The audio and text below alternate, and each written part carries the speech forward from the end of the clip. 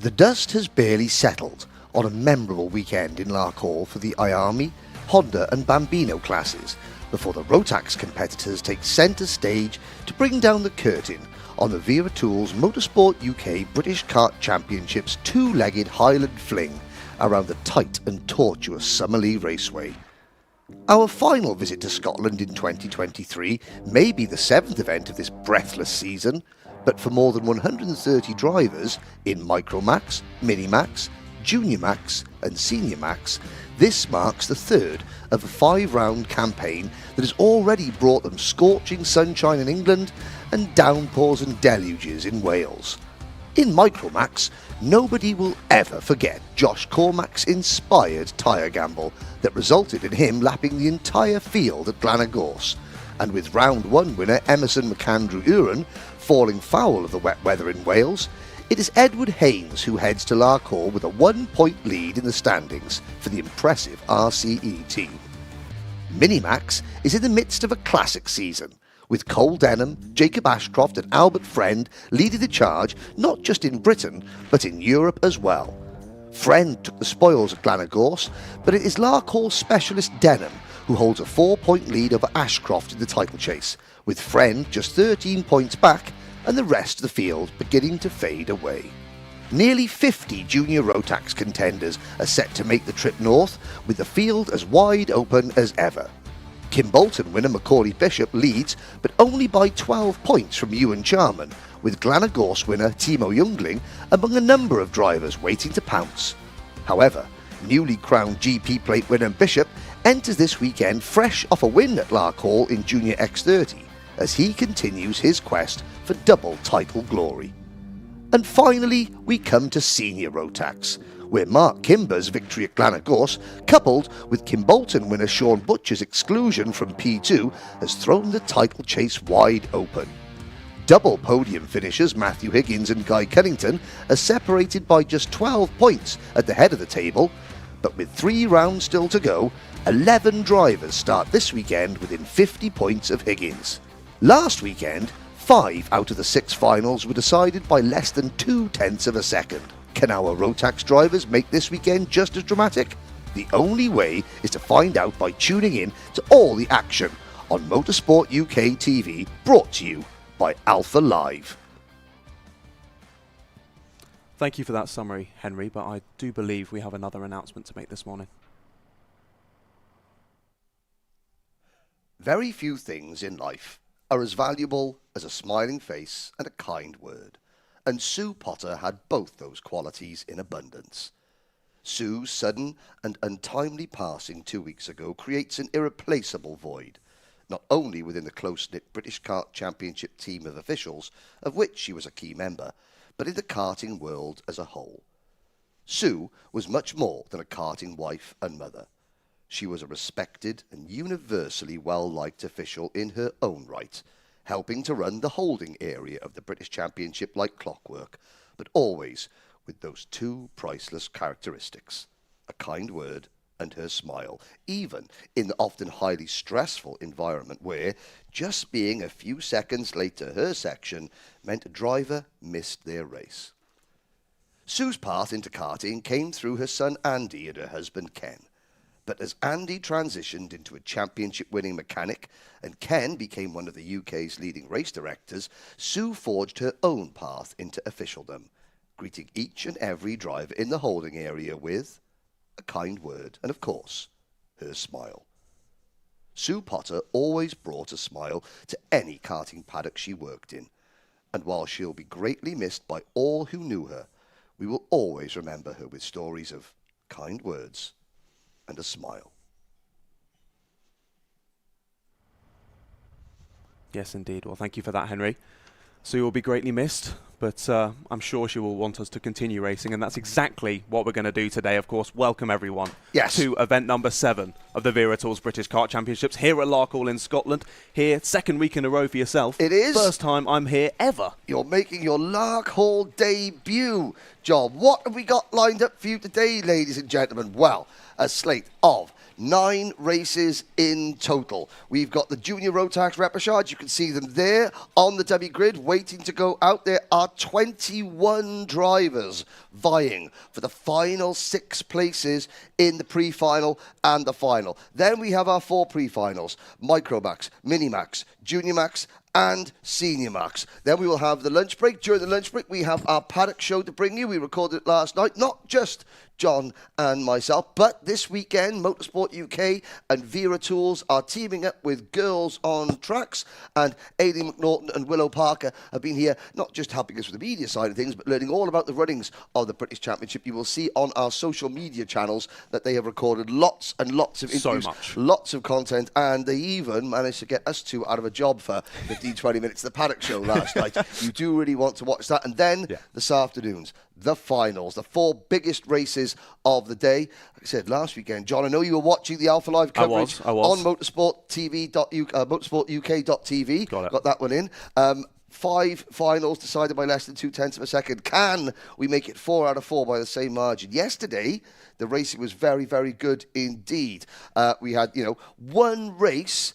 I think it was in Micromax, or was it Minimax? No, Junior Max. I knew I'd get it, one of the 4. We got it. Where it started raining just before the drivers were going to go out. They were all on slick tyres. The rain stopped, but if you have a little look overhead, if you have a little look overhead, ladies and gentlemen. Can we pan the camera around? Yeah. The static camera there. But, I mean, when we do see this circuit, this 1,140-metre circuit, 10 turns, there we have the start-finish line looking into turn number 1. You will just see we're in a glen here on the side of, you've got the railway line just passing behind the track there. But look at that there. You can see there's the run through turn number 1. That's turn number 6. That is the end of the back straight. Lots of overtaking opportunities there. But yeah, the track will get wet and it will stay wet. It doesn't dry very quickly, this track. It's been here since 1961, has the Summerlee Raceway. If you name a Scottish racing driver from the last 30, 40 years, they would have started their career here. McNish, Coulthard, DeResta, Franchitti. The list goes on and on. It's good to see Saltire Motorsport back in the paddock. The Scottish team, Duncan White, the team's founded by Duncan White. They guided Ross Wiley to a British title. Now Ross Racing Sports Cars, many other Scottish drivers as well. So I was very happy as well to chat with one of their drivers a couple of days ago, Matteo Palazzo, first time in the British Kart Championship this weekend. He's in the Junior Rotax class, obviously a champion here at the West of Scotland Kart Club. In the Junior Rotax as well, so interested to see what he can do out there today, but great to see Saltire involved, as you say. Yes, so here's a look. There's the grid is being cleared for Junior Rotax. You can see Chris Walker, right-hand side of your screen, kartpicks.net. There we go. There's a lovely photo of you, John, there. Look at that. That was there. And again, this circuit here, 1961. We have been here for a long time. It's had some slight changes since then, hasn't it? It was extended a couple of years ago. Now, I mean, I know the weather forecast in Scotland is unpredictable, to say the least. But consistent. Overcast, cloudy. Consistently dull. Yeah, but that's okay. The weather might be dull. The racing is not going to be whatsoever. But race 1, that'll be coming up very, very shortly. It's Junior Rotax, and it is the Repechage.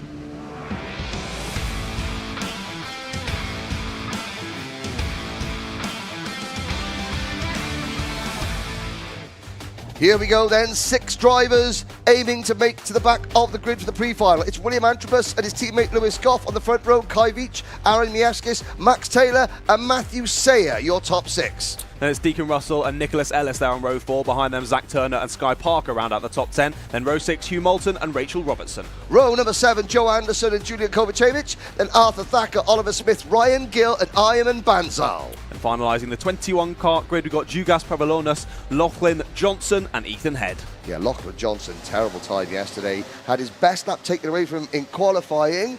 A slight issue with the scrutineering card. Then he didn't start the second heat. He went out on the rolling lap. So watch for the Scottish driver, number 98 at the back, Rachel Robertson. She had a retirement on the opening corner of one of her heats yesterday. And Max Taylor, the 3rd Scottish driver in this race. We've got drivers from England, Lithuania, Scotland, the Isle of Man represented, Wales, Germany, India, and the rest. John Ratcliffe, bring them to the line. Isle of Man driver usually maybe more used to 2 wheels, switching to 4. Let's see how that goes. Over the line they go. Are we underway first time?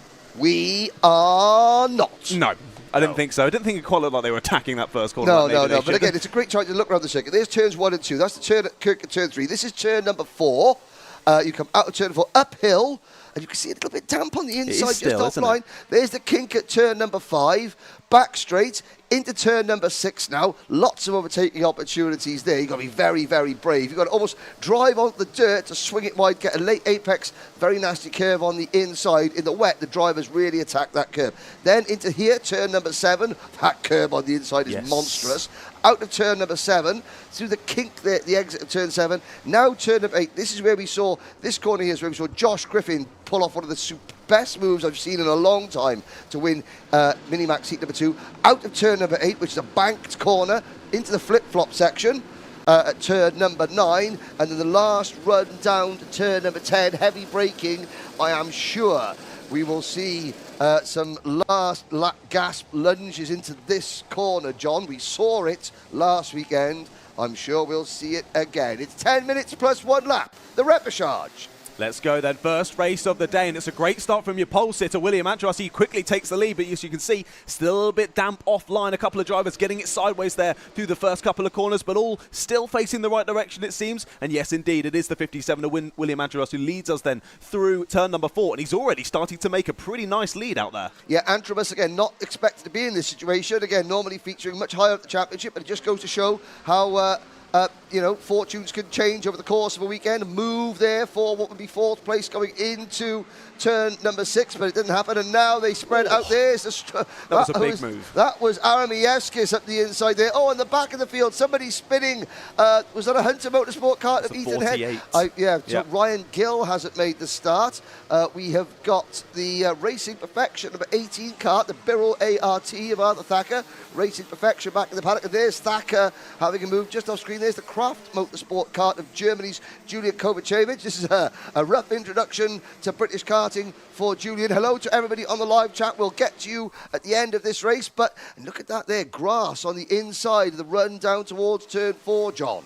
Yes, already drivers, I think that was on the first lap, getting squeezed off and just bringing some of that that grass onto the circuit, which is still pretty moist. I think there was a bit of rain last night here at the circuit. I mean, not exactly surprising. And there's a move down into turn 6. It's got to be a send there up the inside, and I was there taking some B-roll, and I was feeling a little bit nervous, even being stood behind a barrier. So definitely a scary corner at the best of times, but a great move there down the inside. Hugh Moulton in the number 51 Coles Racing Kart making a move, and that was passing Zach Turner in kart number 76, and that was for 6th position. That is the transfer spot. So at the moment, you're looking at the battle for 6th, 7th, and 8th. The top 5, William Andrews, Lewis Goff, Kai Veach, Deacon Russell, and Aaron Miuskis. They are safely through, and look at the big gap that Miuskis in that Strawberry Racing Kart has got. Here is the battle pack, 6th, 7th, 8th on back. One of these drivers, as things stand, will make the pre-final and the final. Everybody else will go home. Zach Turner, John's his dad. John will be watching on from the side there, willing Zach up the order. Matthew Sayer, Vietnam. Then it is Max Taylor, Rachel Robertson, Arthur Thacker, Nicholas Ellis, Oliver Smith, Joe Anderson, and the rest. Now, sadly, Sky Parker has had a spin and is out of contention. She is down in 20th. Ethan Head is 19th. Jugas Pravalonis, Julian Kovacevic, Lachlan Johnson, Ayman Banzal. They're also they're teetering now. 7 minutes to go. They've got to start picking up positions now, that little group of drivers I've just mentioned, or it's game over for them.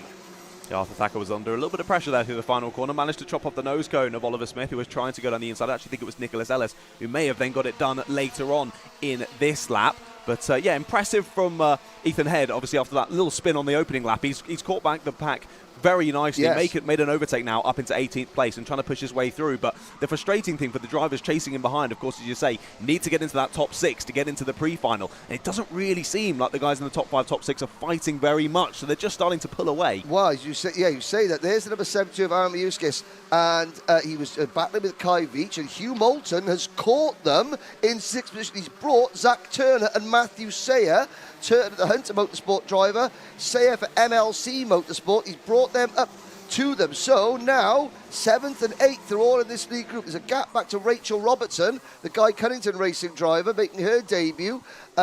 Rachel is in 9th, but she's got 2 seconds to make up to catch this group, and it is now pretty much a lead group of 8, John.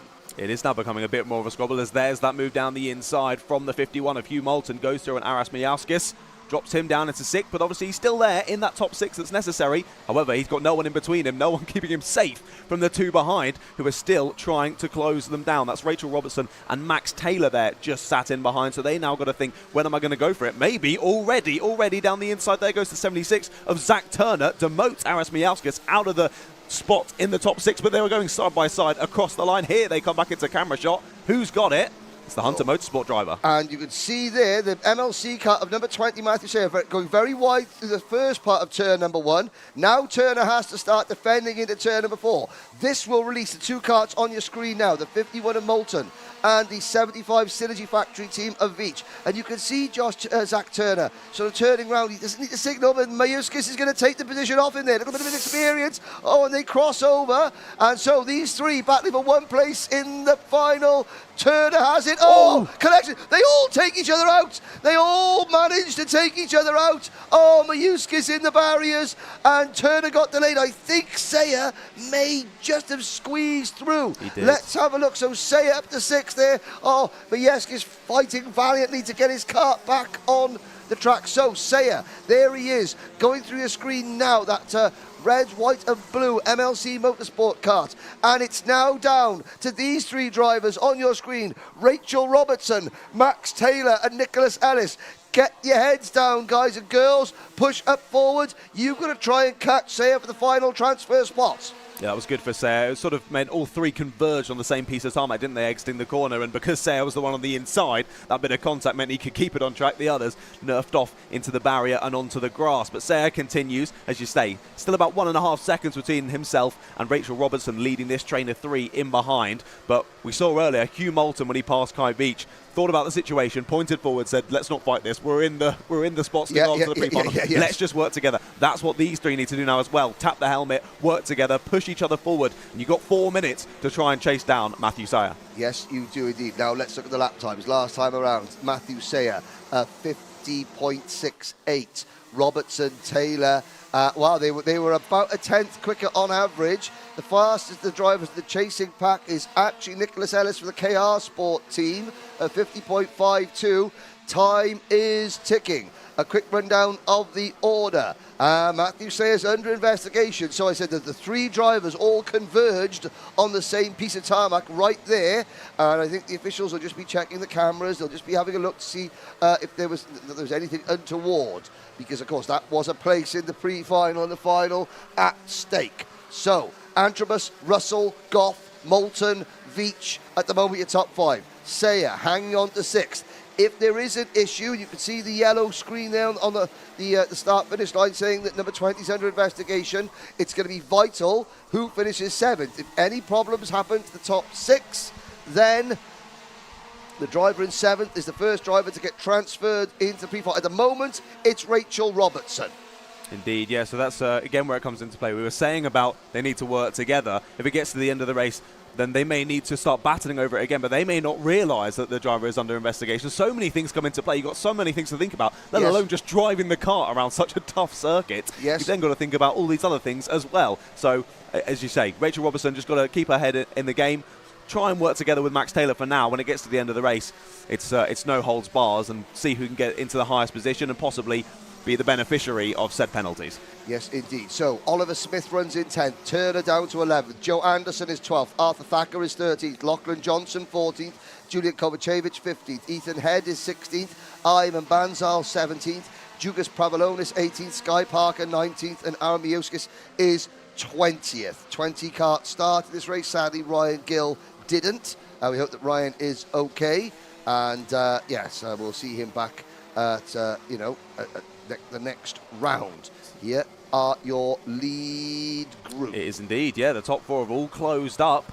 There was obviously a gap forming between all of these four, but now they've squeezed up together, and Hugh Moulton is looking incredibly quick. Of course, he has the fastest lap of the race, a 50.07, the only driver below a 50.2 out there, so he is finding some pace where no one else can. He's closed in on these top three, but once again, all it's going to give you is a couple of better positions to start with in the pre-final. It really doesn't matter too much, so you haven't got to go for any sort of crazy overtakes, but equally, as a racing driver, you always want to win the race. Yeah, now, again, Hugh Moulton in third is coming back from an arm injury. Lewis Goff, we saw him crash out the last round at Glenagorse, hurt his wrists. He's back and okay. So the two of the drivers that are sort of like took a bit of a knock and, oh, here's a move. Is it? No, and I've got to say, Deacon Russell, the Jack's Motorsport team will be all there on the sidelines. No, calm.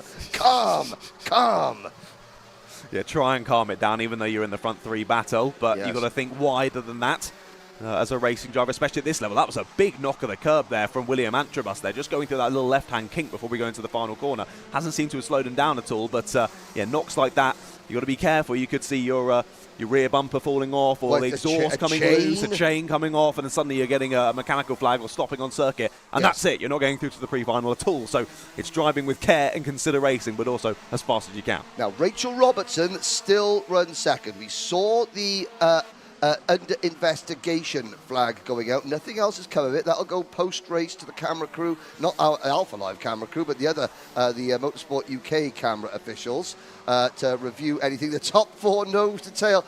Oh, this still makes me nervous. They all should be behaving themselves. Matthew Sayer and Kai Veach are 5th and 6th, and they are all running very consistently at the moment. The gap between Matthew Sayer in 6th position has got a 2-second advantage over Rachel Robertson in 7th. This is the final lap. It's Sam Pollock Racing, Jack's Motorsport, Coles Racing, and then a second SPR Kart, followed by Synergy Factory and MLC. So on to the final lap then indeed. Here they go, the top four still following line of stern. Of course, as we say, no need to battle, but they're racing drivers at the end of the day, so all still checking over the shoulders, not wanting to lose any sort of positions for the starting grid in their upcoming pre-final later on today. They're all still battling. Look at this. To the inside moves Deacon Russell. Defends that position. Heading into the left-hander. Goff behind in 4th. Is trying the up and under there on Hugh Moulton, but can't get it. Gets sent to the outside here to the sweeping right-hander, of course, up that banking. What a corner that is in karting. I've never seen a bank corner before, I don't believe. You've never been to PFI? Right. Very true. Flag. Very true. Checkered flag for William Antrobus. And Deacon Russell 2nd. Hugh Moulton 3rd. I've got to say they were slowing each other down. Now, why was that?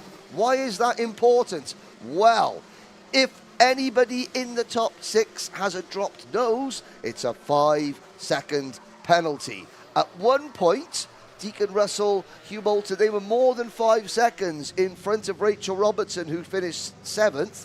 At the end of that race, they were just 3 seconds. So anyone in the top 6 with a drop nose cone penalty, that's going to drop them out of the top 6. So the very provisional results: William Antrobus, Deacon Russell, Hugh Moulton, Lewis Goff, Kai Veach, and then Matthew Sayer. They are the 6 drivers provisionally who have qualified for the pre-final and the final. Sadly, going home as things stand, Rachel Robertson in 7th, Max Taylor in 8th, Nicholas Ellis in 9th, Oliver Smith in 10th, Zach Turner, Joe Anderson, Arthur Thacker, Lachlan Johnson, Julian Kovacevic, Ethan Head, Ayman Banzal, Jukas Pravalonis, Sky Parker, Aaron Mayuskis, and sadly Ryan Gill failed to make the start. Now, at the end of this race, they'll be going into the Parc Ferme area. There'll be an official with a camera there to take any photos of any dropped nose cones. And oh, here's Chris, out of focus. Hello, Chris. That's the only time you ever see somebody that Chris Walker out of focus. Yes. There, the photographer. Boom, boom. There we go. Here we go. Now, obviously, there is a look at some disappointed drivers there at the back. Look at the shaking of the head from Arias Majewskis. Sadly, it wasn't to be for him. You could see the Lithuanian colours on the side of his crash helmet. Sky Parker, sadly, the Ultimate R racing driver, she will not qualify. Neither will the Sodi Vitesse driver of Jukas Pravalonis. The Indian driver, Ivan Banzal, finishing down in 17th. I've got to say, we've lost a lot of our international drivers in that one. It just goes to show how competitive the British Championship is, but also, we touched on this in the Paddock show last night, how tricky this circuit is. Yeah, it's not exactly an easy one, is it? Oh, it's very different as well. Lots of mistakes, lots of mistakes. We were at GYG last time out, a very, very different circuit to this one. That one, a lot of ups and downs, a lot of swinging, fast corners, whereas this maybe a lot closer, a lot more technical, and a lot more difficult to master. Certainly getting up to speed quickly, challenging. Right, let's have a quick chat. Online following on the Alpha live chat. Michael Burke, welcome aboard as per usual. Yes, massive time here for New South Wales in Australia. I'm from the original South Wales. Michael from New South Wales. Even though I think you might be a bit older than me, it's hard to believe. A lot of support for Racing Perfection. Sadly, Arthur Thacker only 13th in that one. Hello to Cross-Eyed Lion again. Appreciate that. Now, we were discussing peripheral vision yesterday, Cross-Eyed Lion, and you were discussing it. Now, I believe until a driver is 14, until any driver, not just a driver, but your peripheral vision doesn't fully develop until you're 14 years old. Now, we have a new feature to bring you. Ailey McNaughton is down on the dummy grid. She's going to be speaking to some of the drivers in the Micromax pre-final. Good morning. We're here at Larkhall for the Micromax pre-final. I'm here on the grid, so let's see who we can talk to. We've got our second place, Edward Haynes, just here setting up his car. I'll see if I can get a word from him. He's in the zone, darling. He's in the zone. Okay, we'll come back and check on him before the race starts, but he's obviously not wanting to be interrupted. We'll move a little bit further down the grid and see who we've got to talk to. So we've got number 33 here. We'll see if we can get a word from him before the race. Can you just introduce yourself for me and tell me how you're feeling? I'm Emerson McKenzie running Kart 33, and I'm feeling quite confident going into this weekend, and hopefully we can come away with the win. Amazing. Any nerves? No, not really. No nerves at all. Quite brave young kids we've got down here. Okay, so we've got number 21 here, which is Cormac. Let me have a little chat to him. Hello, how are you feeling for this weekend? And any nerves, or are you just excited? Yeah, I'm really excited, and I feel I have a really good chance of winning this weekend. And what's your goal for this race, for the pre-final? Try to get to the front, top 5, and then we'll see where it goes. Amazing, well, good luck. Move a little bit further down the grid and see who we've got at the back here. So I've got Pahal here. Hello, how are you going? Good, thank you. And what's your goal for this race? Trying to get into top 10, and that's all. Well, he's had a little bit of a tough weekend, but hopefully he can make some progress in this pre-final and have a little bit of an improvement here. Let's move on to kart number 38, which is Millward. Hello, how are you going? Good. And what's your goal for this pre-final? To hopefully get inside the top 5 and have a good start for the final. Amazing. And how did you feel your heats went earlier? Know what you can do to improve? Yeah, first heat just had engine trouble. Second heat was okay, so hoping to improve. Amazing. Well, good luck. Good luck for the final. We'll head back up to the front of the grid and see who we can find. Like I said, they are all in the zone. All right. We've got our pole sitter, which is Mr. Chalk. How are you going today? Good, hoping to get a couple of points from this race. Confident, or any nerves going into the race? A little bit, because there is quite a lot of good drivers out there today. Perfect, well, good luck. All right, that was nice to hear from some of the young drivers on the grid. I'll throw back up to Henry now. Thank you, Ailey. John. I'm feeling a bit left out. Well, you know. Okay, thank you very much. Again, great insights from the drivers. Hard to believe that the drivers, just before they go out for their pre-final, they are speaking on camera. But race number 2 on the day. It is the Micromax pre-final coming right up.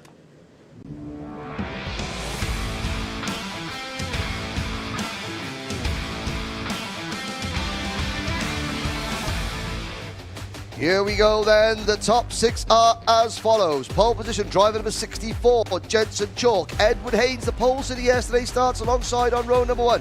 Cian Bernard. The GP plate holder, the O plate, Oliver Spencer on row 2. Championship leader, Emerson McAndrew-Uren and Joshua Cook on row number 3. What a grid this is. Row 4 was Maximilian Abrahart, then Riley Morris alongside him. Josh Cormack, winner from GYG, there in 9th. Alongside is Samuel Ludi. Then Harry Taylor and Luke Millward there on row number 6. Josh Cormack in kart number 21, the only Scottish driver in the field. Austin Oman, Arthur Farrow and Dian Pahal round out the finishes. Now, yesterday, Edward Haynes managed to overhaul provisionally Emerson McAndrew in the championship.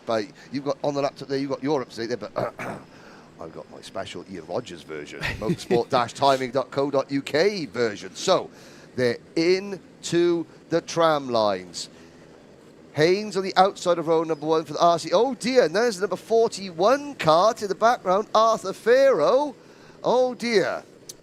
That is far from ideal. He's not in the best spot either, is he? I do hope that that is not Farrow's tomb for the rest of the race.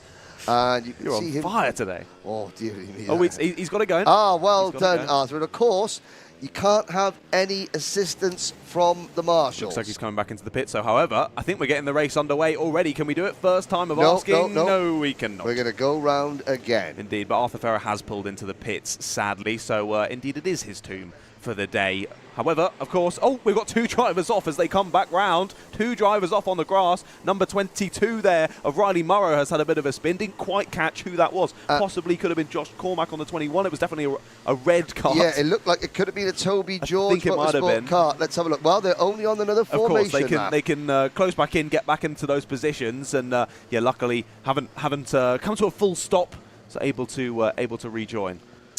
Now, joining us in the commentary box, we've got a very, very special guest in the commentary box. This is Jackson from Green Rig Primary School. Wave, see the camera there, Jackson? Say hello. Say hello to everybody in Green Rig Primary School. Jackson was Ellis Bell's sort of buddy in year 3, and I think that Ellis, you were good friends with Ellis, aren't you? Yes, yes. So he's a special guest of us here in the Alpha Live commentary box, and he's getting a bird's eye view of the racing today. John Ratcliffe, have we got all 15 drivers there?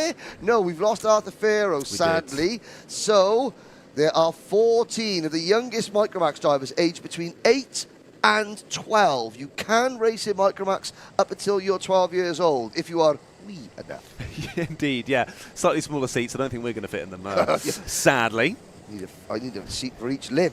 Here we go then, ladies and gentlemen, into the tram lines, and we are off and racing through turn number 1. It's a good, clean start, and Jensen Chalk, the number 64 for the Synergy Factory team, takes the lead, and up the inside the GP plate, Cian Bernard takes the diving move into turn number 4, and look at that, Emerson McAndrew-Uren thought he tried to get to the inside, but then had to back out of it. Yeah, that was some elbows out racing, wasn't it, from Cian Bernard down the inside. He went, closed them off at the apex. McAndrew-Uren tried to make the most of it, so got the better exit, but as you say, made that little bit of contact on the rear of the car. Luckily, kept it on the black stuff, kept it facing the right direction. He's going to go for it again down the inside. McAndrew-Uren takes the lead, but he's going to go wide onto the curb. Can the G-plate go up and under? Yes, he can. Cian Bernard back to the front. Indeed, he is. Great stuff from our Micromax drivers. There's the number 46 of Edward Haynes now trying to get alongside into 3rd position. Jensen Chalk is down to 4th. Through turn number 9, the flip-flop section into turn number 10. McAndrew-Uren, whose great-grandfather Jeff Uren was a British touring car champion. Morning to Matt Nibbers. Isaac's watching from Hockenheim. He's doing some drag bike racing in the Hockenheim ring this weekend, but watching a bit of karting in Scotland before the drag bike racing gets underway. Why wouldn't you? Why wouldn't you? Exactly, yeah. You can't keep your eyes off this. And what fantastic racing we're already being treated to in the first pre-final of the day. McAndrew-Uren up 4 spots on that first lap. And I thought I had noticed around the first corner. I think it was just a poor get off the line for Oliver Spencer. He's down 4 from 4th on the grid to 8th place, but still a lot of time left in this race for him to get some spots back. Yes, now, last round winner, Scotland's Josh Cormack in kart number 21, who lapped the entire field at Glenagorse, the only driver on wet tyres when it started to rain. Cormack is down, he's 7th at the minute. So you can see 7th at the minute as they come through turn number 9. Flashing through, again, we're doing nearly 50 miles an hour here in the Micromax karts. out to turn number 10. Cormac's had a warning flag. Not a penalty, just a warning flag. The top 5 started to break clear. There goes Cormac, the Falkirk Tyre and MOT sponsored driver, running very wide, high and handsome over the grass. He keeps it pinned, and now he's got mud in his tyres. He's going to be really in trouble coming into braking turn number 4. Oh dear, and that is backwards into the barriers for the RCE car of Maximilian Abrahart. Yeah, I thought it was very sad there, just getting a little bit of a knock there on the inside and spinning around backwards into the barrier. Wasn't too much of a hit though, so I think he should be all okay. And hopefully can get back on track and rejoin this race. But what brilliant racing we've had so far already in the first few minutes of this Micromax pre-final. We've got 2 drivers going side by side out of the hairpin, squeezing to the apex there for the 22, but the 64 they're still on the inside. Going to re-overtake that position, and the 64 it is indeed of Jensen Chalk. Little signal there from Riley Murrow saying, "No, come on, let's work together. Let's work together." Of course, championship points. These pre-finals, they actually earn the drivers just as many championship points as the finals do. So you get 1 set of points is awarded for the heat races, 65 points for the driver that finishes the heats at the top of the scoring pylon. That was Jensen Chalk. And then 65 points to the winner of this race and 65 points to the winner of the final. This is round 3 of 5. So this is exactly half distance in the championship. Very, very important. And at the moment, Emerson McAndrew-Uren, he would retake the championship lead if things stay as they are. Indeed, indeed. I think it's fantastic to have that with the same points as we were chatting about yesterday. Yes. It makes it brilliant for the championship as well. Keeps it alive, but also it makes great racing for us, because maybe if there was maybe double the points in the final, the drivers may sit back in the pre-final and say, let's not fight, let's wait out for the final where the points really matter. But equal points in this and in the final means they're all going from it from lights out. Roll your sleeves up and go for it. So, with 8 minutes to go, Emerson McAndrew-Uren in kart number 33 leads. Then it's the GP plate of Kian Bernard second. Edward Haynes is third. Then this battle, the 4th, the 64 of Jensen Chalk, the 22 of Riley Murrow, last year's British Bambino champion, the O-Plate, the British Open champion, Synergy Racing's Oliver Spencer is 6th, Dan Holland Racing's Harry Taylor is 7th, Samuel Lowdy is 8th, Scotland's Josh Cormac in P9, then Joshua Cook, Luke Millward, Austin Oman, Tian Pahal and Maximilian Abrahart recovering from his spin. 14 drivers started, 14 drivers still running. Indeed, indeed they are. Here we see the O-Plate pressing down on Riley Morrow and Jensen Chalk. Now, Emerson McAndrew-Uren has had the fastest lap for pretty much all of this race. It's recently gone back the way of Oliver Spencer, as we were saying. He's chasing down these two, and he's already thinking about the move into the final corner. Late on the brakes there for Oliver Spencer, but gets the move done nice and cleanly there on Riley Morrow and pushes himself up into 5th. However, he's just got a 5-second penalty. Yep, an in-race penalty has been applied by the race directors out on circuit. That will push Oliver Spencer unofficially. Well, 5 seconds would drop him from first. What am I talking about, Henry? Shut up. From 5th to 13th. Yeah, because all the field is so close together, it just means anything like that, any sort of small penalty, any sort of small off-track excursion, and it means you're losing a number of positions. There's someone gaining a position, though, down the inside. For 2nd place goes Edward Haynes, and you can see there immediately points ahead. Now I'm ahead. Let's work together and push down on Emerson McAndrew-Uren. Okay, so it's 65 points for a win, 62 points for 2nd, then it's 60 points for 3rd, 59, 58, 57. That move from Edward Haynes gives him the championship lead back from Emerson McAndrew-Uren by 1 point. It's so incredibly close in this championship, and this is why, as we say, having the same amount of points for the pre-final and the final really comes into play. And this battle between Emerson McAndrew-Uren and Edward Haynes is fantastic. But here's another battle. The O-Plate that we were talking about, Oliver Spencer to the front of this queue now. Yes, and Oliver Spencer would have seen that on the Motorsport-Timing digiboard over the start-finish line. There would be a big sign saying 5-second penalty. You can't Oliver miss it. Spencer. So Oliver knows he's got a penalty.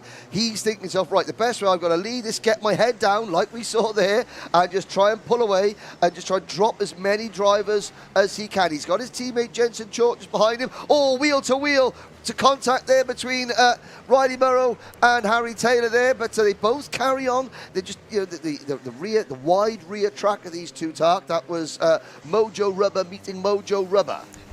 Yeah, a bit of rubbing of tyres there, but a little jump in the air, little hop and a skip, and they're back underway and racing. But it's been a great little battle between all of these drivers. But as you say, Riley Morrow now at the front of this train. But will these drivers work together, try and close down on the two teammates of Oliver Spencer and Jensen Chalk behind us? That was quite the push there into the braking zone from Jensen Chalk. Maybe just telling Oliver Spencer to hurry up a little bit. Yeah, and using the slack draft, using the slipstream, pushing each other along, and the tactic is working. At the moment, a lap ago when Oliver Spencer had the penalty applied, he was 5th and it dropped him to 13th. Now he is 4th. With the penalty, it would drop him to 11th. So he's gained 2 places. Why is that important? Well, Oliver Spencer is currently 3rd in the championship. He needs as many points as possible, so this is damage limitation. Also, the results of this race, the results of this race set the grid for the final. Now, I said it was Mojo Rubber on Mojo Rubber. Of course it's not. The Micromax karts use Dunlop rubber. They're the only members of the Rotax family not on Mojo tyres. Thank you, Nibbers. Here we go, battle for the lead. Edward Haynes has got the lead, but Emerson McAndrew-Uren wants it. Haynes would have the championship lead as things stand. Cian Bernard watching and waiting, 4 minutes to go. Indeed, yeah, McAndrew-Uren made a good lead at the start of the race, but now just getting that overtake done is Edward Haynes, retakes the lead, and now presses on ahead. Cian Bernard still with them, a little bit of a gap in between the two of them. Who were you chatting to out the window? I was just noticing somebody with a Paris Saint-Germain top on, and they needed admonishing for their choice of football team, basically, John. Okay, understandable. I'll let that continue as we look back to this racing. There's still the front two pushing each other. Interestingly enough, Emerson McAndrew-Uren has definitely been close enough to go for a move, but maybe realising, as you said earlier, this is going to set the grid for the final. We want to be up there near the front of the grid. We don't want to battle too much. Let the others get back involved. We've still got 3 minutes left to go in this race. Let's continue to push on ahead as Emerson McAndrew-Uren now sets another fastest lap of the race. I thought he was going to prove me wrong then and go down the inside, but he waited. Well, Emerson knows that he's not going to be able to push the race leader away from Cian Bernard enough to give them the whole last lap to battle together. What Emerson's trying to do now, he's trying to put 3 or 4 kart legs between himself and the driver behind him, Cian Bernard, that will give him one chance to sweep out really wide going into a corner to expose the inside line without Cian Bernard being close enough to sort of put him up the inside. So he's trying to work hard because Cian Bernard is trying to stay in the slipstream of the 2 drivers in front, breaking the air, and they create a little vacuum, and that sucks Cian Bernard into that gap. Here comes McAndrew into the inside. Oh, he runs a little bit wide. This is going to open the doors. They cross the line. Almost 3 wide. New leader, Emerson McAndrew-Uren. But look at Haynes coming back to the inside. He takes P2. McAndrew-Uren leads. Haynes just clings to the championship lead. Yeah, it was that little squabble there under braking, a little bit of a sideways action from the 33 of McAndrew, but here you look at that, up and under goes Edward Haynes, and he's got the inside line as they head down towards turn number 6, trying to follow through as well. Is Cian Bernard, can he be chopped off the nose going by McAndrew-Uren? No, he cannot. So back through goes Cian Bernard, but he goes wide, and he's not very happy with that one. Maybe feels like he was slightly assisted off of the circuit there by McAndrew-Uren, but either way, it goes back to how it was. Haynes leading Uren, leading Bernard. Well, what Emerson gave him 2 choices. One was the grass, the other was the brake pedal. And he chose the brake pedal, lives to fight another day. Still shaking his head, but this isn't lap number 2. This is lap number 10. We are at the business end of this pre-final in Micromax. And Haynes, the RCE team, has the lead. And look at this, with this bit of battling, Spencer and Chalk in behind have been working together this whole time, and they're now within the same camera shot, as we can see on the fantastic live stream here on Motorsport UK TV, provided by Alpha Live. 1 minute left to go in this one. Is it going to be enough time for Oliver Spencer and Jensen Chalk to close in on these 3 battling at the front? He needs sort of Cian Bernard to maybe try and get involved a bit more, as he was doing over the last few laps, as the fastest lap has now gone the way of Cian Bernard, so definitely don't count him out of this leading battle just yet. Well, Haynes, consistency. 3rd in the opening round of the season at Kimbolton. Just missed out on a podium at Glanagorse. In fact, everybody who wasn't part of the Toby George Motorsport team missed out on a podium at Glanagorse. But but consistency. He has had 2, 4, 6. There's been 7-point scoring opportunities this season, and Haynes has been in the top 3 on 6 of those occasions. McAndrew Uren has done more winning than everybody else, but on the rolling lap of the final, McAndrew Uren spun at Glanagore, so finished way down the order. But here we go. This is the Richardson Chassis Engineering team, Dan Holland Racing, and the Zip Factory team, although Keir Bernard officially listed as a privateer. That's a Zip Factory kart if ever I saw one. McAndrew Uren there pointed forward as they headed down the straight, saying, no, don't defend on me. But Edward Haynes didn't listen, moved immediately to the inside to defend, does it once again. And there goes the GP player, Keir Bernard, up and under. Could he take both of them? They make a little bit of contact, but just about keeping it facing the right direction. But we have a new race leader as the timer hits 0. Keir Bernard goes to the front. McAndrew Uren trying to chase him down. And look at this. Oliver Spencer and Jensen Chalk are right there as we're going to go into the final lap. Yep, that tactic for the 2 Synergy Factory drivers work. McAndrew Uren up the inside takes the lead. So the final lap begins. The order: Emerson McAndrew Uren, Keir Bernard, Edward Haynes, Oliver Spencer and Jensen Chalk, 5 for the win. Through the kick at turn number 3, Emerson McAndrew, he dives in very deep, then he swings out a little bit wide to avoid that grass. He's going to get swamped coming up the back straight though. Bernard can get to the inside, can he? Watch on the outside. Watch the drivers at the back of this group. They'll fan out. Chalk and Spencer will take a very wide line into this next corner. There they go. They're going to try and cut underneath. It's surprising that McAndrew Uren went so wide there, but he got a good slingshot through and now finds himself not under pressure going into the left-hander. We've got the 46 in the middle of this, Edward Haynes, who has to be the one defending there from Oliver Spencer, who did take the fastest lap on the last lap. Clearly the working together between the two of them, Spencer and Chalk, has allowed them to join the back of this battle, but not quite get into contention for the top 3 positions, it doesn't seem.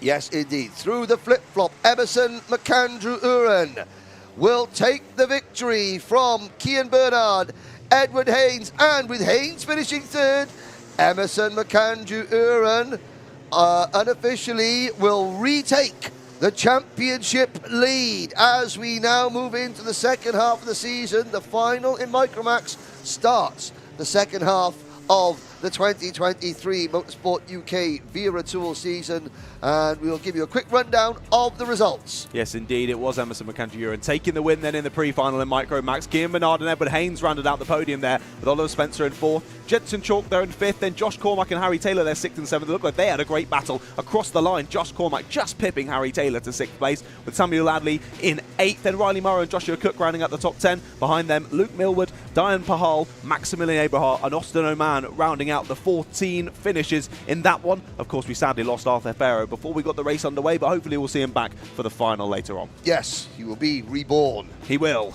In a working go-kart. Hopefully. The final. There goes the Micromax drivers into pit. Look, there's at the side of your screen there, having his breakfast, is Ben Hingley and his brother Matty. They're running the Ultimate R team, and they're also helping to run the Craft Motorsport team this weekend. They don't realise they're on camera. Let's have a look. See if any brotherly love there. That's what he's got, a can of carbonated drink. It's got to be Iron Brew, right? With absolutely not Iron Brew, but again, Wera Tools, our title sponsor. Again, we've had some fantastic features this weekend. Please watch out for the tyre changing feature, but featuring myself, John Ratcliffe, Wera Tools, and Girls on Track. Of course, the result doesn't matter. Let's go. Before we mention, let's go to the commercials. Advert break. See you in a minute.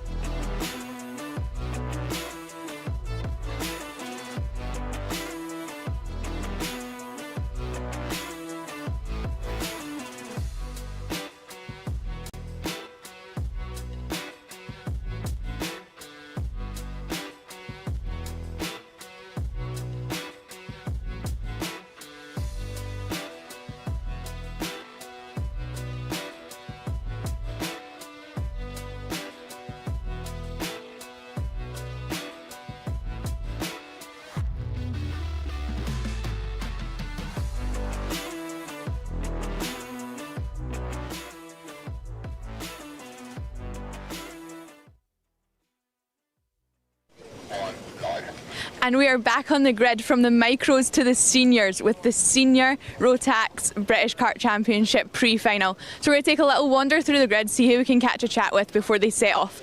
So let's work our way up. So just setting up in second position, we have Matthew Higgins. He is currently P1 in the championship, and yesterday was a little bit tight on quali. Let's see if we can catch a wee word with him. Matthew, are you free for a quick chat? Yeah. Thank you very much. So how are you feeling about today? P1 in the championship, but P2 on the grid. Yeah, it's good. Good points all. It'll stay top 3 today, hopefully go for the win, but we'll see how the first corner plays out. No worries. And you feeling nervous at all, or are you all confidence? Nah, it's what we do every weekend, so pretty used to it by now. Thank you. Good luck. Thank you. Keep wandering up and we'll see. Go along here. So we've got cart number 33. You guys all right for a wee chat? Yeah. How are you feeling about your starting on the second row? Still quite a good starting spot. How are you feeling about that? Yeah, we feel confident. Like, we've started third all weekend, so hopefully we can keep getting the good results and hopefully get a top 3 again. Yeah, no, that's good. And what do you think of the Larkhall circuit? Is it a little bit more difficult than other races you've been to? It's quite a challenging track, to be honest, and it's actually quite good in both conditions, in the wet and dry. So yeah, I feel quite good about it. Yeah. No, fingers crossed it stays dry for you. We'll keep working our way up. We'll see who's a little bit further back. Everyone deserves their airtime. So let's work our way up, and up here we've got carts number 12. Are you guys all right for a wee chat quickly, or are you in the zone? You're fine. So how are you feeling? You're kind of halfway up the pack here for this race pre-final. How are you feeling about that? We're pretty confident. We've been quite quick. Yeah, just need to get stuck in at the start and just confidence. Is there anyone behind you that you've got concerns about coming up from behind? No, I'm only looking forwards. That's good. That's a great mindset to have. Keep working our way backwards on it. And we've got a couple of more back here who are just kind of starting to hang out. Let's see. Cart number 41. How are you guys feeling? Are you all right for a wee chat, or are you in the zone already? You're 53. Helps if I'm good at maths. That's why I'm talking, not doing numbers. How are you feeling? Yeah, all right. You feeling all right? What do you think? There could potentially be a little bit of rain. Does that concern you at all? I think I'll be all right for now. I'm not too worried about that. Well, it's the same for everyone, so we'll see what happens. That's cool. And are you looking forward, or is there any concerns from anybody at the back of the grid? I think I'm always looking forward, yeah. That's great. Thank you very much. So we've got a couple more people. We're kind of working our way towards the back of the grid here. And now we've got 1 minute left. Everyone's going to jump in their cart. So I will pass it back up to John and Henry up in the commentator box so I don't get squished. Thank you very much indeed, Kimberly, and it's great to have some insights into the starting lineup. We've got 34 drivers. It is a capacity grid. They're the oldest drivers here. Welcome aboard, Tommy van der Struijs on the live chat, the one of the many Flying Dutchmen in karting. Again, a big hello to everybody watching. We got people watching from Germany, cross-eyed lion. We got our usual Australian contingent. G'day, yeah, nah, yeah. No, and 34 senior Rotax drivers. It's the pre-final. It's coming up next.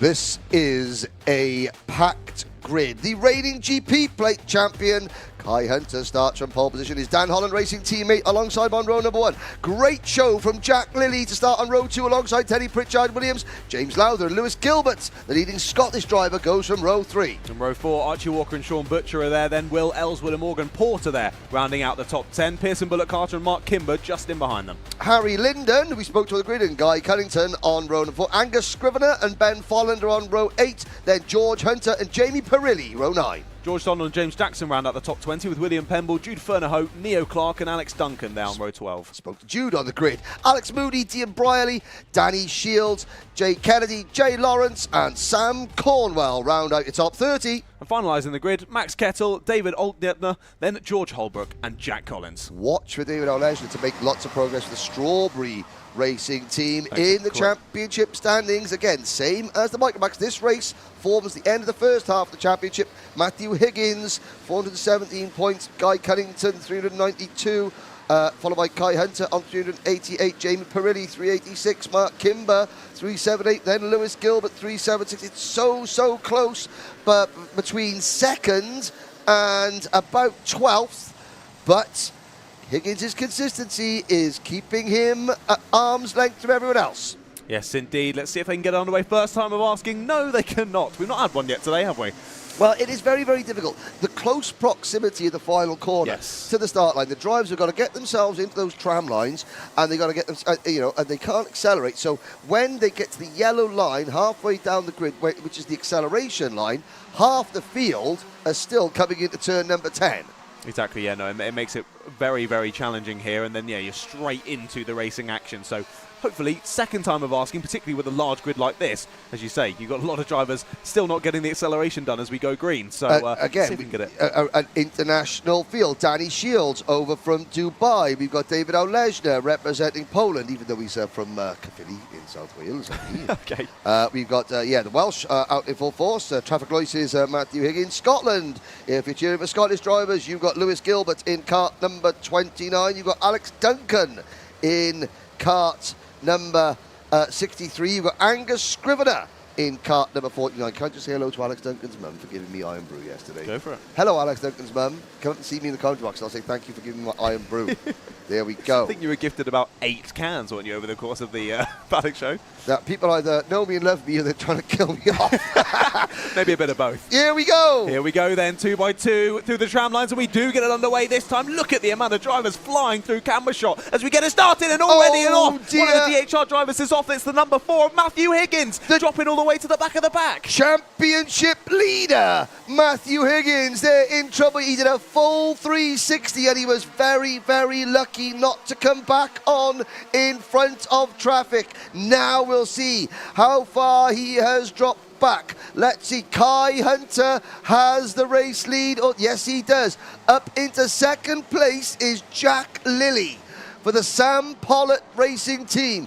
Gotta say, I've been so impressed by Jack Lilly this weekend. He broke his arm last year, had to miss about a good 6-8 weeks of racing because of it, and is now back for the Sam Pollitt team. We saw Sam Pollitt doing very well in the Repechage Junior, and now Jack Lilly getting it done at the front of the most competitive senior Rotax national grid anywhere in the world. It's fantastic. So many drivers on this grid who you think could be right up at the sharp end of the order, so it makes great racing for us to watch. As you say, Jack Lilly doing a good job there, sort of being the middleman between your leader Kai Hunter and Archie Walker, leading the rest of the pack down towards this sweeping left-hander with the huge curb on the inside, as we said earlier, that you definitely do not want to touch, or you're going to get fired out into the barrier on the outside. But already, only a couple minutes into this race, and some big gaggles forming. Yeah, the number 8 kart there, James Lowther, he's got that XL Motorsport. He's driving for KR Sport here, but oh dear, there's Lilly getting edged wide going through turn number 10. Again, yeah, Lowther, XL Motorsport there, they were featured at Kart Masters a couple of weekends ago, and Lowther there, he's got his KR Sport teammates. I think there's a bit of a working relationship between XL Motorsport in Dubai and KR Sport. They got the same cosmic wagons. And the Craft Motorsport team are making moves as well. Will Ellswood leading, sort of de facto team leader, Lewis Gilbert. Gilbert, again, the best placed Scottish driver in the race. And Lewis, at the moment, is down in 6th position. Super Teddy Pritchard-Williams. He's got the Welsh flag next to him. That's because he had a weekend holiday in Prestatyn in a caravan at the Rill one weekend ago. But again, Super Ted is there in 6th position. Ellswood slips back to 7th. Then it's Sean Butcher, Guy Cunnington, Harry Linden, driver from Dilys Powys in South Wales, rounding out the top 10. Spoke to Kimberly on the grid. She said, was there anyone he's worried about behind? But no, just looking forward. And he is looking forward. Now, Kimber down 11th. So the Glenagorse winner, Mark Kimber, all the way back in 11th place, and he's the best placed the Strawberry Racing team. Pearson Bullock Carter for Jack's Motorsport is 12th. Then it's Angus Scrivener, Ben Follen, Morgan Porter, and Jamie Perilli. They're down the order as well. And where is Matthew Higgins? The answer is 26th. We're going 2x2 throughout that entire section. DHR driver right in the middle of that, trying to get involved as well. But who's this? The number 5 leading this train. That's Sean Butcher, as they're still squabbling on the exit. A little bit of tyre robbing between those two as they rejoin the tarmac, but they managed to make it through nonetheless. This is a brilliant battle of 5 karts. I think we're looking just down the bottom end of the top 10. Now the 52 leading the front of this one. Of course, as you mentioned, Mark Kimber making up a good number of spots in this pre-final so far. But honestly, there's so much battling going on, I don't really know where to look at the moment. Well, Kai Hunter leads by 1.1 seconds from Archie Walker. Archie Walker then 0.2 of a second in front of his teammate James Lowther. This on your screen, there's the number 55 car and the number 33. That is Teddy Pritchard-Williams running in 5th. Jack Lilly slipping back to 6th. Behind them, it's Guy Cunnington, followed by Sean Butcher, Kimber, Linden, Ellswood, Bullock Carter, Scrivener, Porter, Ben Folland, Jamie Perilli, George Hunter, Neo Clark, Jay Lawrence, Jude Fernehow, Alex Moody in 21st, then George Donald. Higgins up to 23rd. He still retains the championship lead because Guy Cunnington, his nearest rival, is only 7th. The driver really benefiting from this race, Kai Hunter. He's 4 points behind Cunnington coming into this race, but this result, as things stand, would move Kai into 2nd place in the championship, a position he has occupied for the last 2 years. Yeah, impressive. A name that anyone who watches karting will recognise in Kai Hunter. Of course, that's why you try and do as best as you can on the Saturday to put yourself in pole position, and he's been able to lead it from that pole. We've had the most important question ever asked on the live chat. Cross-eye line, how much is 1 can of Iron Brew in the UK? It's priceless. It's about a pound. A bottle is about £1.40. There we go. It's definitely a lot cheaper. Priceless. It's cheaper it's in Scotland. It's definitely a lot cheaper up here than it is down in. Of course, it's cheaper in Scotland. England. It's the home of the brew. And there, speaking of home, here's hometown hero Lewis Gilbert making a move on James Lowther, and that is for. Let's have a little look. 3rd place, I Third believe. place. Yeah, he's been flying ever since the start of this one. Has Lewis Gilbert now has moved up 3 spots. Sorry.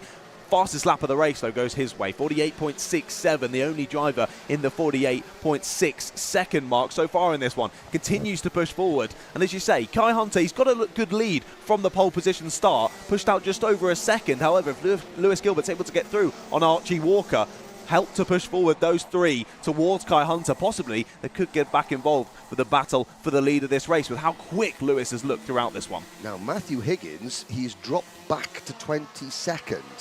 We've got a driver retiring. That is James Jackson for the Thule Motorsport team. Sadly retires his car. Max Kettle is out down in 33rd place. There goes Gilbert. There goes Gilbert, and Lowther trying to follow through. Archie Walker, KR Sport versus KR Sport. Walker has the advantage. Lowther tries the crossover. I think he's got it. And he's got it, and Walker gives him room.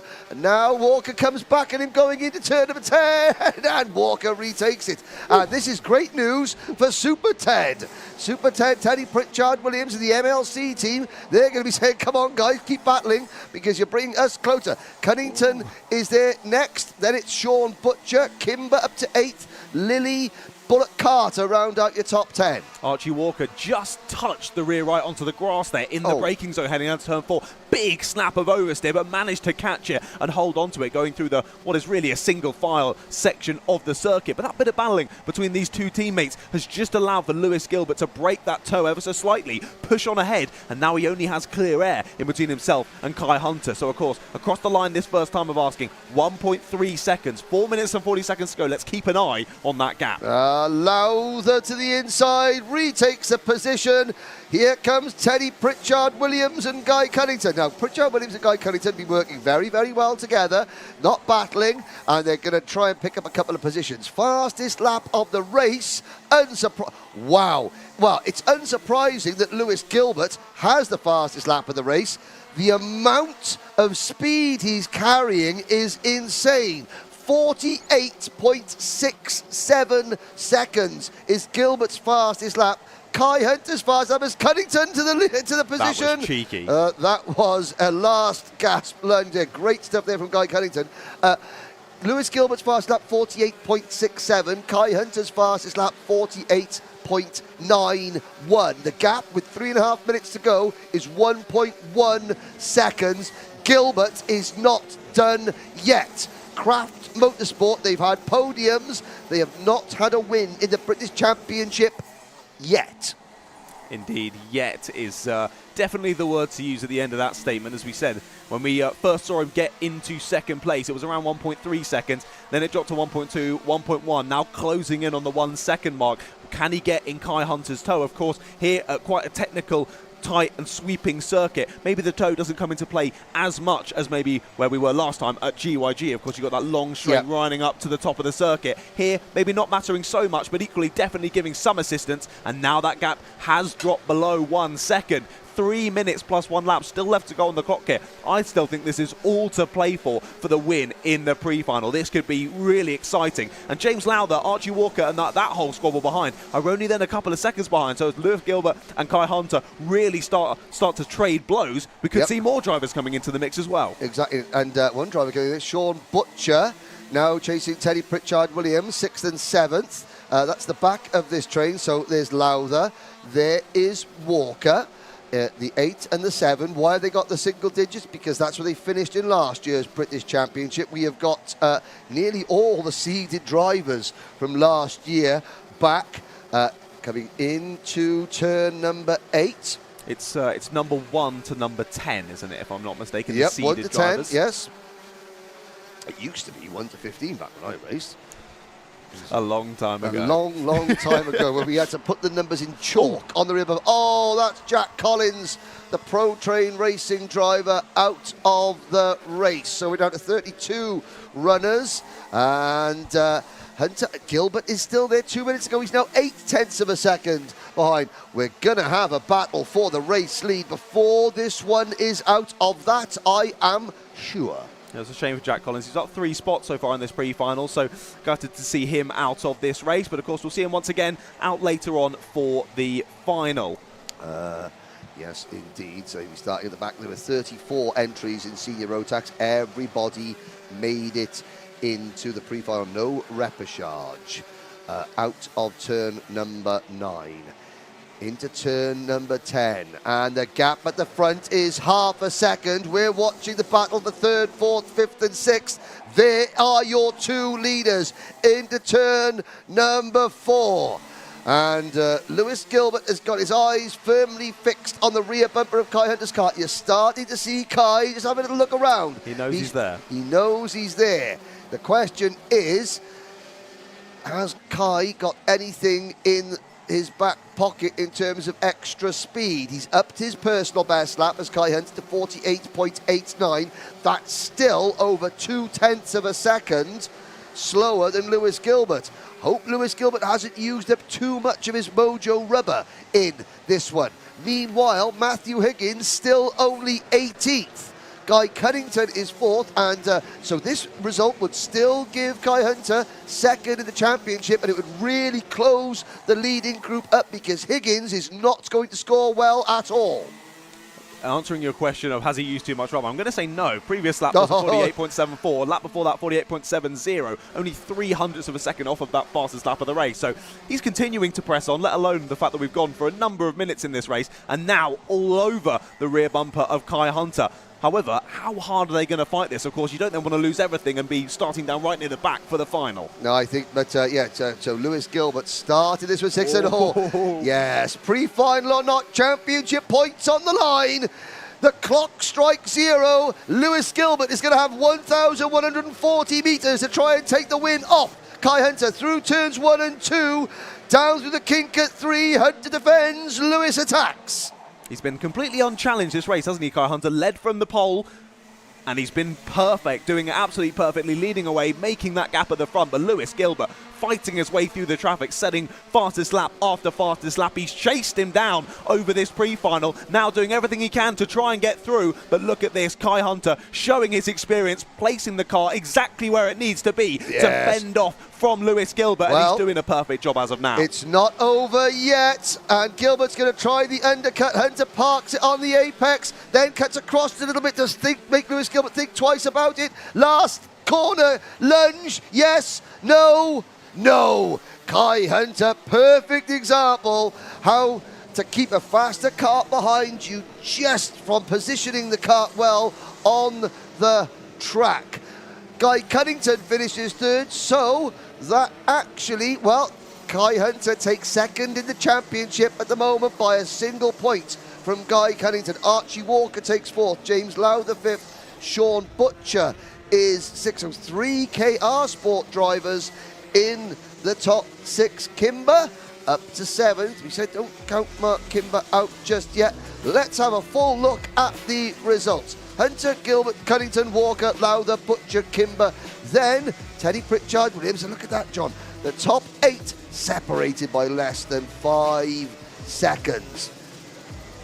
Indeed. Pearson, Bullock, Carter and Angus Scrivener then rounding out the top 10. Behind them, Jack Lilly. We saw him battling right at the front at the opening part of the race. Just dropping down to P11, but still a good place to start for that final later on. Morgan Porter just in behind, with Will Ellswood and Jamie Perrelly there in 14th. Harry Linden, George Hunter, Neil Clark, Jay Lawrence, Ben Folland and George Donald are your top 20. 20 drivers, 14 seconds. Then it's Alex Moody, Matthew Higgins, only 22nd. Obviously, that incident on the first lap damaged his kart somewhat. Kennedy, Olesna, Duncan Holbrook and Fernehow were next. 28th, William Pember with Danny Shields and Dylan Brearley rounding out the top 30. Then Samuel Cornwell, Max Kettle, and of course Jack Collins not making it to the finish, neither did James Jackson. Well, once again, we are so grateful to all our advertisers and sponsors for enabling us to bring you this coverage. Let's hear from them now.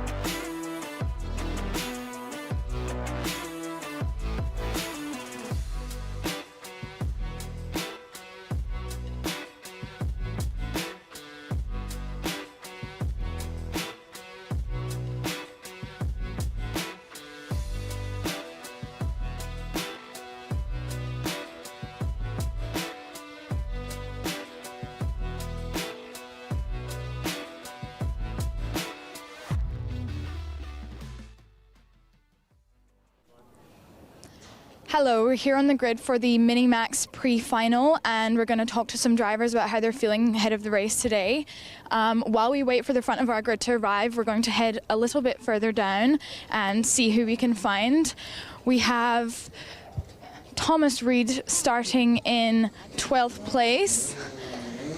But let's see who else is here and willing for a chat. Normally they are getting in the zone, so they're not too keen to talk to people. But let's see who we can find. Hello, can you just introduce yourself and tell me how you're feeling ahead of the race today? I'm feeling all right. Any nerves? Not really. No problem. Just having the final. Yeah. For the final. Perfect.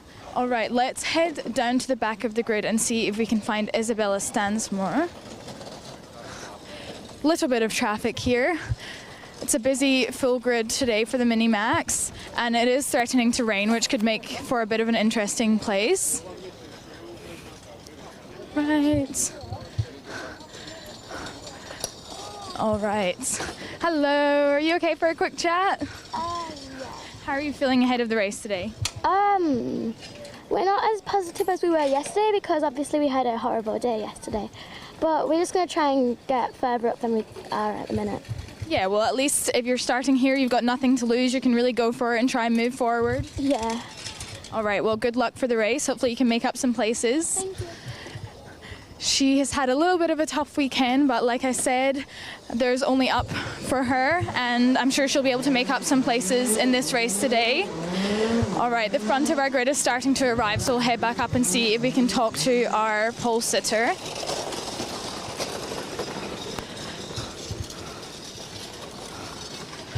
Let's see.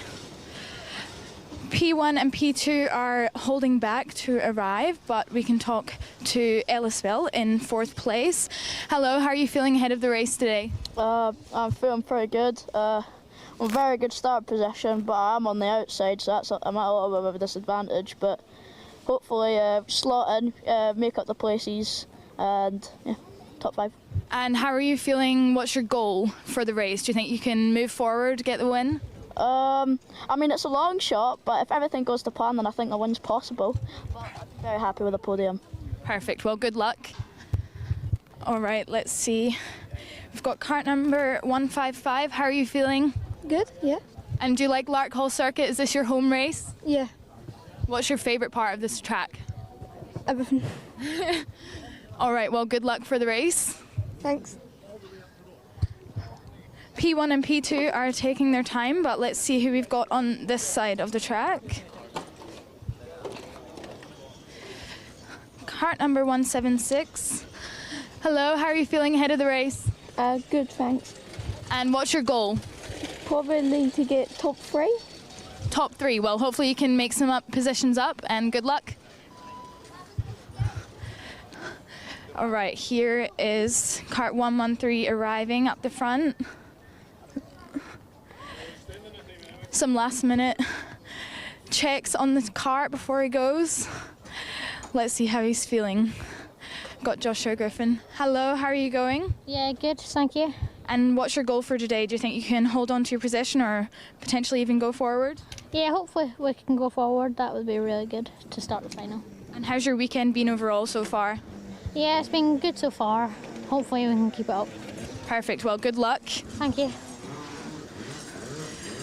All right, gloves are starting to go on. People are getting hyped up. Let's see who else we can talk to before they head off. The rain seems to be holding off, so I'm sure they'll be hoping for that to hold for the rest of their race.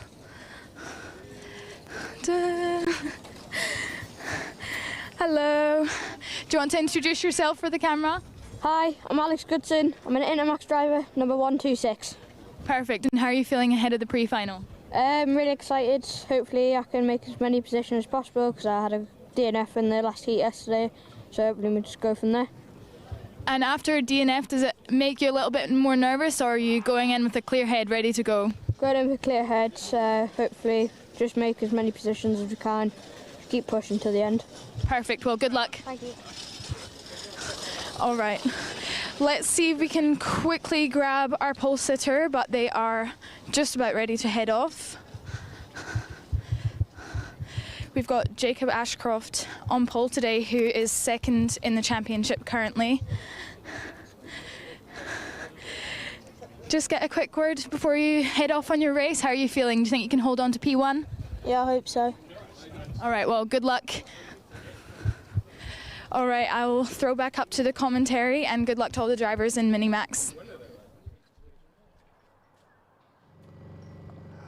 Right, well, see, John, you know, she's a very, very fast learner. She doesn't just throw to me, she throws to the commentary team. There we go. You might even get a name Thanks check for before me. the end Maybe, of the day. Maybe. No, but there we go. She's Thank doing you. a fantastic job. Thank you very, very much to A. McNaughton.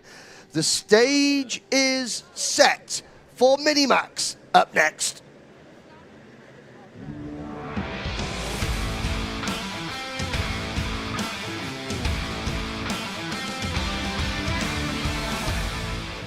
28 drivers, 12 minutes plus a lap. It's Jacob Ashcroft and Scotland's Joshua Griffin on row number 1, Albert Friend and Scotland's Ellis Bell row 2, Scotland's Cole Denham and Scotland's Blair Smith on row 3. So many Scottish drivers you can't keep up. It's Charlie Wolfett and Noah Barham there on row number 4 with Will Green and Luke Holmes-Ballock rounding out the top 10. Behind them, Kai Clark and Tom Reed. Oliver Meek and Charlie King start from row number 7. Oliver Majewski and Billy Hines on row number 8. Rory Armstrong from Northern Ireland. Albie Lapper, whose nan is watching and talking to the racing gods, on row number 9. Isaac Barker and Charles Kitely there on row 10. Then it's Sebastian Lusch and Nat Johnston. Behind them, Alex Goodson and Kieran Stewart. Lusch's first time out in Minimax. Stanley Clark, Alex Simmons, Daniel Minto and Isabella Stanmore Wilson round out the field. Jacob Ashcroft leads the championship by 3 points over Cole Denham, with Albert Friend right in contention as well. So 3 Scottish drivers starting 2, 4 and 6, like Ellis Bell said on the grid. However, that is not the side you want to be on. Will any of them come to grief? How much ground will they lose? I've got to say, Jacob Ashcroft and Albert Friend surrounded by Scots. Now we know how they felt in Braveheart. Here we go. Lights are out, we're off and racing. First time of asking as well, that have the Scots worked together nicely. Who got pushed to the outside there? Griffin. It was Joshua Griffin from second place. He's dropped down a number of positions there and round the outside. The 191 of Albert Friend takes the lead already, tries the up and under, does the 122 of Jacob Ashcroft, but he can't quite get it done. Ashcroft was busy defending the inside line. He wasn't expecting that Strawberry Racing Kart to come high, wide and handsome. And they're sideways into turn number 6. Oh, and there was a little bit there. I think that both Dan Holland Racing Karts got sideways. They both slid. And unfortunately, Albert Friend was there, and they're 4 wide coming out of turn number 7. Now, on the grid, Amy mentioned some rain. Was it slippery? Because those 2 DHR carts, the back end of both of them, came out at exactly the same time as Denham and Ashcroft tried to turn in to the turn 6. Yeah, there was a very, very slight pitter-patter when they were down there on the dummy grid. But even that, on these slick tyres, especially coming straight out of the dummy grid, you got 1 lap to try and warm them up. Diving into that basically flat-out right-hander, all got very slidey, all got a bit close to each other, found themselves on the mud on the outside and dropping heavily down the order were a couple of carts. Albert Friend now finds himself in 10th place. He does, from the lead back to 10th. It's Jacob Ashcroft, Charlie Wolfett for the Synergy Factory team second. Cole Denham, the GP plate holder, is running in P3. Then it's Blair Smith fourth. Ellis Bell is in P number 5. And then in 6th position, it is Kai Clark, followed by Will Green, Luca Holmes-Ballock, Noah Barham, Albert Friend, Josh Griffin. So from second on the grid, Griffin has fallen all the way back to 10th. He lives 2 miles away.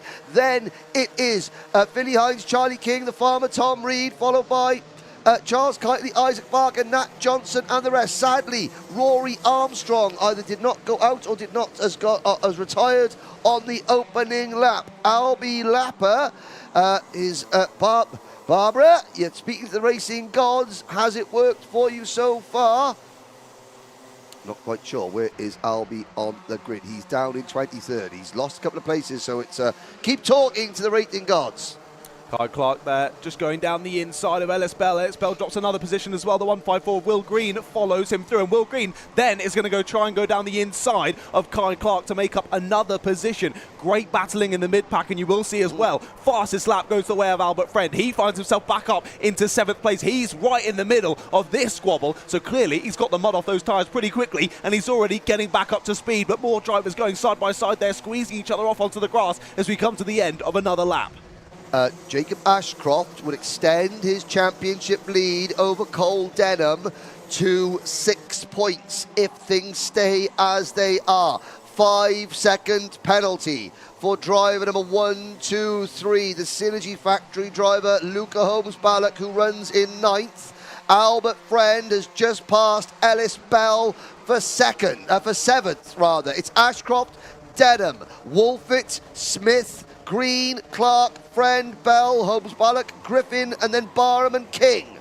Yeah, Luke Holmes Paddock right in the middle of this squad, but they're going to go 3 wide on corner exit. Oh dear. Super close, but they both give each other just the right amount of room. They're still 2 by 2 as they head into the right-hander. Up the banking they go. Holmes Paddock gets squeezed out wide, and he's gesticulating furiously to someone he clearly knows on the outside of the circuit there. Not happy with what's going on, but he goes back down the inside of the final corner. Nonetheless, squeezes the 174 out close to the barrier, but keeps it going. It's so ridiculously close between these drivers. Albert Friend, new fastest lap, 53.28 seconds. That is 0.3 of a second quicker than your race leader, Jacob Ashcroft. Friend is not out of this one yet, and he's going to have his dander up, as they say, as he approaches it. But again, Strawberry Racing have got that kart squared up well. He's pulled off the move of the day so far. Move of the weekend went yesterday to Joshua Griffin, who after a poor start is up to 8th position. And look at Ellis Bell. Oh, and there's number 136, the farmer on the grass. Well,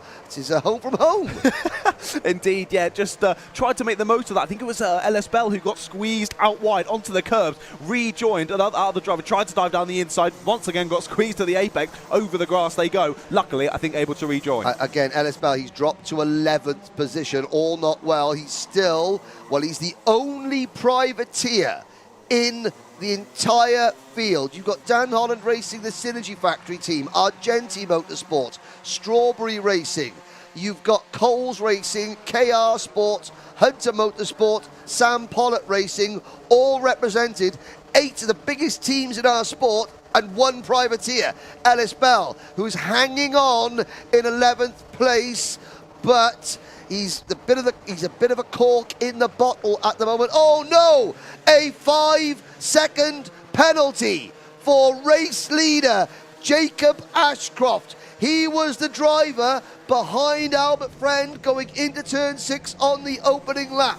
Obviously, the officials have judged that there was some sort of unnecessary roughness, as it were, and he's given a 5-second penalty. So, Cole Denham makes Jacob Ashcroft's cup of misery even fuller and takes the lead of the race. So what Ashcroft needs to do, he needs to work with his teammate Cole Denham. You saw them signalling to each other. Speaking of Albert Friend, though, what a move he just made at the first corner. Not usually an overtaking opportunity. Down the inside of Charlie Wolfer, takes 4th place away. Clearly, red mist descending for Albert Friend. He's only looking ahead, not behind. He's not going to be the friend of the 3 drivers ahead of him, is he now? Pressing on, still just under 6 minutes left to go in this one. And he's only about a second off the leaders once again. So Jacob Ashcroft, 5-second penalty at the moment would drop him to 10th place. Okay, it would drop him to 10th position. He needs to now work with his teammate and try and drop a couple more drivers. Noah Barham is 9th at the moment. In fact, Luca Holmes Paddock has a penalty, so it would drop Ashcroft to 9th. Barham is 9th, Griffin 8th, Kai Clark 7th, Smith 6th, Wolfett 5th. They're the drivers, really, that Ashcroft, even though he's well ahead of them on the track, he needs to keep pushing and push away from them to minimise the damage both in the championship, because Cole Denham now leads the championship as things stand, but also to give him the best possible starting place for the final. Indeed, yeah, Albert Friend now through on Will Green, moves himself up into the podium spots in behind as well. Wolfett made a good move on Kai Clark as well. So lots of battling going on in this front group, and even so, they've been lapping super quickly. It will still continue to allow for more drivers in behind to close in on this battle. There is quite a large gap, maybe 3 or 4 drivers in a bit of no man's land between this big squabble at the front and then the rest of the field in behind. So we'll see how that plays out and how it affects those penalties at the end of the race, and where those drivers end up then, of course, with the grid for the final later on, as you mentioned. Now, Ellis Bell has dropped to 15th position. I think that there may be an issue with that kart. He's just got to try and get that kart home. It's a new chassis for him. He cracked his chassis at Kart Masters. I have to say that I think Charlie Wolfett's dad gave Ellis a chassis for the last day at Kart Masters, just so he could get out there. And that just shows the camaraderie of the paddock as well, doesn't it? Here at shows the camaraderie of the paddock here in the Wera Tools British Championship. But yesterday, Ellis Bell qualified 4th. There he is, the tiny karter from Bathgate, and yes.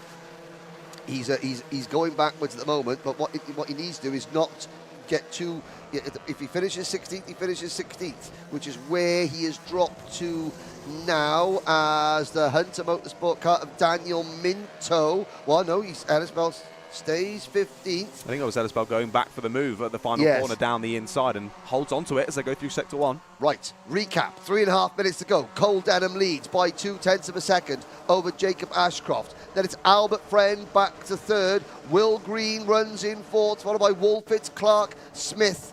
And there is Luca Holmes-Ballock in 10th. Barham is 9th, Griffin is 8th, Blair Smith 7th.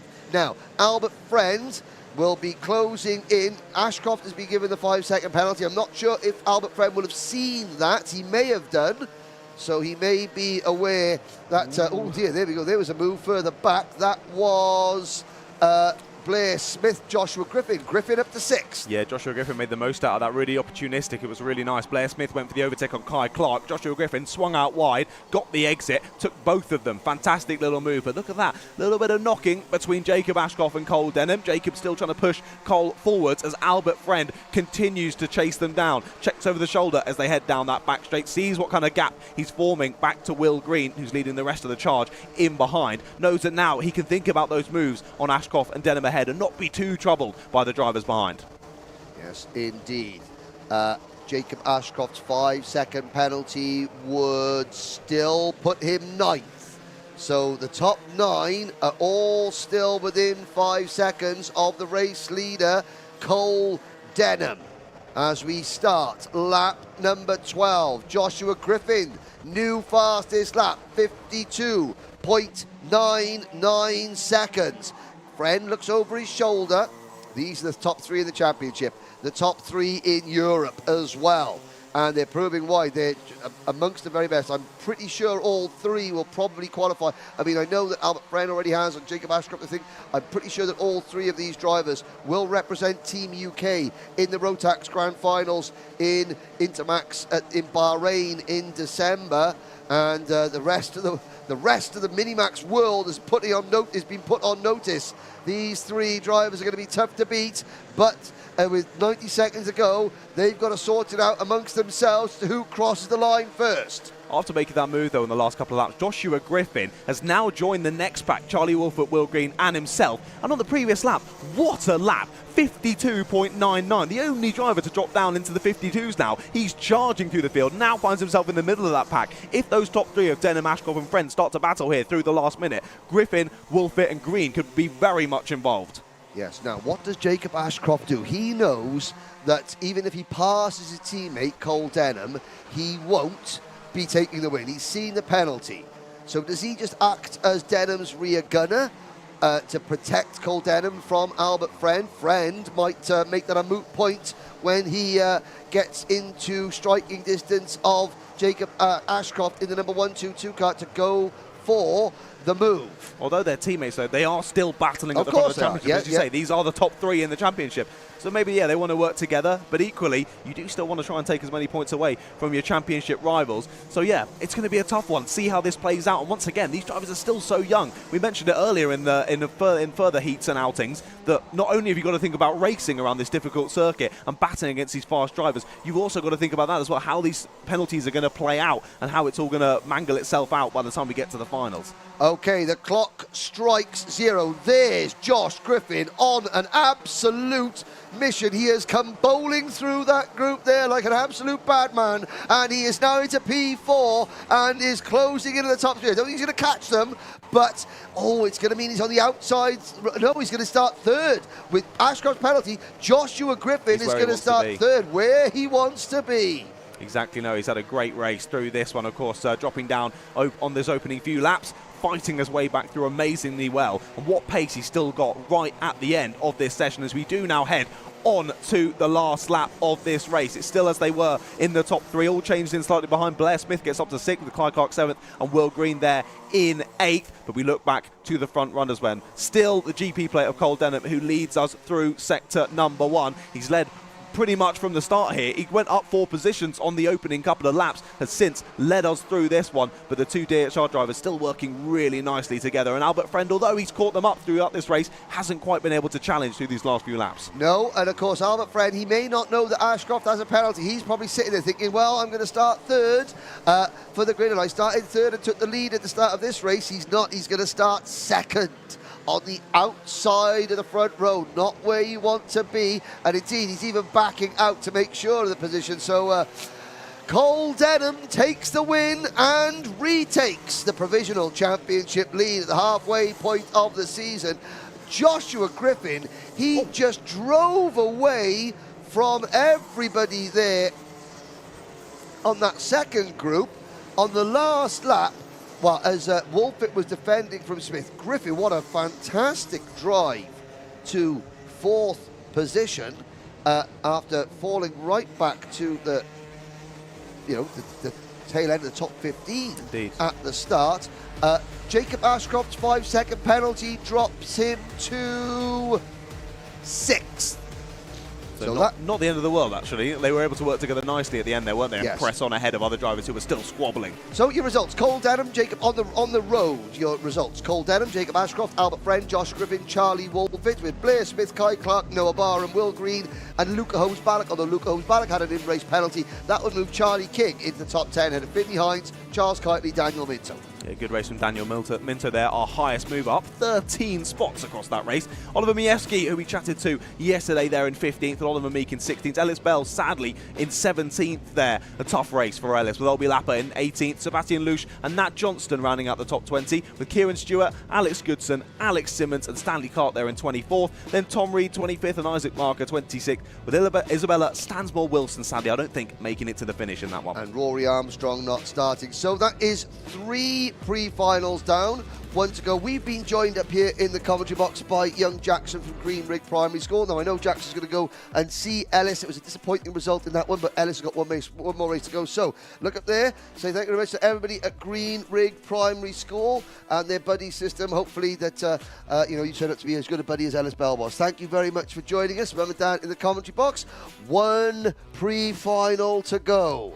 Ooh, that's going to be coming up a little bit shortly. We're going to have, it's Junior Rotax. Now, there has been a change of the top 6 in Junior Rotax. Matthew Sayer, he was under investigation. He's out. Scotland, Rachel Robertson is in. But before we see that race, we got a few words from our sponsors. Then we'll be down to the grid.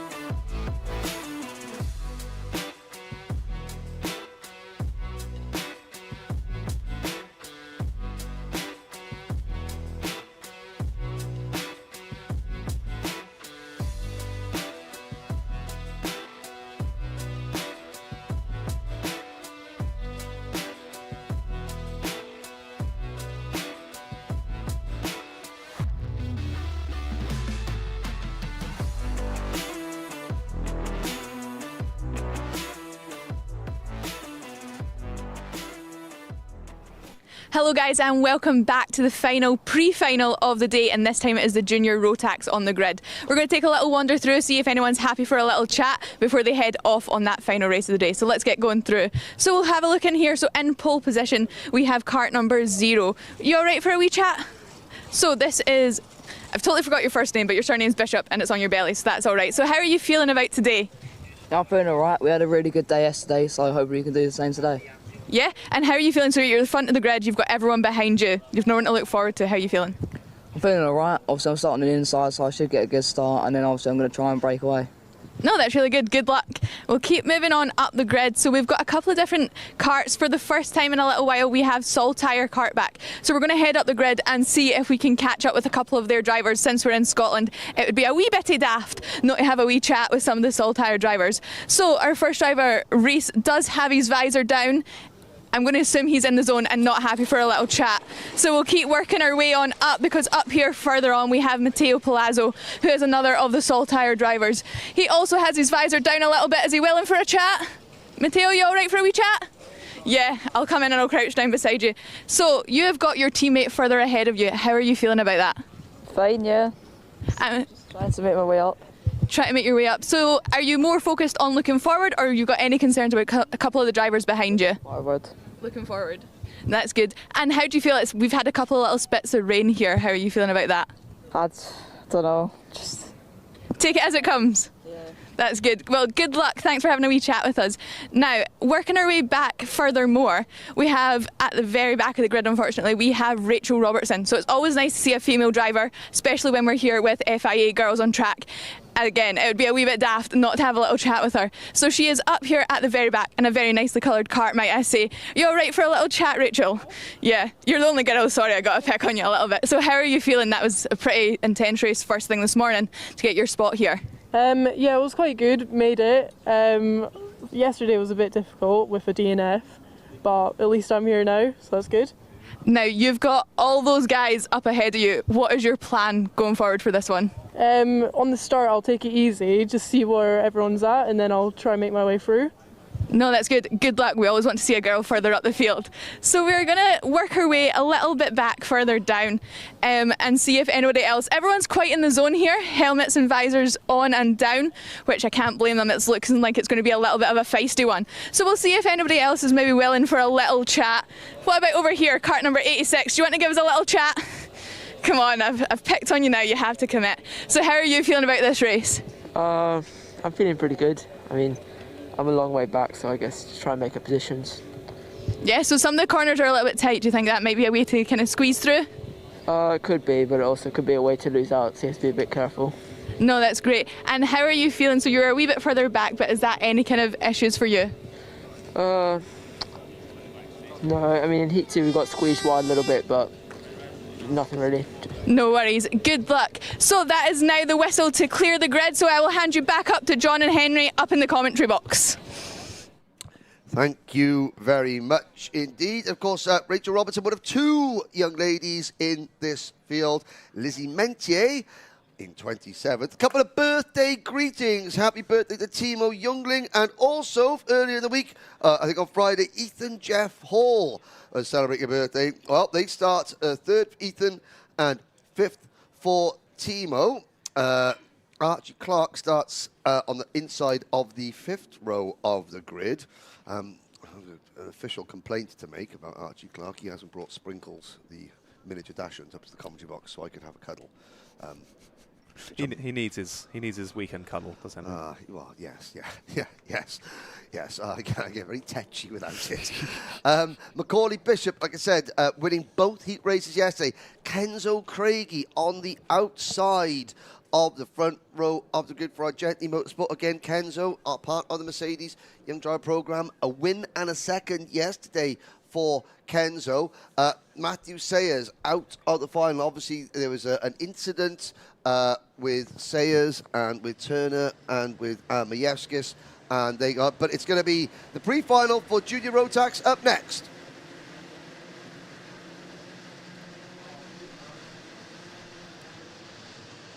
Well, your starting grid will be as follows. You're going to have Macaulay Bishop and Kenzo Craigie on row number 1. Ethan Jeff Hall and Alex Cole on row 2.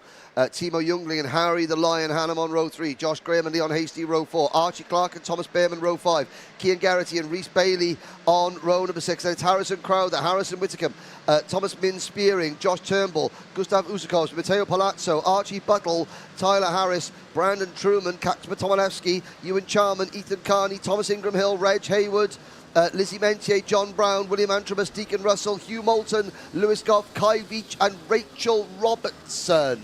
So Antrobus, Russell, Moulton, Goff and Veach and Robertson were your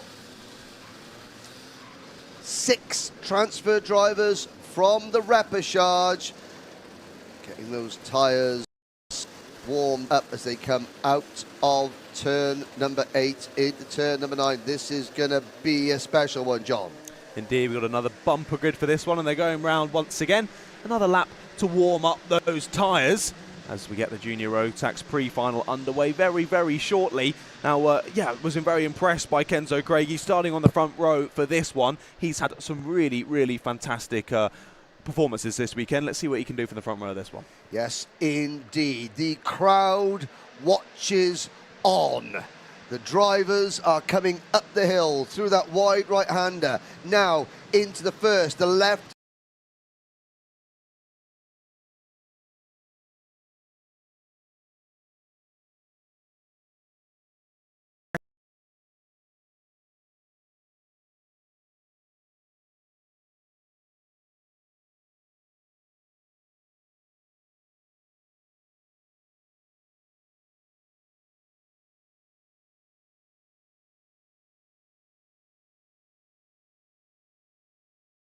The hill over that curb on the left-hand side of the circuit. Now into the final right-hander at turn number 10.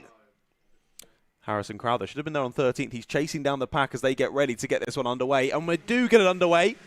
First time of asking, and the drivers fly past our commentary box and through already into the lead. The lead is the 0-plated Macaulay Bishop, the number 5, taking to the grass though. Ethan Jeff Hall squeezed out. We've seen that in a couple of races already. Onto the dirt on the outside, and he loses a number of positions. Yeah, but Ethan was starting on the inners, head through turn number 6. Now, the Bishop, leader. Bishop, this great battle for second. Ethan Jeff Hall, you can see going around the outside there now, trying to cross over at the inside.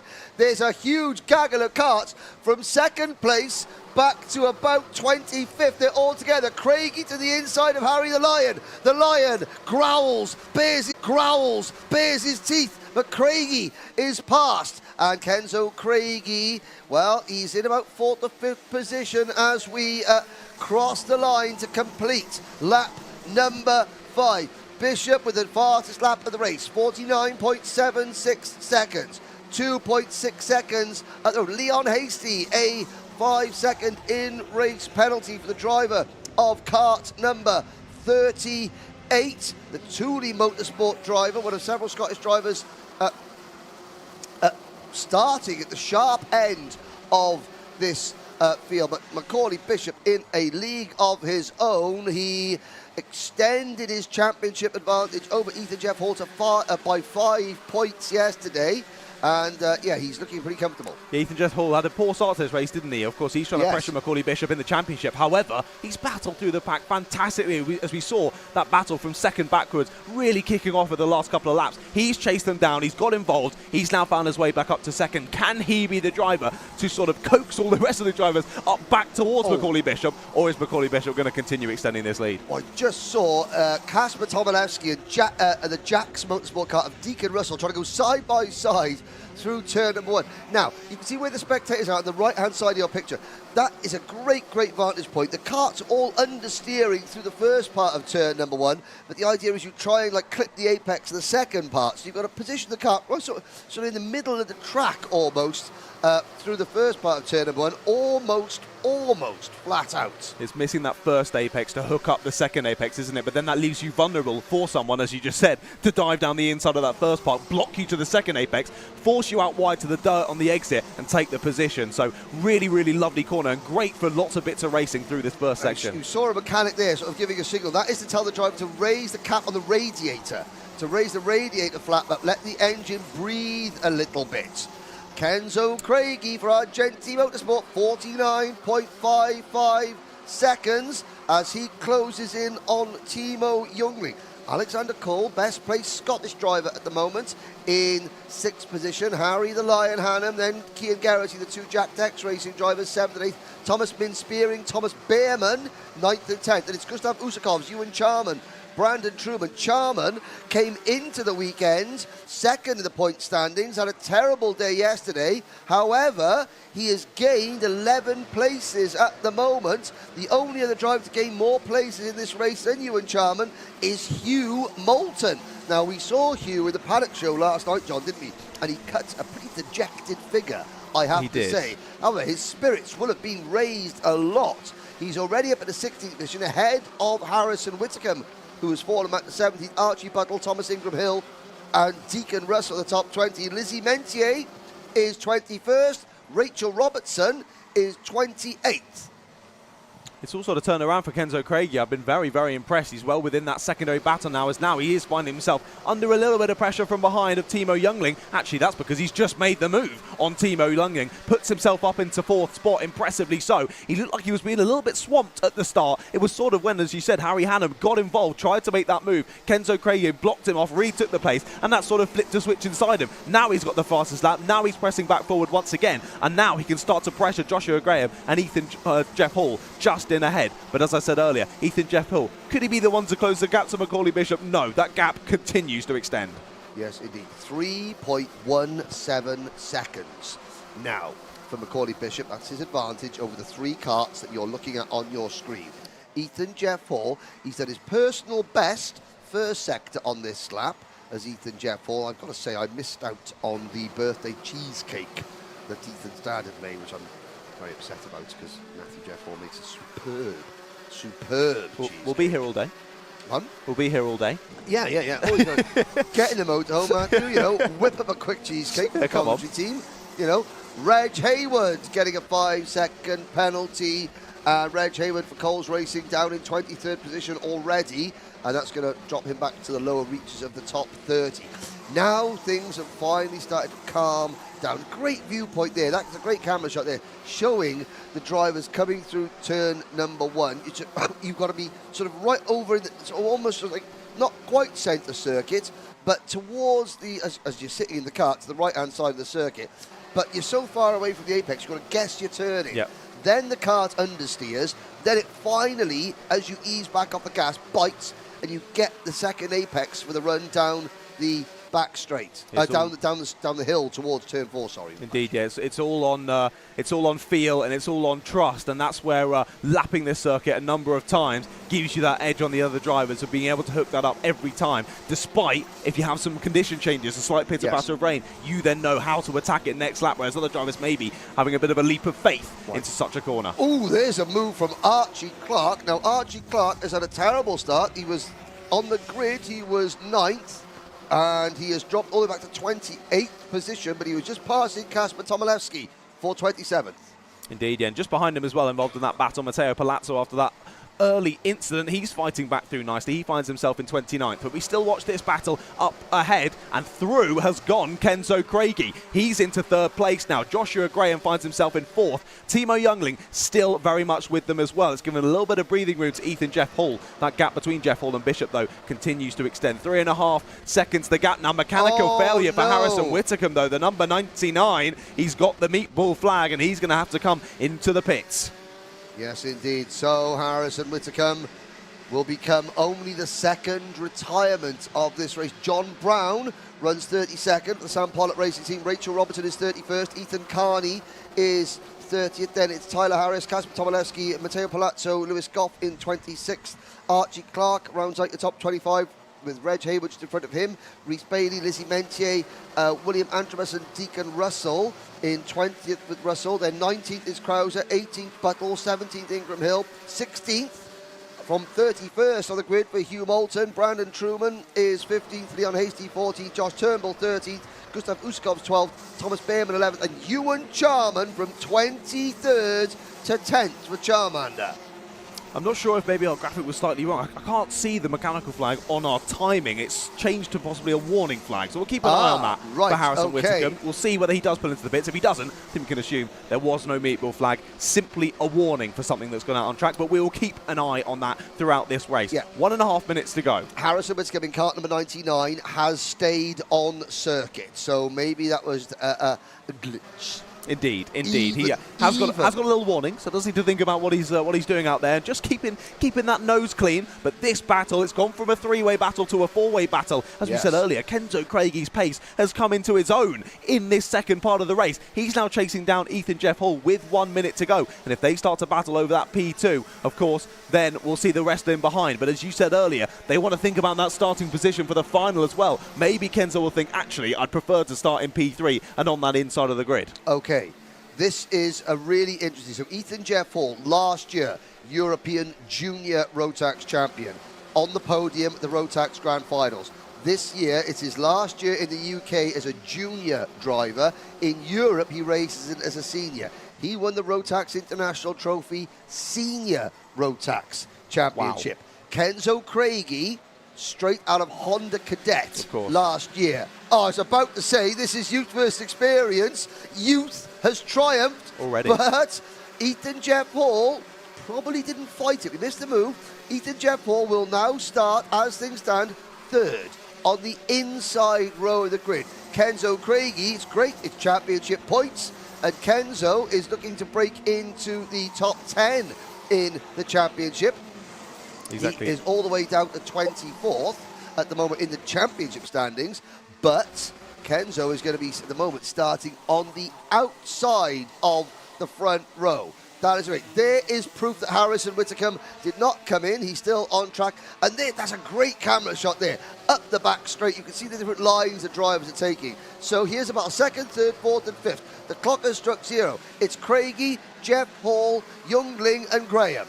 Indeed, yeah. I think Graham may have re-overtaken Youngling. We saw Youngling go for it to the last corner last time. I think he's just done it again. Back down the inside goes Timo Youngling, and indeed the number 25 retakes 4th position as we go on to the final lap. And I was going to say, obviously third downwards, any change of position, only really 1 point difference in the championship. Once you get into that second and first position, you're getting a good number of extra points. So maybe Kenzo Craigy thinking, I'd rather those extra points than maybe the inside line for the final. But either way, his pace has been fantastic, and he's got into position now where even if Ethan Jeff Hall wanted to challenge for that second place, he's not really quite close enough to go for a move. But there is your leader, the man of the moment on what could be a very significant weekend for Macaulay Bishop in terms of the championship records.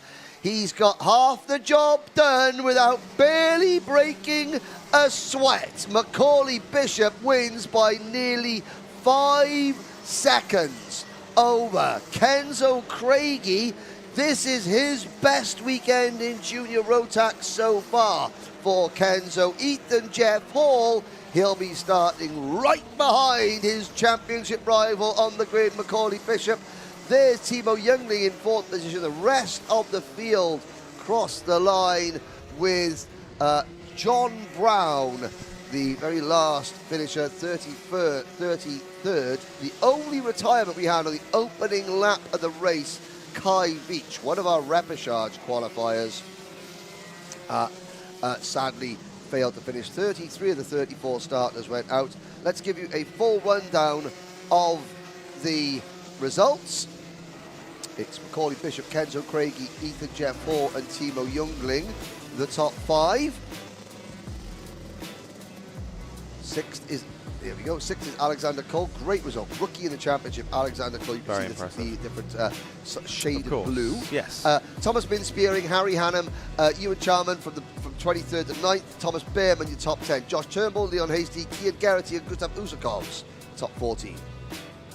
15th place, Hugh Moulton, your biggest mover in that one, up 16 spots there to finish in 15th. He'll be looking to do the same again in the final later on. Brandon Truman in behind in 16th, then Thomas Ingram Hill, Archie Buttle, Harrison Crowder, and Deacon Russell rounding out the top 20. And that's Harrison Whittaker, William Antrobus having a good race there from the repechage into 22nd. Then Reece Bailey there at 23rd, Archie Clark, Reg Hayward, Lizzie Mentier in 26th, with Matteo Palazzo fighting his way back to 27th. Kaczmar Tomilewski, Tyler Harris, Lewis Goff, Rachel Robertson, Ethan Carney, John Brown, down, and we mentioned Kai Veach retiring. That is your junior Rotax pre-final result. As you can see, the marshals, the Orange Army here at Larkhall, are making their way off circuit because it's the lunch break here. Meanwhile, on the live stream, please stay tuned to watch a very special edition of the Paddock Show.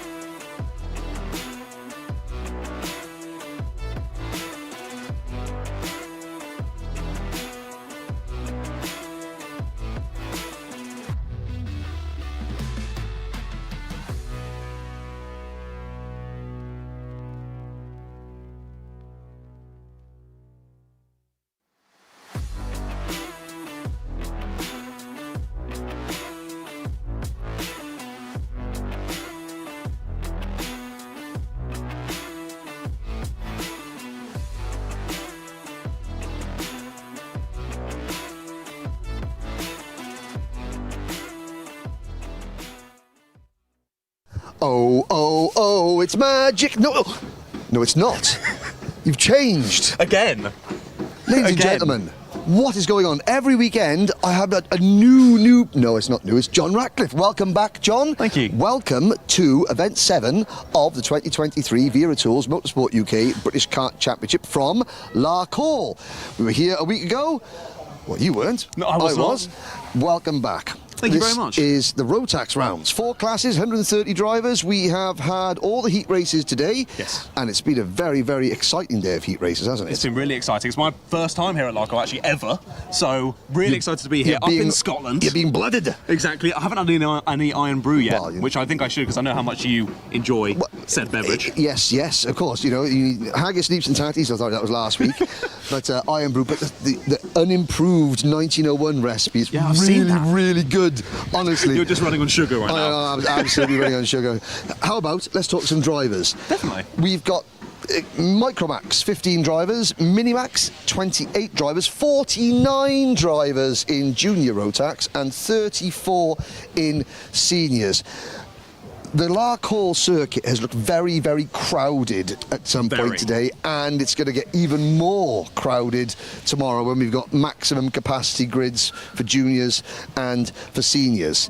Dan Holland Racing started the day very well. 3 pole positions out of the 4 classes. Pretty impressive. The only one they missed out on was Micromax. Edward Haynes took that one as well. Okay. Now, first pit stop, let's go and see the Coles Racing Collective. They had some bumping tunes on they had, just a moment ago. But YouTube don't like banging tunes. Well, not ones that are copyrighted anyway. Right, let's have a little look. We'll go in here. Good day. Mr. Crowther, how's it going? How's Harrison's day been? We've been okay, actually. Yeah, not too bad. Very good. Nice and safe, nothing broken.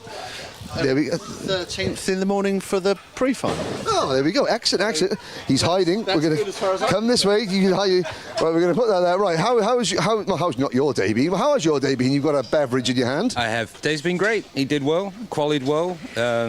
Had 2 good heats through to the final tomorrow, so very happy. Excellent. So now, let's talk about Ethan's. Where's Ethan originally from? It's Denver, Colorado, if I recall. So Denver, Colorado. So Mum's from Denver, Colorado. Ethan was actually born in New York. And then we moved from there down to Hong Kong, spent time down in Hong Kong, and now back in the UK. Oh, Denver, New York, Hong Kong, Scotland. Yeah, it comes a million miles away from everyone. Never mind. There we go. Everyone's got a cross to bear. Right, where's Mr. Ratcliffe gone? He's over there talking to somebody. Mr. Ratcliffe. Hello. I found someone. Talk to a driver. Well, he didn't really want to talk to me. He was sort of forced into it, but we're gonna do it anyway. I'll have a little kneel down with you. So, Charlie, firstly, what class you raced in this weekend? Intermax. And of course, so we've had practice yesterday, some heats and stuff today. I've been told by your mechanic your car is looking pretty fast, I think. How's it been going? Yeah, qualifying didn't go too well. I had a crash, but through the heats we've had lots of pace and we've been making our way through the order, just hoping to get a good spot for the pre-final. Okay, good. So the crash earlier on in the qualifying wasn't a complete day end. Are you able to get the car back into form? Yeah, just had to get it going and just calm down and just go again. And it's still feeling good then, considering you got some decent results after? Yeah. So what's the plan for the rest of the weekend? What are your hopes for tomorrow in the pre-finals and the finals? Hopefully a top 10 would be nice, but see how far forward we can get. All right, cool. Well, best of luck, mate, and hopefully the tuning really comes into play tomorrow. Thank you. Lovely. Cheers. Oh, I'm so old now, I can barely get up. You're so old, my word. Right, so not everybody that Cole's racing on is looking quite so happy. Hugh Moulton. Hugh, repechage tomorrow, but... First of all, it's great to see you back after your injury. Yeah, it's been not the best day for us. Hopefully a better day tomorrow. Exactly. Brighter skies are always ahead. Better days are always to come. What was the problem today? I wasn't very quick myself. Now, you were very quick. It was obviously the mechanic messed up. Obviously that man over there has done something bad to the wagon. It couldn't be you. No, mostly was me, to be fair. But hopefully a new day tomorrow and we can drive a bit better, so yeah. I think when you're watching this on the live chat, we need to hashtag cheer up, Hugh. Can only get better, mate. Yeah, probably only can get better from here. Arm okay? Yeah, my arm's fine now, so. There we go. At least his arm's all right, ladies and gentlemen. James, hashtag get better. Hashtag cheer up, Hugh. How's that? Yeah. Right, okay. Okay, repechage tomorrow for Mr. Moulton. Thank you very much, Coles Racing. Mr. Ratcliffe, shall we vacate? We're going to hang making left. More noise. John. Hello. Your first paddock show at Glenagorse was moist. Your second paddock show at Sherrington was decidedly moist. Rather, yes. I mean, it's beginning to rain, John. So it did earlier when we were thinking about starting the paddock show. It really started to come down. We get a little bit. It's held off now, but I think the black clouds coming overhead, it might start again. 3 years with Anthony, all dry paddock shows. 4 paddock shows without him. 3 with this man. 1 with the Magic Chimera. They've all rained. I never, ever thought I'd say this. Come back, Anthony. No. Honestly, no. Right. So rude. KR Sport. KR. Well, you know, rude is my middle name, isn't it? Right, KR Sport, many wagons. Lots of Let's wagons. pick Sean Butcher. Hello, Sean. Hi, Henry. Hello, Sean. Okay, started the season off winning the final. Disappointment at Glenagorse. It's now a case of salvage what you can. Yeah, to be honest, I think we had the pace then to be able to do something. I made a few mistakes, but it's also like, there's a few kids out there. Yeah, for every opportunity, so yeah. Okay, so that's actually an interesting point. So we've spoken to like 3 drivers now. 2 of them have said they've made mistakes.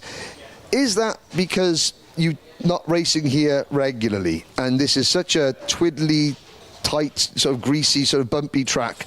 It lends itself to sort of like little tiny errors. Yeah, it's one of them where if you go offline, then you'll definitely lose a lot of time, and then yeah, for example, in that race, then I was coming through at the start, and then I got overtaken, went offline, and yeah, basically melted the tyre. And but that man there, he says Sunday Sean is always quicker than Saturday Sean. Is that right? That is true. That is true. There we go. So, good luck Sunday, Sean. Thank you, Henry. No problems. Right. He's just standing in the corner like a naughty boy. No. Just because I said I didn't want to have you on the paddock show anymore. Honestly, it rains. I'm feeling hurt, Henry. Oh, okay, no, I was fair going to mention, of course, enough. loads of mention. lovely-looking karts in here. Yes. A certain kart here with wheels fitted by some certain silly commentators. No, we're not going to mention. Right. There was, so this weekend, Wera Tools, Motorsport UK, British Kart Championship, and Girls on Track are teaming up. Yes. And earlier on today, you'll see it in a special video. Myself and John and our two members of Girls on Track, Ailey McNaughton and Willow Parker, had a little bit of a competition of who could change tyres the fastest. We're not going to discuss the results because it's irrelevant, because it was just a bit of fun to show you how teamwork and the correct tools. So there you go. First Wera Tools spanner of the day goes to John Ratcliffe. There we go. Yes, it does. For mentioning the competition that we're not supposed to mention, because it doesn't matter. The winner of the competition doesn't matter. It was simply... I'll take that back. Thank you very much. It was nicely warm from your pocket. Thank you. James is leaving, are we? Bye. We're not going to go down and see the other many KR Sport wagons? Quite a few. Since he became James and stopped being Mr. Cameraman, he's got all about his station, he has. Right, Stephen Letts, Archie Clark's wagon is looking resplendent and, most importantly, not bent or cracked or damaged in any way. That's a sign of a good day. Yeah, he's been all right. He's been all right, hasn't he? Yeah, he's top 6. Yeah, I think we came 5th in both heats. Could have been 3rd in both heats, but... well, that's tomorrow. Tomorrow is what counts. Right, OK, we've got Thomas Behrman there. Oh, Thomas Behrman. Is that... Oh, I was going to say... Pardon? What are we standing? We're standing by a disassembled wagon. Ryan Gill's kart. Ah, right. Well, oh dear. Do we dare ask what happened? Well, I'm just getting it ready for the next time it's out, regardless of what happens. So I know what needs to be done, so I'm just stripping it down fairly bare, giving it a good cleaning. Yeah. Fair enough. Look at this, a disassembled KR Sport Cosmic Rotax wagon, ladies and gentlemen. Now, John, have you found a kart that's got all its components on it? Thomas, come and tell John about your go-kart. At least this one will be nice and light. Yeah. One positive. Yeah. Right, Thomas, where are we going? All the way down here. Number 87. Right, I'll join you on this side, Thomas. Firstly, how are you feeling? All right. I mean, I had a tough quali, but I recovered it well, so yeah. I can't quite remember exactly when your session was out. Obviously, we've been going back and forth between some rainy conditions and some dry conditions. How was it during your session? Oh, so mine rained at the start, and I kind of took full advantage of that because I haven't been the fastest in the full dry conditions. So when it rained, I managed to gain a few positions, get to 3rd, and then I just kind of did some damage limitation in the dry and finished 3rd in the last heat. The first heat didn't go as well, but yeah. Okay, I won't ask you about that then. So bit of a rain master. Yeah, I mean, not full wet, but slicks on the wet, yeah. I was going to assume you're out on the slicks. Bit slippery. Are you hoping then more wet conditions tomorrow? Is that what you're hoping? Hopefully, if we get some luck, maybe, yeah. We'll see. Okay, well, it's been on and off all weekend. We're in Scotland. If it's going to happen anyway, it's probably going to be here, right? Yeah, that's true. The weather on Friday, it was changing every session. So, yeah, let's hope. Nice. Well, best of luck. Great to chat with you. Cheers. Cheers, Thomas. There we go then. Bit of a rain master.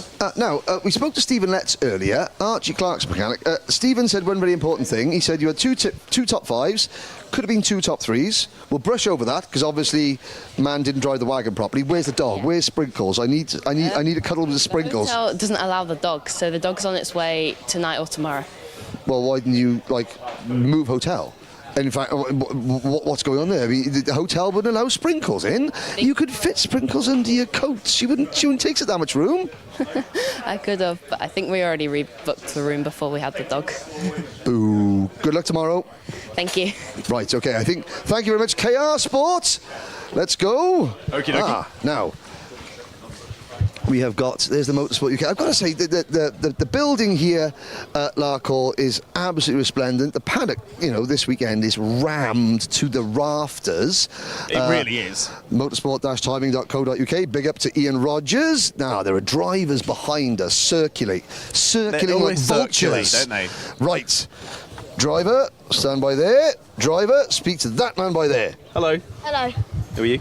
Isaac Barker, number 153 in Mini Inter. Already media trained, Isaac. That's very, very impressive. Well, how's it been going this weekend so far? It's been going okay. In quali, I got 19th, which wasn't great. Heat 1, I got 16th, which was quite good. But then in the final heat, I got hit off and I came, I think, 23rd. Not ideal. What's the aspirations for tomorrow? Try to get a good position for the final and then finish well in the final. Are you hoping it's going to be wet or dry? Which is your favourite? I don't really mind. I think maybe a bit of wet might be good for me. Okay, cool. Got to be adaptable to all conditions, though. Yeah. Especially in Scotland. Yeah. All right. Well, best of luck, Isaac. Cheers for chatting with me. Have we got more? Right. More? 3 drivers, very quickly. So, 3 drivers. Okay. Name, class, how your day went. Whoa. Okay. Go. Tom Reed, Minimax, 136 Inter. My day's gone okay. Qualifying 18th, not so pretty bad. Heat 1, got up to 10th. Heat 2, got up to 11th and got a nose cone, so... Ooh, okay, never mind. That's Tom the Farmer, Reed. Right. Name, class, results, go. Finlay Hines, number 57 in Inter. My day's gone not great, really. Oh, okay. Should we leave it there? Nah. Okay, no. I'll keep going. Keep going. Qualified 10th, and basically in every heat I've got a bad start, which dropped back. Are you on the outside going into turn number 1? Yeah. So I had to make my way through the pack, gain some positions, and that's just how it's gone, really. Okay, well, good luck tomorrow. You can only get better. Right. Kieran Stewart, Strawberry Racing, Mohawk Max. How's your day been? All right. On the first heat, it wasn't that good because I spun and got a puncture. A puncture? What you must... Okay, so there are some really, really nasty curves here, aren't there? Was that the cause of a puncture? No, I spun at the first corner. Someone just went straight into me and took the bit of the rim off and got a puncture. So I had to make it up on the second heat. Right. And I got up to 18th, and then one person was defending, so I had to try to get by them and punt them into the corner up. You mean pass them, not punt them? I'm sure that was a Freudian slip. Little tap to send them right. Oh. And I went on the curb to send into the inside. Ah, okay. So tomorrow you're going to be starting... I'm not sure yet, but I'll find out tomorrow. Find out tomorrow. Home circuit. Good luck. Yes. I know. There we go. Okay, right. Thank you very much, Kieran. Strawberry Racing have got 2 awnings, one for the senior team and one for the junior team. This is the micro and the mini. Of course. And then now, you know it's Scotland because somehow all the Scottish privateers managed to bag the absolute best spot in the paddock. Look at this. Mr. Bell. Ellis Bell has had a great day today. However, if he ever misses the grid gate, which it could happen if it's down to me anyway, that's for sure. Okay, so we got. How has your day been? I mean, Ellis is driving really well. It's been a really good day. Started off really tough. We were really down on the pace. Couldn't really understand why. You know, but we seemed to get it together today. Done qualifying 9th. We finished 4th in the first heat and 6th in that heat. So I'm really, really pleased. Oh, well done, and excellent. And the rest of the sort of, we just hanging out. It's like a block party, but you know, for mechanics' dads. How's Harvey's day been? It's not been his best day. No, not for sure.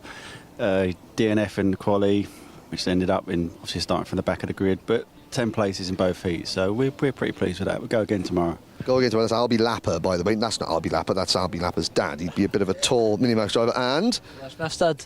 I know, bless me, dad. How's Blair gone? Yeah, good day. Good day today, so start tomorrow P6, so happy with that. Now, we did have a Scottish winner last weekend on the podium. Max Taddy won last weekend. So are we going to get a Scottish winner this weekend? We were on podium LGM 2 weeks ago, so we've done well, yeah. So hopefully this week again. Okay, well, good luck to all. Now, tomorrow, we mentioned Ellis Bell there. We've got a very special guest coming to the British Championship tomorrow.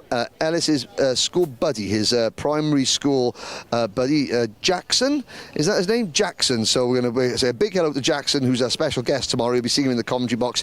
He'll be doing loads of stuff there. But again, just wanted to say hello to Jackson. Right, John. Yes, we've got. Oh, dearie me. Running away. Who let the riff-raff in, George? Oh, dearie me.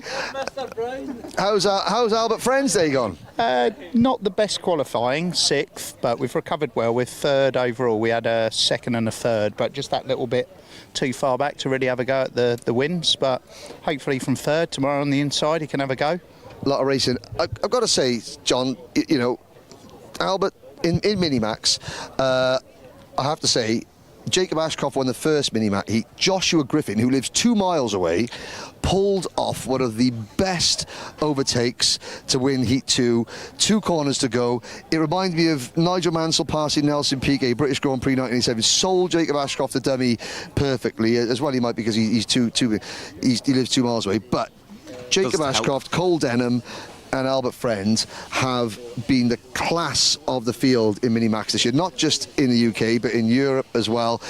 It's great to see, and the 3 of them race with so much respect as well, don't they? Yeah, they do. I think that's really important, that you've got that trust between the drivers, and they do all race hard but fair with each other.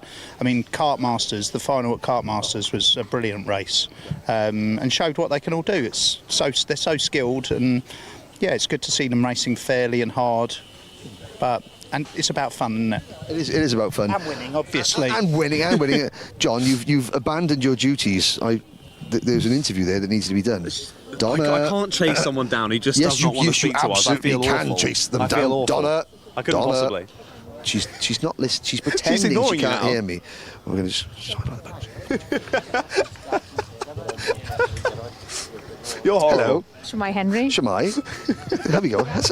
Show the world your face. How's Harrison Whitcomb's day been? This is a parents' paddock show. We haven't had this one to any drivers. This is the mums and dads' paddock show. Right. It's not been too bad. Okay, it's not been too bad. So why are you so camera shy?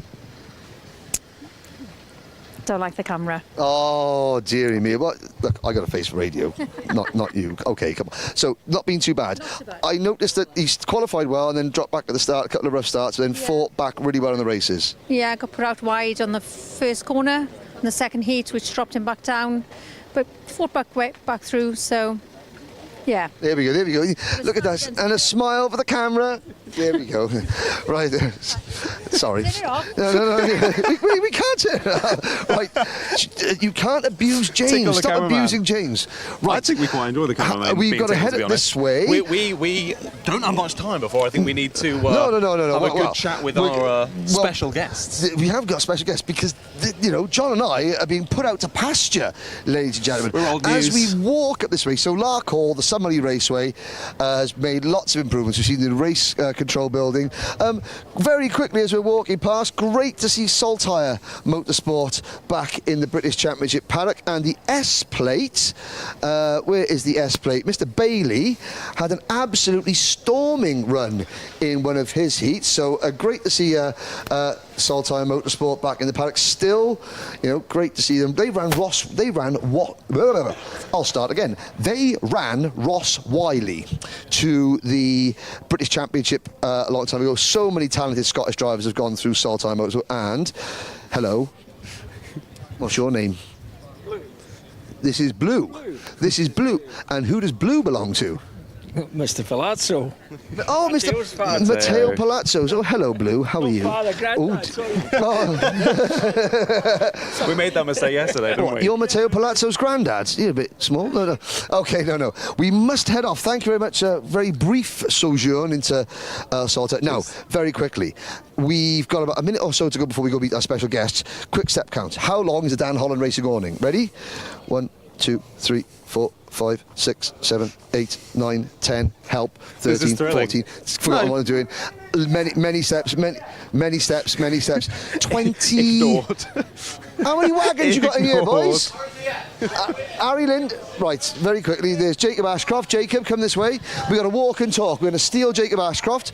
Jacob, great win in heat number 1. Yeah. We did just say, the move that Joshua Griffin pulled on you, okay, I know it was for the win and you lost out, but credit where credit's due. That, if you'd made that move, you'd have been proud of it, wouldn't you?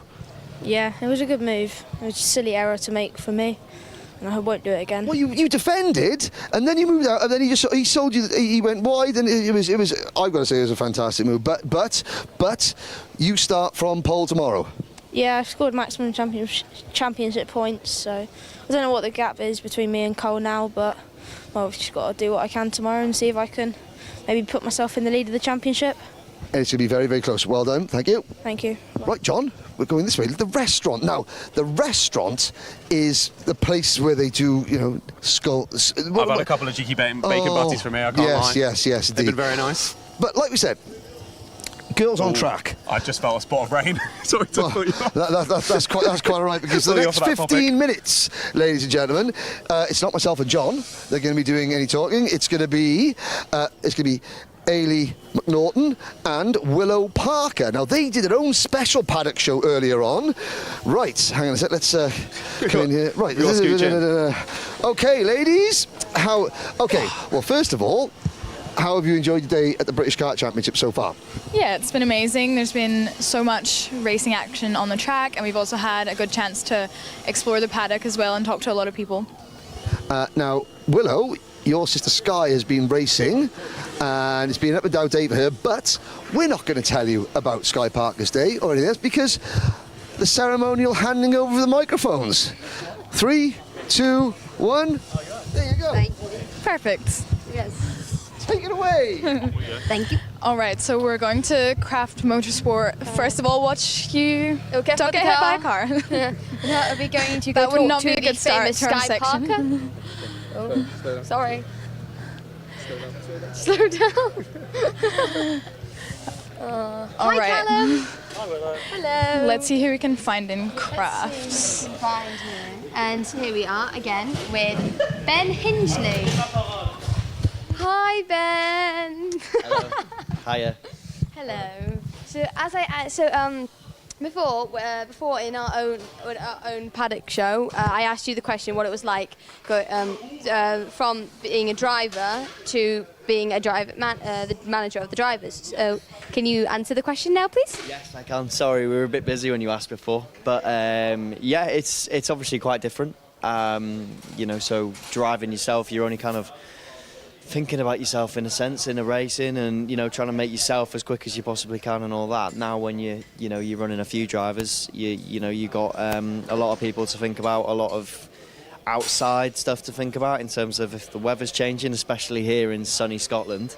With the weather the way it was yesterday, it was very dry, wet. So you're constantly thinking about that side of it as well, where when you're driving yourself, all you got to really think about is what you need to do to go faster and kind of let everything else happen around you. So that's probably the biggest difference. All right, thank you. Wait, where's oh, hello, there you go. All right, we are going to switch to Alicia Barrett, who's the mechanic for Sky. Thank you. So, hello, I'm here with Alicia. Do you just want to tell us a little bit about the day? I know that earlier you had a little bit of a stressful moment when you had to change the chassis, so how's it been? Yeah, it's been a stressful day, just been a lot going on. Yeah, we noticed a crack in the chassis, so I had to change that over before the last heat. So we literally just managed to get the kart together on time for that. But yeah, got on the grid. It's just been a tough day. Probably in the B final tomorrow, so it'll be about fighting back and seeing if she can get through. Well done for getting it done quickly. Hopefully you can get a satisfying result tomorrow. How do you find working as part of the team here, and how do you enjoy being part of the series? Yeah, good. I'm mechanic for Sky on the one-off, so it's good fun. Obviously, it's another female driver, so it's nice to mechanic for her as well. But yeah, love British. Was here last weekend, so yeah, it's good. Amazing. Thank you so much. All right, let's keep going. Should we say hi to Sky? Hello.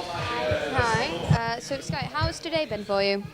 Ups and downs. We found a crack in the chassis.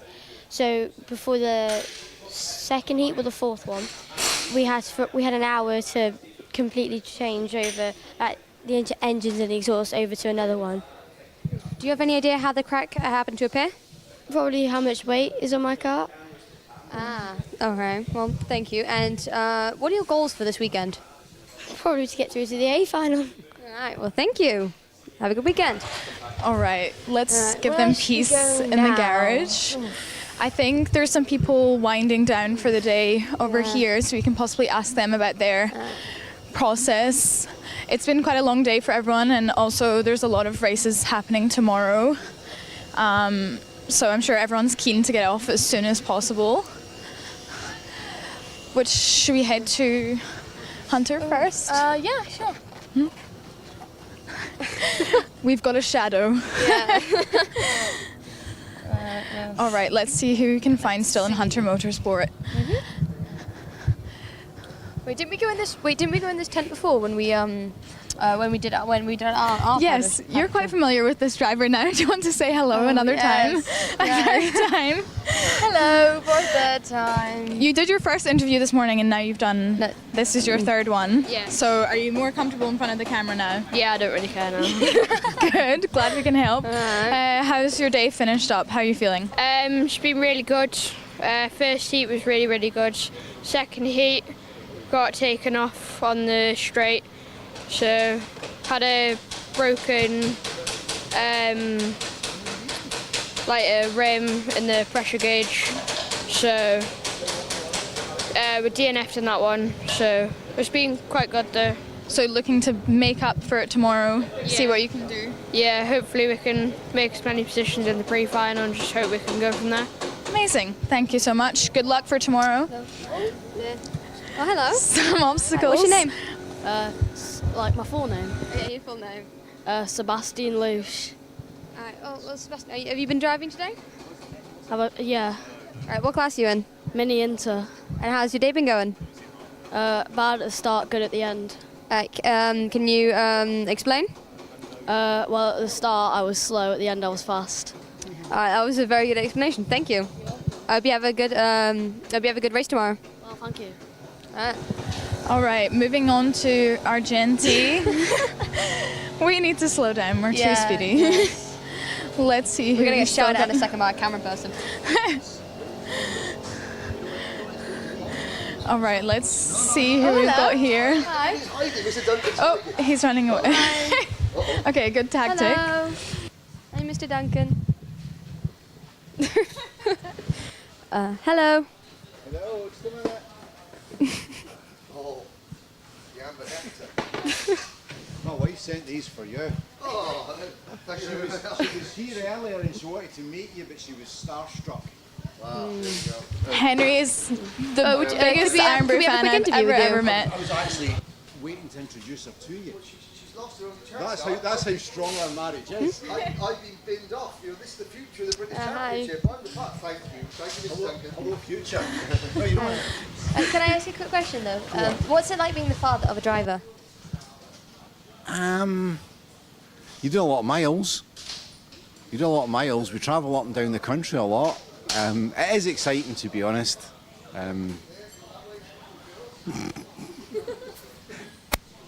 The cameraman's very particular about what everything is. All right. Okay. Sorry about him. I don't know what you say about being the father of a driver. Is it stressful? High blood pressure? It is quite stressful, to be honest. Please don't interview me. Well, thank you for your time. All right, hello. Who am I here with? Joshua Graham, And what spec are you in? Junior Rotax. Amazing. And how was your day today? Sum it up. Yeah, I mean, really good. Quali 4th position. First heat, finished 4th. Second, finished 4th again. But it rained halfway through the second one, so it made it a tricky race. And how do you like racing in the rain? Do you think it gives you an edge or makes it a bit trickier? Yeah, it's really tricky, but I think it just dried up towards the end, and then that's where the positions were made back up. Amazing. And I spoke to you earlier, and I know you said that the goal was obviously to win. Yeah. Are you feeling confident? Yeah, expectations are high. Perfect. Good luck for tomorrow. Who should we go to next? Let's see which other garage we can go and bother. We're chasing people out of the way. We're being chased by the past. Oh, that was a tough one. Should we go here? Oh, yes. Hello. Up for another little interview? Yeah. All right, so we spoke to you this morning. How did the day end up going? It was all right. We had a decent qualifying, probably one of our best ones, to be fair. But, yeah, we feel like there's a bit of performance left, so we'll try and find that for tomorrow. And how are you feeling going into tomorrow? Confident or going to do what you can? Confident, I think, yeah. Try and move forward as best we can and see how it goes, yeah. And what would you say you've learnt from today driving the track? Any little tricks, or you don't want to give anything away?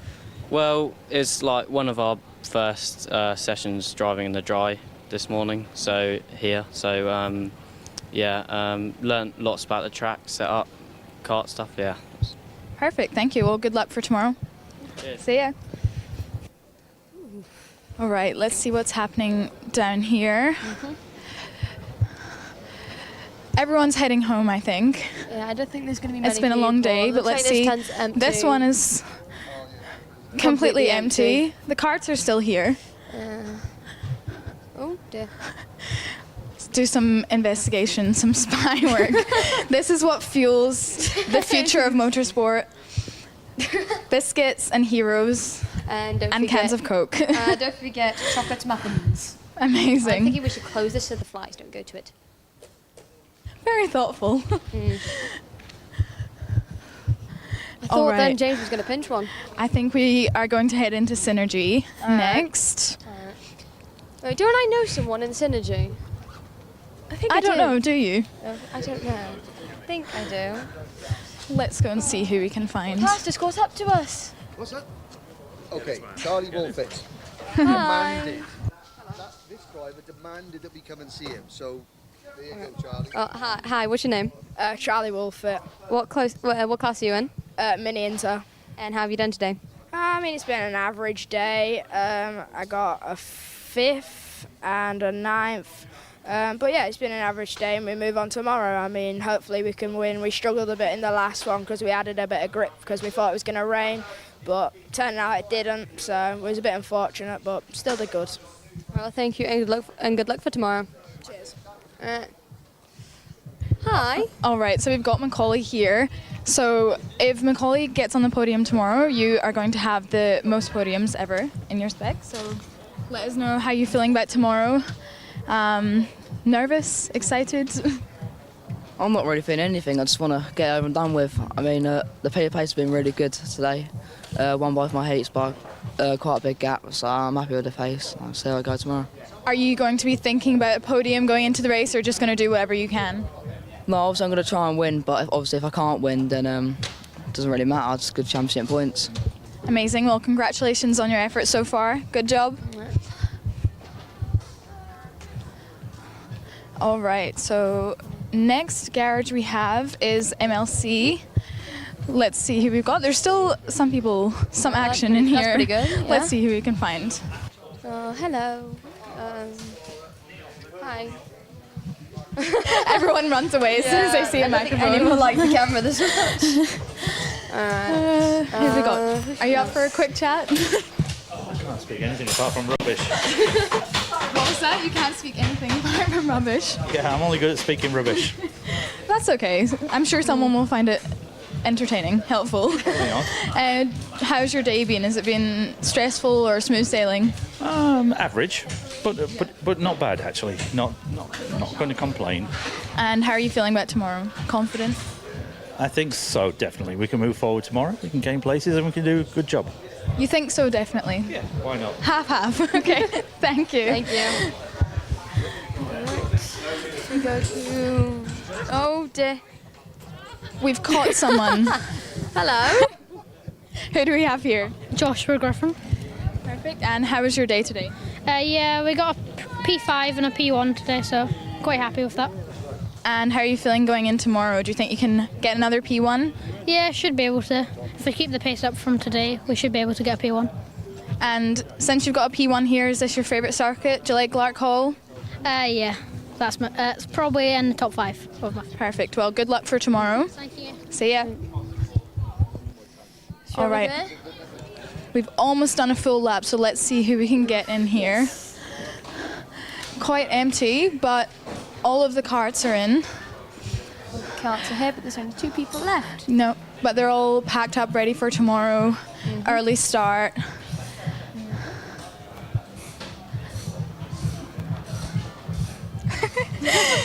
He's trying to get the inside scoop, the mechanics gossip. Right. All right. Oh, hello again. Hello. You're going to guide us to the We've collected Oh, okay. some stragglers. I can't help I'm full. This is not sponsored by Iron Brew. All right, so we're heading onto the track. Well, they're full of energy, aren't they? And after hours, it turns into a playground for the the siblings, for the families. Yeah. Usually for the kids who stay over the night, the kids usually get out their bikes or something and have like competitions on the track, so you can run it the fastest, or just have fun, just let some steam. All right. Hello. Hello. Right, Am I taking this one? Right, come this way. Speaking of having fun, have you had fun? Yeah, I have. Yes. I know it's a bit daunting because, believe it or not, trying to look like an idiot is hard, isn't it? You know, it's hard work. It's disorganised chaos. It's hard. But we're going to talk about 2 things. Number 1, what is Girls on Track? For people that don't know, what is the concept behind Girls on Track? So FIA Girls on Track is an initiative and a community to get females involved in motorsports. That's at every level and in every aspect. So whether it's actually driving on track or getting involved behind the scenes in media, which is things like this. So it's really great for finding opportunities and meeting other young women who are interested in motorsports. So if you are a young person and you're looking to get into motorsports, if you enjoy watching, if you think that you could have a future, then I really encourage getting involved and reaching out to Girls on Track. Now, as Ailey said, it's for young people. You are a young person. Well spotted. But what is... Okay, so we know what the concept behind it is and what it's designed to do. What does it mean to you to be part of this? What has it done for you, like, as a person this year? What have you felt different about you? What is it doing? Well, what it means to me is it means that there's like always some other people who understand what you're going through in motorsports, and there's always people to back you up. So if you fall, to pick you up, and just you always have constant support. No one's going to criticise you for anything. So yeah. Good. Well, now we've got a few minutes left. Let's have a nice meander. Slow meander. That's a very good word, John. Thank you. Meander. That's why you have me here, It's Henry. August bank holiday weekend. Scotland. We've got some nice sunny clouds. Sunny clouds? Sunny clouds. We've got some sunny skies and some other clouds. But, Do you want me to keep doing the words for you? You've got music from some of the awnings. You've got kids playing football on the circuit. You know, you grew up in this paddock. You know, your sister Sky races. You know, the fun part is it is all about the fun part, no matter how competitive it gets. Yeah. Yeah. What more else can you say? I don't really know what more to say about. Well, we've got 4. There are 4. I mean, obviously, you're covering all the drivers this weekend. There's so much content being put out by Alpha Live, by Motorsport UK, by Girls on Track. Lucy Derrick has been doing so many interviews. Ryan Wakeman at Alpha have been superb. But 130 drivers. There are 4 female drivers here. Personally, I think that is way too low. I think that we should have a lot more. There are only 2 female mechanics here, which is even worse. We need to get that more. But how have the 4 young ladies done today? Isabella Stanmore-Wilson, Lizzie Mentier, Rachel Robertson, and Sky Barker. Well, we'll start with Sky.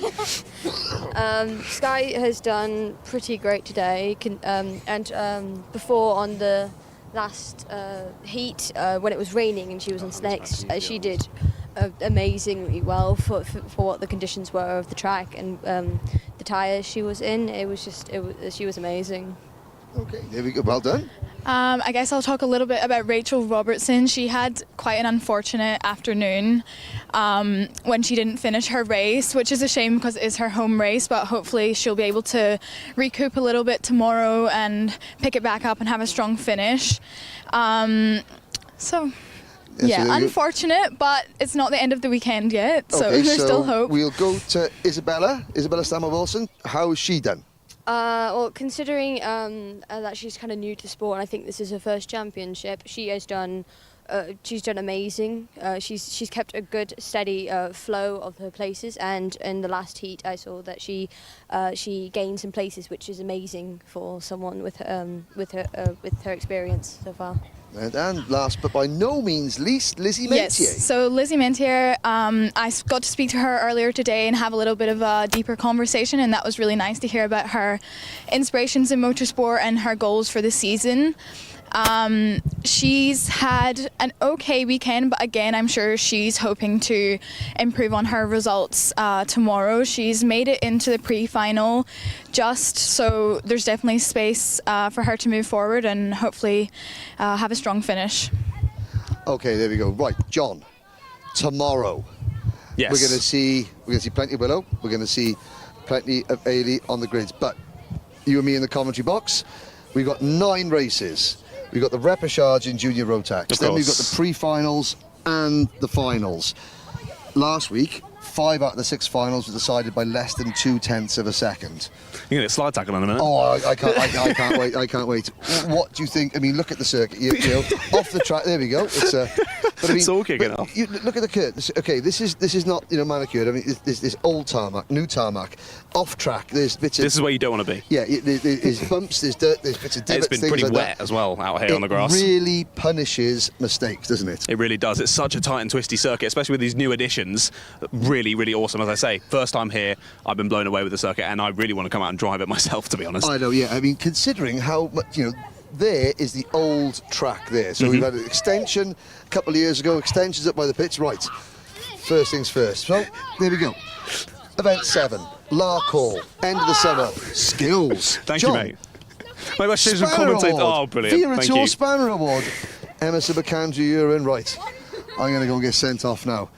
Emerson McAndrew-Uren, come here. Oh, my Come here, Charles. Come here, goodness. come here. Right, okay, I want you to look at that camera there and say why people should be watching tomorrow's action, why this track, why these Rotax karts are going to make some of the best racing you've seen all year. Was it a good championship? There we go. Because it's not just a good championship, Em. It's the best championship. It's the Motorsport UK Wera Tools British Kart Championship. John Ratcliffe in goal, son. Here we go. Take your spanner, Not a get into chance. goals. Not with these glasses on. I need to be able to see the action tomorrow. You haven't seen my toe poke yet. I'm going to toe poke you. Go. Oh, I've got the spanner. I'll hit you first. Spanner of the day.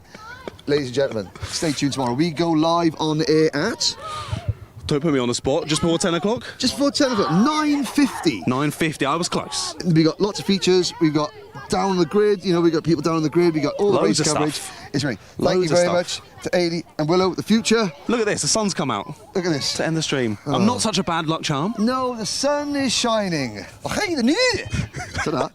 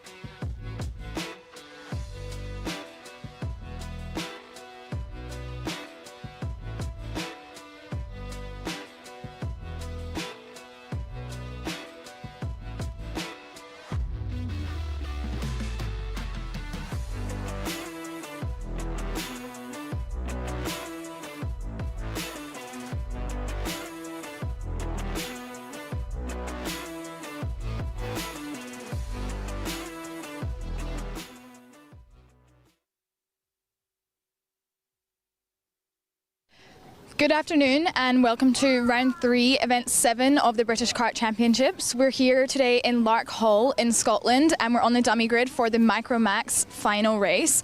And Kimberly, what do you think we have in store this afternoon? Well, over the course we've just come back from lunch after being well fed and we did get a little spot of rain, and if you can see the background it is very nice and cloudy, typical Scottish summertime. So that could add a little bit of spice to some of the races if it does decide to spray and give us some wet weather. The track isn't the greatest at drying out very quickly, so we could be in for some interesting racing if it stays wet. And we do have some interesting racing coming up, don't we, Ailey?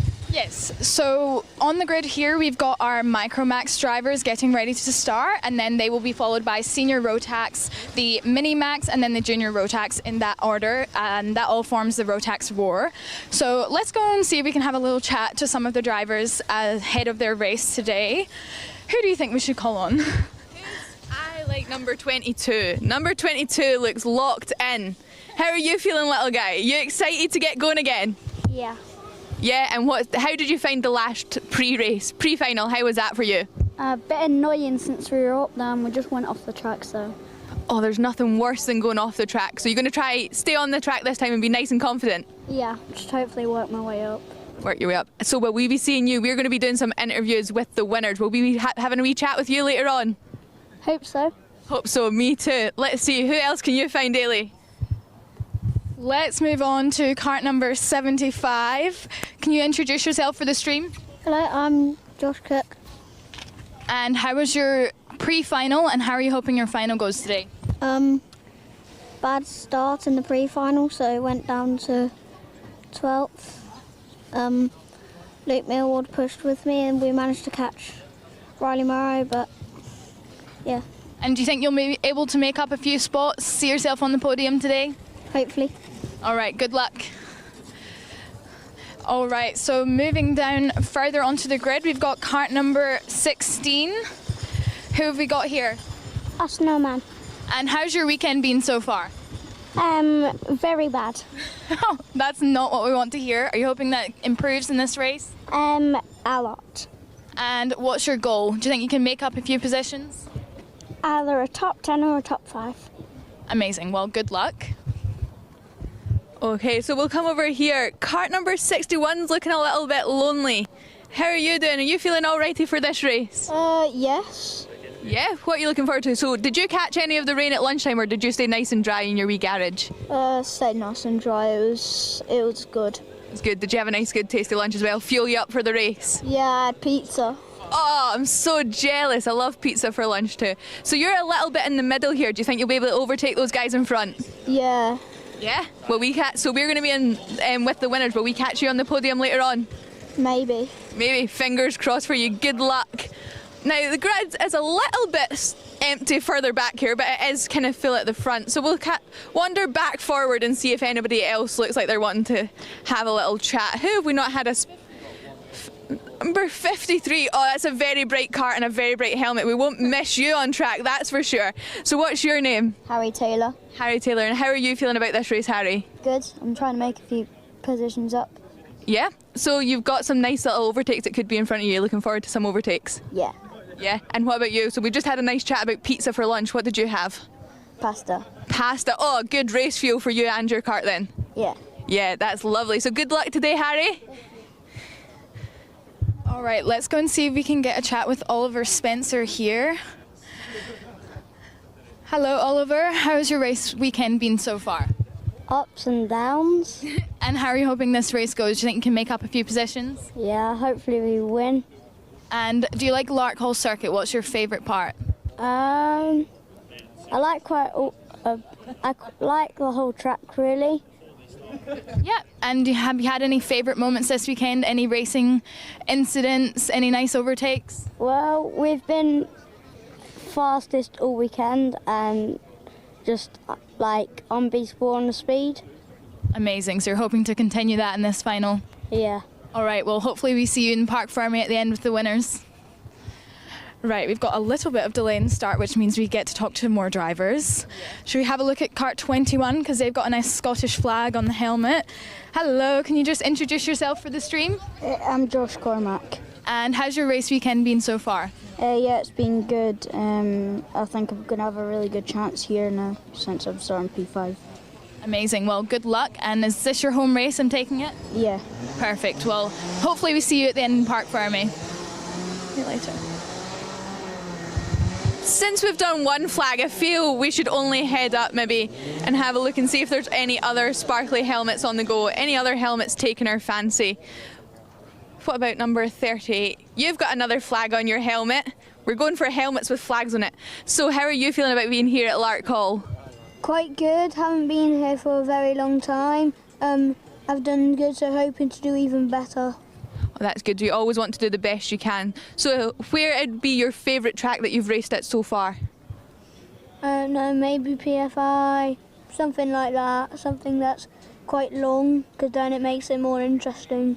Oh, so you quite like a long track. So what do you think this track's got? A couple of little tricky corners. How do you think? Do you quite good on the corners, or do you prefer the long straights?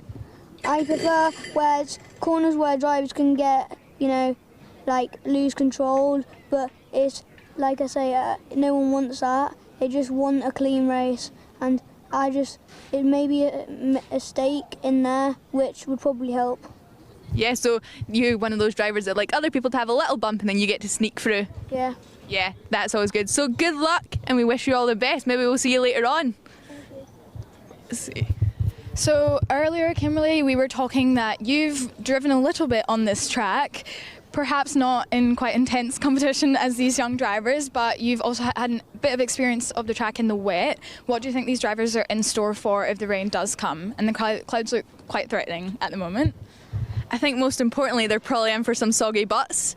If it gets wet, the track isn't great at drying up very quickly, and it can hold on to the damp lines, especially coming up into this corner here, and it can make that hairpin at the very end of turn 10 a little bit slidey, and everyone loves a slidey hairpin. Unless you're a driver, it's not everyone's favourite spot, but it does help you on the straight, and then you can kick up some spray into your competitor's face and give them a little bit of distraction. So it can always make it a little bit interesting if we do get it wet. But also it's been a little bit windy, which can impact us all here as well, as we get a nice little tailwind or headwind catching us, especially up onto the kind of bank corner over in the corner there. So hopefully, fingers crossed for all the guys, we get a nice dry race, because I think that's all what you want, isn't it? Yeah, number 75's agreeing. He wants a nice dry race. Good, that'll keep us all happy. So the grid is filling back up. Ailey, you can sign us off. You started us. Perfect. Well, thank you so much for meeting all the young drivers with us in Micromax. We've got a really exciting afternoon with the 4 different specs racing. So I'm sure there's going to be a lot of on-track action and lots to tune in for in the stream. So I'll throw it back up to commentary now. Well, thank you very much to Ailey and to Kimberly. Fantastic job. Is it going to stay dry, John? Are we going to see a little bit more precipitation for races? We're about to find out. A bit of pitter-patter at lunch, wasn't it? We went outside for a little break, immediately came back in, didn't want to get ourselves wet. We like our nice warm commentary box, don't we, up here? But it's sort of been on and off throughout the weekend. On Friday, a lot more rain than we've seen on Saturday and on Sunday, but up in Scotland, you never really know what's going to happen, to be honest. Yes, indeed. What we can guarantee you, though, ladies and gentlemen, are 4 very, very high quality, the highest quality Rotax racing anywhere in the world. It's here, it's in Scotland. Clouds are forming, but the Rotax Roar is about to take over Larkhall. First race up, it is Micromax.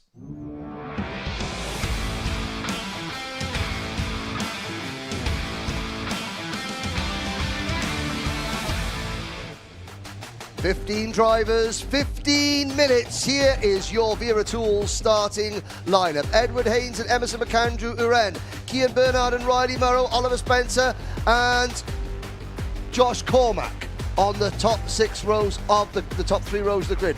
Oliver Spencer, Samuel Lowdy, Riley Murrow, Josh Cook are next. Jensen Chalk there in 3rd. Joshua Cook, Harry Taylor, Luke Millwood, Tian Pahal, Maximilian Abrahart, Austin Oman and Arthur Farrow, who is back on circuit. This race forms technically the second half, or the start of the second half of the season. At the halfway point of the championship, it is Edward Haynes provisionally leading on 491 points from Emerson McAndrew Uren on 483, Oliver Spencer on 458, Cian Bernard on 449, Riley Murrow and Max Abrahart, Jensen Chalk and Harry Taylor round out the top 8 in the championship. The clouds are grey, the karts are bright. The commentary hopefully will be just as good, John Ratcliffe. Yeah, let's hope and see. I mean, it's been pretty good so far. Not only the commentary, not to give ourselves too much credit, but the racing has been fantastic, and that always helps us out, doesn't it? But here we go then. First final of the weekend. The Minimaxes are up. Sorry, the Micromaxes. Minimax is coming later. Here we go then, 2x2 across the line. First time of asking, and the Micromaxes do it just right. A couple of drivers already nerfed out wide. It's at the 46 of Edward Haynes, and we've got more drivers off in the background, somehow getting returned around. 2 drivers off on the wide section of the circuit, getting back on. That is Edward Haynes down to last place. Your championship leader drops to 15th position on the opening lap. The cat has already been thrown amongst the pigeons here at Larkhall, and also having issues there. We had Emerson McAndrew Uren was a little bit slow away. So was Josh Cormack. Oliver Spencer was involved. It means that Cian Bernard and Jensen Chalk lead the way. Riley Murrow up into P3 from 2, 4, 6, 8, 10th on the grid. 8th on the grid, sorry. Still a great start nonetheless.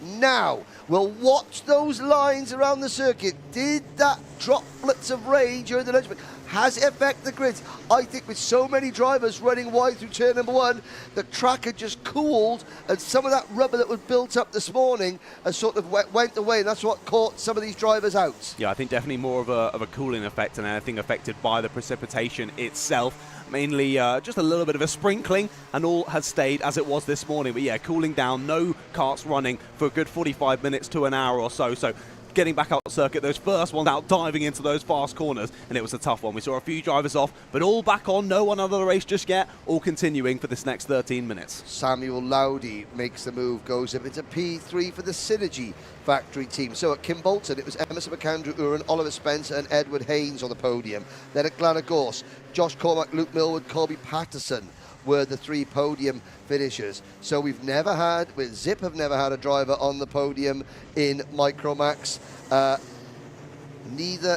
Jensen Chalk hasn't been on the podium yet either. This could be a real change and a real shift, because Emerson McAndrew Uren is down to 8th position. Oliver Spencer is down to 10th. So with Max Abrahart also not up near the front, Abrahart is down to 7th.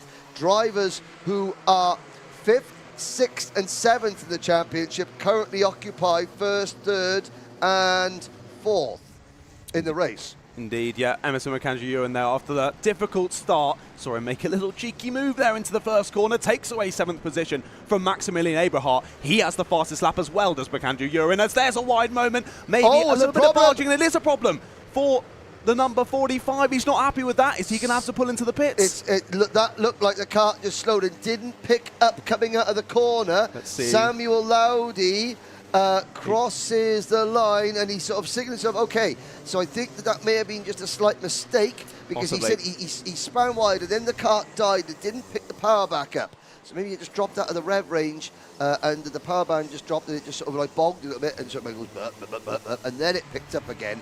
But he had dropped from 3rd to 8th. Thank you for that representation of what the... That wasn't I really thought there was a kart in the room. But now here's the battle for 3rd position. Yes. Murrow in the number 22 Sam Pollock Racing team, and Harry Taylor in the number 53 for Dan Holland. He's got his teammate, the number 33 of McAndrew Uren, who's got the KR Sport 75 of Josh Cook, the driver on the grid, speaking to Ailey and to Kimberley there, who was nodding his head, hoping for a dry race. And so far he's getting his wish. He's up 3 places to 6th. Abrahart, Lowdy, Spencer, Cormack, Oman, Haynes, Millwood, Pahar and Farrow. Edward Haynes at the moment would have a 2 point advantage in the championship over McAndrew Uren.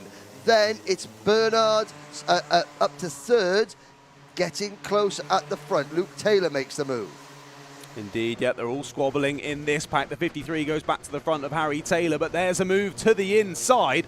Brilliant move to take the lead of this train at least, and to the front goes the 33 of Emerson McAndrew-Ewan. Of course, he's doing everything he can after that tough start to get those championship points back. And of course, as you say, it was a tough start for Edward Haynes as well. He's dropping championship points the further down the order that he is. He's going to try and fight back through, but he's got a good 2 or 3 seconds between himself and Josh Cormack, who's at the bottom end of the top 10 at the moment. So this is going to be really close in the championship standings by the end of this one, but we'll have to wait and see how it plays out. Yes, you can see this group.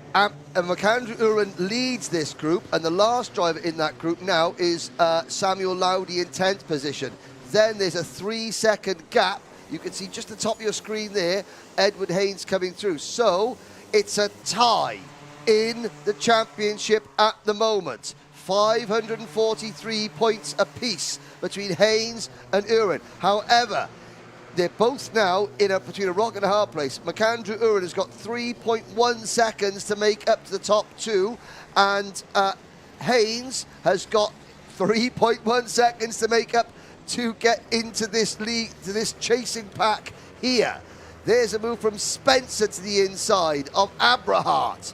So at the moment, if things stay as they are in this final, unless McAndrew-Uren or Haynes can make some real progress and close in the drivers in front and make another move, we've got a tie in Micromax, ladies and gentlemen. There was a move to the inside there, going through the first couple of corners. I think that was between just further back, the 22 of Riley Morrow that was overtaken. I think Joshua Cook getting involved with that little battle as well. Yes, they came across the line. It was 7/100ths of a second, so Joshua Cook moves his way up to 5th place through Sector 1. That gap between McAndrew-Ewan and Jensen Chalk, though, definitely dropping. And the gap between Chalk and Bernard in the lead is dropping as well. There's a move to the inside. The 0 of Oliver Spencer goes through on Riley Morrow then. These two drivers pushing ahead really nicely. Cook and Spencer now need to work together. Try and close that gap back up to the 2 ahead that have pulled away, Harry Taylor and McAndrew-Ewan. And if Jensen Chalk and Bernard start fighting, McAndrew-Ewan and Taylor could be right with them very, very soon, as there's more moves. To the inside goes the 21 of Josh Cormack, your final winner at GYG, pressing through the pack nicely as well. Now, I know the people at home are watching this race and they're really excited about it. I know that one person in particular has been really excited to watch this race. That's Kathy Watson. Kathy says hello to John and Shay Watson here in the paddock. Kathy, I hope you're better than last weekend. Hope you're doing well. And unfortunately, we have got a Henry racing later on, but not in this class. But I know that you're a big supporter of Henry's, especially Henry the Hoover. There we go. But Kathy Watson. So hello to Kathy. Hope you're enjoying the racing. Kia Bernard, Jensen Chalk, separated by 0.3 of a second. Now McAndrew-Uren, he's starting to break away from this pack. Well, he's just by a little bit. Only half distance, though, ladies and gentlemen. Halfway through this race. And Spencer. Good move to the inside there. Indeed, we've spoken about that move at that corner, haven't we? As you sort of wash out wide on the exit, diving to that late apex, cutting off your competitor on the exit and taking away the position. That's exactly what Oliver Spencer has done there. He's sort of come into his own as we head into the midpoint of this race, getting up now into the top 5 positions, heading this train now as they press forward towards those 2 that have managed to break away, as you say. Gap between Chalk and Uren staying pretty similar at the moment, but Jensen Chalk now right on the rear bumper of Kian Bernard in the lead of the race. These 2 could start battling, and this could blow it all wide open. Astra Backup asking, what's the difference between a Micromax and a 950 Minimax? A little bit of power from the 125cc Rotax engine is the difference. They use the same frame. They use a 900mm chassis in Micro and a 950, I believe, in sounds about right. The Intermax. So there's a slightly bigger kart, not a full-size kart, but then also they've got a slightly... The Micromax engine's got slightly less power. You can see it's a slightly smaller radiator on the side of the kart. The drivers age between 8 and 12. Intermax age between 10 and 13, I believe. Now, update. Still a tie for the championship. However, McAndrew-Uren, he was 3.1 seconds behind Jensen Chalk. He is now 2.3 seconds. We saw Edward Haynes. Edward Haynes was 3.1 seconds behind Samuel Lowdy. He is now just 1.5 seconds behind Lowdy. So both drivers in the fight for the championship are gaining on their nearest rivals on the track, and it's Josh Cormack passing his nearest rival on track. The 21 Toby George Motorsport kart puts the number 22 Sam Pollock Racing kart down into 8th position. Cormack up to P7. Frustrating though for Haynes though, Lowdy has sort of just started to fall off of that big gaggle that's ahead of him. We've still got sort of Oliver Spencer leading back to Aberhart now, but Lowdy about a second off of that. Yep, but all Edward Haynes needs to do is pass one driver to take the championship lead. Every point matters, especially when you're drawing at the top of the standings. Yes, it does. So, Cian Bernard, he's running as a privateer. I think the rest of the Zip Factory team are at another event this weekend.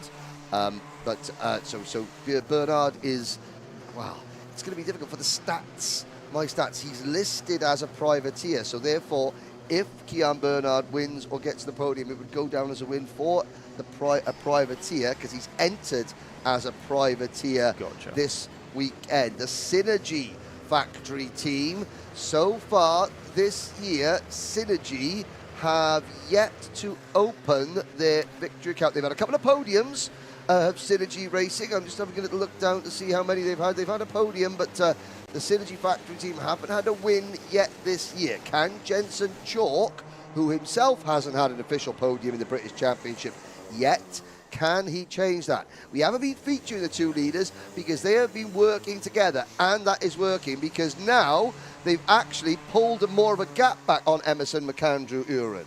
Indeed they have. Yeah, we just saw Maximilian Eberhard go for a very nice move on Riley Morrow, demotes him into 9th place, but as you highlighted there, yes, the gap continuing to extend between McAndrew-Uren and these two drivers at the front of the field, Bernard and Chalk. Then a little bit of a gap back to Harry Taylor as well. He's been reeled in by Oliver Spencer and Joshua Cook, who are still looking on fire, and they've dragged Josh Cormack with him as well. He's come into his own in the second part of this race. That's now a 4-way train there between 4th and 7th place. Now, can they start working together to reel in McAndrew-Uren as well and see if one of them can get their way onto a podium? It looks at the moment like the top two might be a little bit out of reach, but if they really start battling into the last couple of minutes, then it could all blow open once again. Just saw Oliver Spencer make a very brave move going into turn number 1 on Harry Taylor. That's for 4th position. So it's now Spencer in 4th, Taylor for Dan Holland Racing in 5th. Cook and Cormack are next. Josh Cormack, well, is he going to get a second podium? It looks unlikely at the moment. However, let's have a look at the gap. With 3 minutes to go, you never know. You never know. It's 1.8 seconds between these drivers. It's going to be a little bit more now, and there's a move. Harry Taylor back into 4th. Spencer, a desultory little sort of flick of the wrist there, showing his displeasure. But to be fair, Taylor dived in, made the move cleanly, and then sort of eased him wide. Now, Haynes is less than a second. Haynes is less than a second behind Lowdy. There's Haynes' orange crash helmet, the second of those RCE karts. On the track, we've had a change, John. Yeah, great move from Josh Cormack into the final corner. Really well weighted under the brakes there. Takes away the position and up into 6th place he goes. Now trying to chase down the back of Oliver Spencer and Harry Taylor once again. But these four beginning to battle. They're sort of losing the chance to catch up to McAndrew-Uren in 3rd. He's in a bit of no man's land now as they're back down the inside goes Oliver Spencer. Wasn't happy with being re-overtaken by the 53 of Harry Taylor. Feels that 4th spot should be his and takes it for himself. Yes, indeed. McAndrew-Uren is falling back even so that the pace of Cian Bernard, Jensen Chalk up the front, it's absolutely superb. Because even McAndrew-Uren, although he's on his own, you would expect him to at least sort of keep tabs with the top two, but the top two working very well together and pulling away as Edward Haynes catches. There is that's the championship lead there. The last two cards going through your screen now. Edward Haynes has got to try and get past Samuel Lowdy. If he does, he takes the championship lead from Emerson McAndrew-Uren by 1 single point here at Larkhall. We've got 1 minute to go. The top two are neck and neck. And the battle for 4th is on. The battle for the championship lead also finely poised. Into the flat-out right-hander there. Another move down the inside in this group. And that is down the inside as he got it done. That's Edward Haynes moving through, and he's got the position from the 22 of Riley Morris. So Samuel Lowdy went through initially, and then Edward Haynes has followed him through, taken that point, put himself in the lead of the championship, only just. There's still an awful long way to go in this championship, but every single point matters. Every position on track matters. 30 seconds to go. The top two separated by less than 0.2 of a second. Kian Bernard, the GP plate holder, has had the lead since the word go.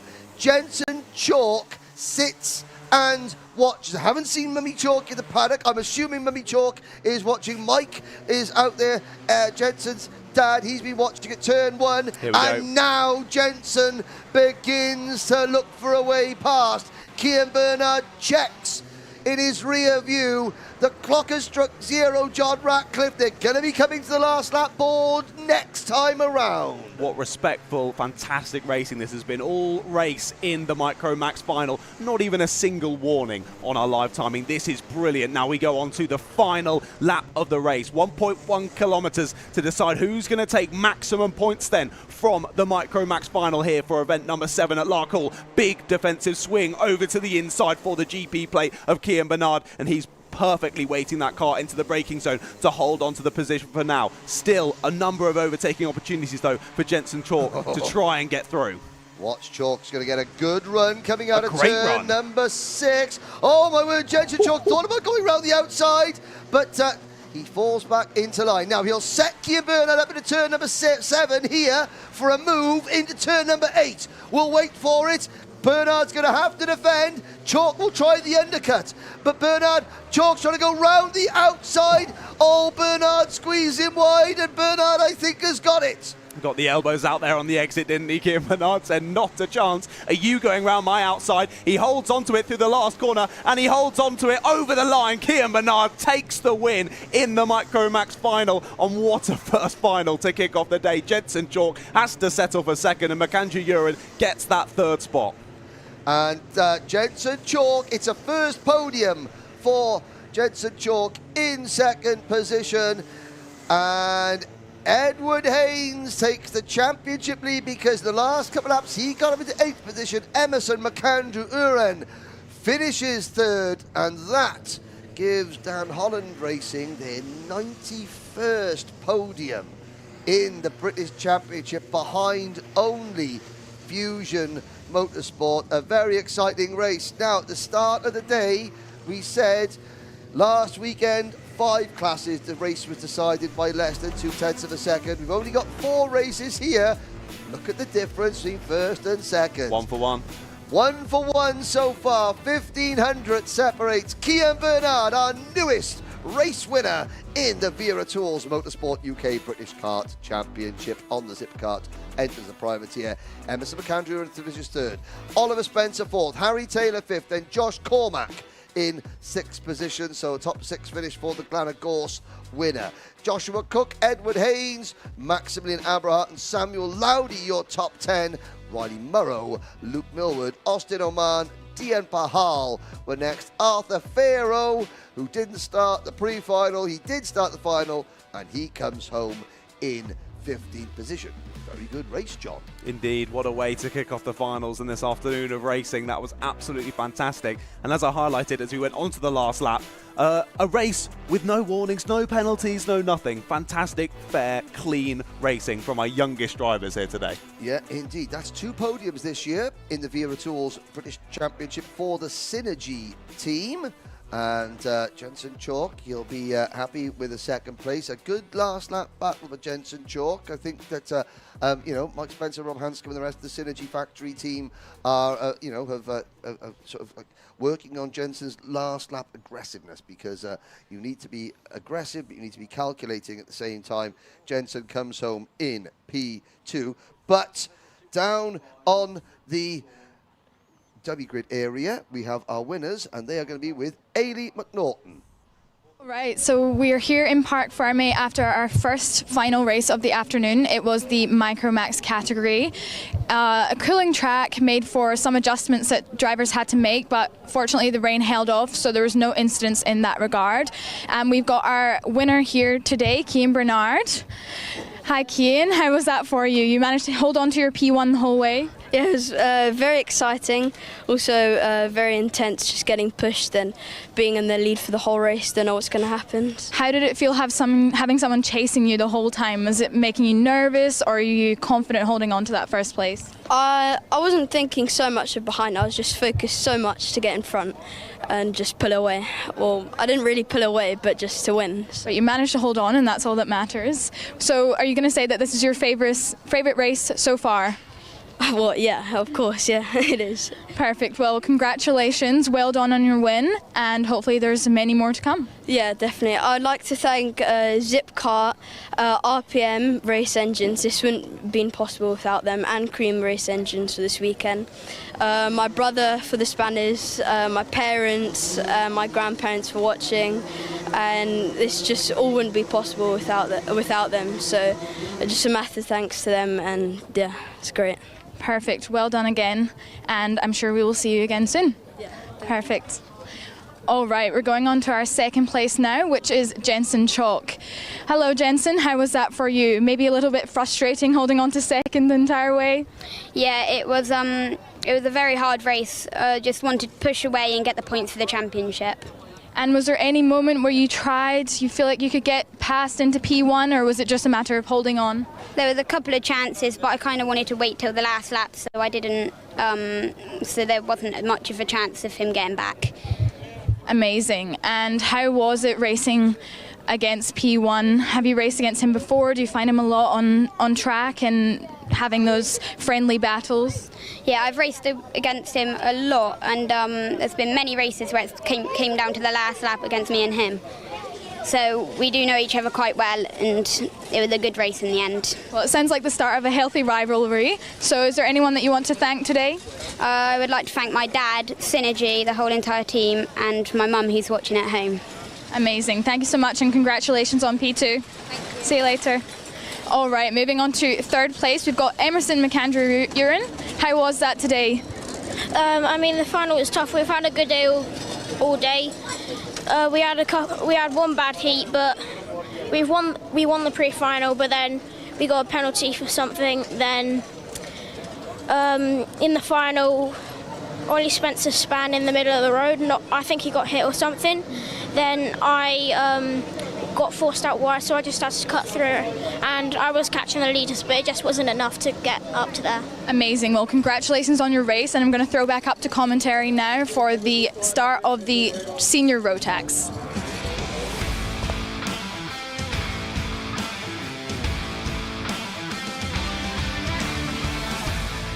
Oh, this is going to be a good one. 34 drivers led by last year's winner, Kai Hunter, Lewis Gilbert, Guy Cunnington, Archie Walker are next. Then it is James Lowther and Sean Butcher, Mark Kimber, Teddy Pritchard, William, Pearson Bullock Carter, Angus Scrivener, Jack Lilly, Morgan Porter, Will Ellswood, Jamie Perilli, Harry Linden, George Hunter, Neo Clark, Jay Lawrence, Ben Folland, George Donald, Alex Moody, Matthew Higgins, the championship leader, starting outside the top 20. 34 drivers, 15 minutes. They come into the tram lines and the lights are out.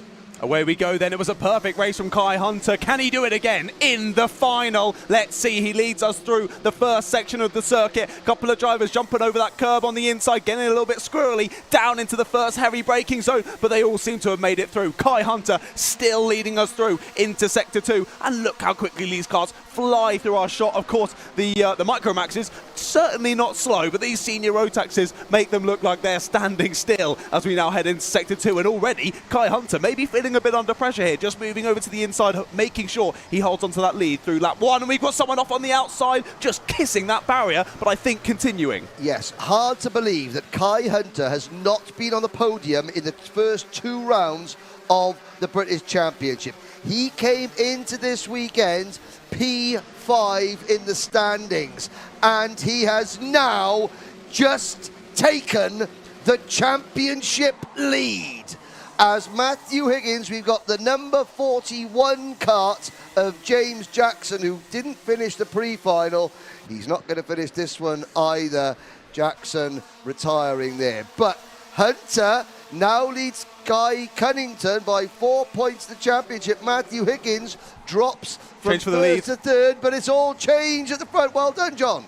Yes, indeed. Kai Hunter's getting swamped. He's already down to fourth. Now under pressure from the number 7 of Archie Walker as they exit the sweeping right-hander. Archie Walker actually under a bit of pressure from behind. Mark Kimber trying to find his way through. No, it's the number 8 of James Lowther. It's all changed at the front. James Lowther just behind Archie Walker now. So Kai Hunter there in fourth. And there you go, it changes. So Kai Hunter up to third, Archie Walker fourth, James Lowther in fifth. But Guy Cunnington now takes the fastest lap of the race and the lead. And basically a second back to Kai Hunter. And Guy Cunnington has also taken the lead of something else with that move. If we bring up the virtual championship standings on our screen, new championship leader. We've had 3 laps of this race, and there have been 3 different British championship leaders in that time. It's now Guy Cunnington from Kai Hunter, Matthew Higgins, Lewis Gilbert in second place on the road. He moves up to P4. There's Sean Butcher making a move on Teddy Pritchard-Williams, with Pearson Bullock Carter for the Jacks Motorsport team also getting involved. There's a move into the final corner. Battles galore still going on in the mid-pack there. That's the 25 getting shuffled wide. We've got someone over. Someone is over on circuit. We'll keep an eye on how the situation unfolds there, but we look back to the racing at the front. This is Kai Hunter still leading a couple of karts here, and we'll keep an eye out as to whether a Battenberg flag goes out at all. But yeah, there we go. Battenberg flag does seem to have gone out. Full course yellow is out on circuit. Now, drivers will all slow down and racing will stop. They'll continue in single file for now, as it looks to be a red flag. Yes, red flag has come out. Okay, no, it's a slow. It's not a red. The yellow flags are still out. Sorry, okay, we're not showing the incident. I can say that the karts of Alex Duncan and Jay Kennedy came together. Alex Duncan has returned to the pits. Jay Kennedy was the driver. The kart was upside down. Jay Kennedy has got the kart has been righted. Jay Kennedy is sitting up, talking to the race officials. Now the red flags have come out. So we're not showing it on camera, but however, Jay will have family and friends back home. And I can tell you that Jay is sitting and talking to the mechanics. He hasn't stood up yet. Now he takes his crash helmet off. Okay, and very gingerly, the marshals aren't going to touch him. They're going to wait. The paramedics are going to be on site very, very quickly indeed. I can see that again. They've got West of Scotland Kart Club members. They've got Motorsport UK members there. Jay Kennedy's just chatting and conversing with the team down on the pit lane. So parents and family and friends of Jay's watching back home. Yeah, you did see it. He decided to come out of turn number 8 on his roof. But he is okay. He's taken his crash helmet off. He's moving about, and he is gingerly now getting to his feet, just checking all faculties are moving. There is the sight that we all wanted to see. The number 75 kart, Scotland's Jay Kennedy. Now he'll have a little look down. Helmet back on. Hang on a minute, boys and girls. Right. He's thinking to himself, okay. You can see John Watson, one of our race directors, on the left-hand side talking to him. He's having a little look now. I've got to say now that the top of the radiator hose looks a little bit worse for wear. He's now asking the question, can I get back and finish the race? And they're saying, no, mainly because, okay, so he's the cause of a red flag. However, also, that his crash helmet would have made contact with the tarmac. He's going to say, though, right, you try and stop me racing. There is his Craft Motorsport mechanic. First of all, you're right, son. Aye, yeah, let me get back in the race. They won't let me go. No, son. You've taken a corner on your head. It's no good. It's no good. No, but I want to go, Dad. I want to go. That's basically. I'm just paraphrasing exactly what anyone who's raced a kart. The people are nodding. If you race, that's exactly what you are doing at the moment. And the parent, no, son. I believe you want to come and step in the back of the ambulance. We're going to check you over. Drivers aren't meant to drive on their heads. No. Look, I got my gloves are fine. Look, the wagon's good. It's good. No. Oh, no, son. Sorry, you're not going out, Jay. And that is good. But we joke and make light of the situation. We only do that because we have seen Jay Kennedy walking away. He's absolutely fine. But Motorsport UK regulations: if a kart brings out a red flag, they're not allowed to take the restart.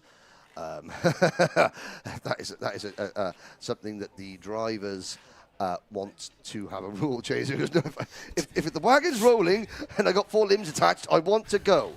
Okay, now restart procedure. The red flag came out at the end of lap number 3. So the 3rd lap was the last fully completed lap. So we will get it back restarted under the order which was completed at the end of lap number 3, and bless you. Yes, well, thank you very much. I'm very blessed.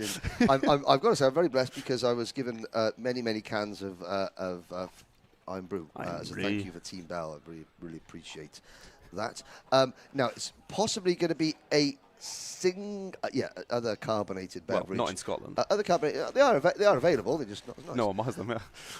Yeah. Now, it's not going to be a full restart. Now, obviously, on the 4th lap, there were positions that had changed. What Motorsport-Timing, Ian Rogers, he will send down the running order at the end of the last. Yes, we didn't see that. Slightly lopsided. Oh, God, Mr. Moolsdale, the circuit owner, he's probably going to want a bit of a refund on the amount of turf that Jay Kennedy's taking home with him. You could make a whole new football pitch of that, right? Yeah. Speaking of football, I hope you enjoyed the outtakes, the Paddock show. So on the Alpha Live YouTube channel, you can now watch. At the end of this broadcast, I would thoroughly recommend you going to the Alpha Live and the Motorsport UK YouTube channel to watch Teamwork Makes the Dream Work. And yesterday, Motorsport UK, Wera Tools, myself, John Ratcliffe, and Girls on Track all teamed together to change some tyres. We're not going to talk about I don't want to spoil the results. No, we can possibly. We're not going to talk about the results of which team, John Ratcliffe and Ailey against myself and Willow. We're not going to talk about the results because the results aren't important. No, they don't matter at all. No. It isn't. But at the end of this broadcast, please go onto the Motorsport UK YouTube channel and watch that. Also, the Alpha Live YouTube channel has the extended version of the Paddock show, which showed off my amazing footballing prowess. I'm just going to say that. The reincarnate of Ronaldinho we have here. Wow. Ronaldinho after he put on all his weight. I mean, you were in goal, so maybe more of a David Seaman, actually. Oh, yes. I was showing your knowledge. By very limited football Cardiff knowledge. City, I'm Neil Etheridge all the way. Okay. Now, back to some go-karting. The clock has been reset, so 12 minutes and 10 seconds plus a lap. That was the timestamp at the end of the 3rd completed race lap. Yes. The race order and the restart order will be as follows. Indeed, yep, it will be. Guy Cunnington, obviously, there at the front of the pack. However, on this live timing, we've still got the running order from when the red flag went out. So it may have changed slightly from when they... Guy Cunnington, Lewis Gilbert, Kai Hunter, Archie Walker in 4th. It seems to be relatively the same, doesn't it? Yeah, James Lowther is there in behind, and that is definitely Mark Kimber there in 6th place. So they have all shifted back round now. Behind that, the number 5 and then the number 55. So Sean Butcher, then Teddy Pritchard Williams.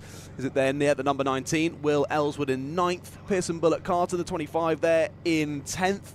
Harry Linden just behind. Then 2 Hunter Motorsports, nose to tail in behind them. Angus Guriner and Morgan Porter. Great to see Morgan Porter as well in the senior Rotaxes.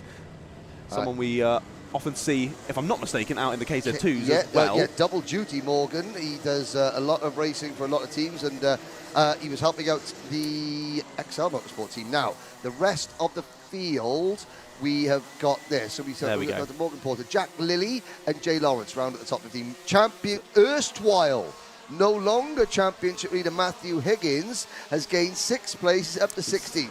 That is Jamie Perilli, Neil Clark, George Hunter, Ben Follen, David O'Lesner, then Alex Moody, William Pemble, George Holbrook, Danny Shields from the United Arab Emirates, Dylan Brierley, Samuel Corwell, Jack Collins, Max Kettle, George Donald, and Jude Fernehow are the 31 drivers that will take the restart. Interesting as well, of course, being under that red flag, drivers getting up and out of their carts, walking over to the barriers and having a quick little chat with their team as well. Some final more little bits of tidbits and information that maybe they hadn't realised while driving that the team will have seen and can then pass over to the drivers before they get on with this restart. Right, Nathan Chafer is in the light trap. Hi, Nathan. Good to see you on board. Giving a cheer. Someone's cart's gone around the final corner. That is the number 7 cart of Archie Walker not getting underway, and that has caused a problem for the drivers following. What do? They can't pass any climb, but Archie Walker's cart bogs down, and that drops him to 6th position as Cunnington,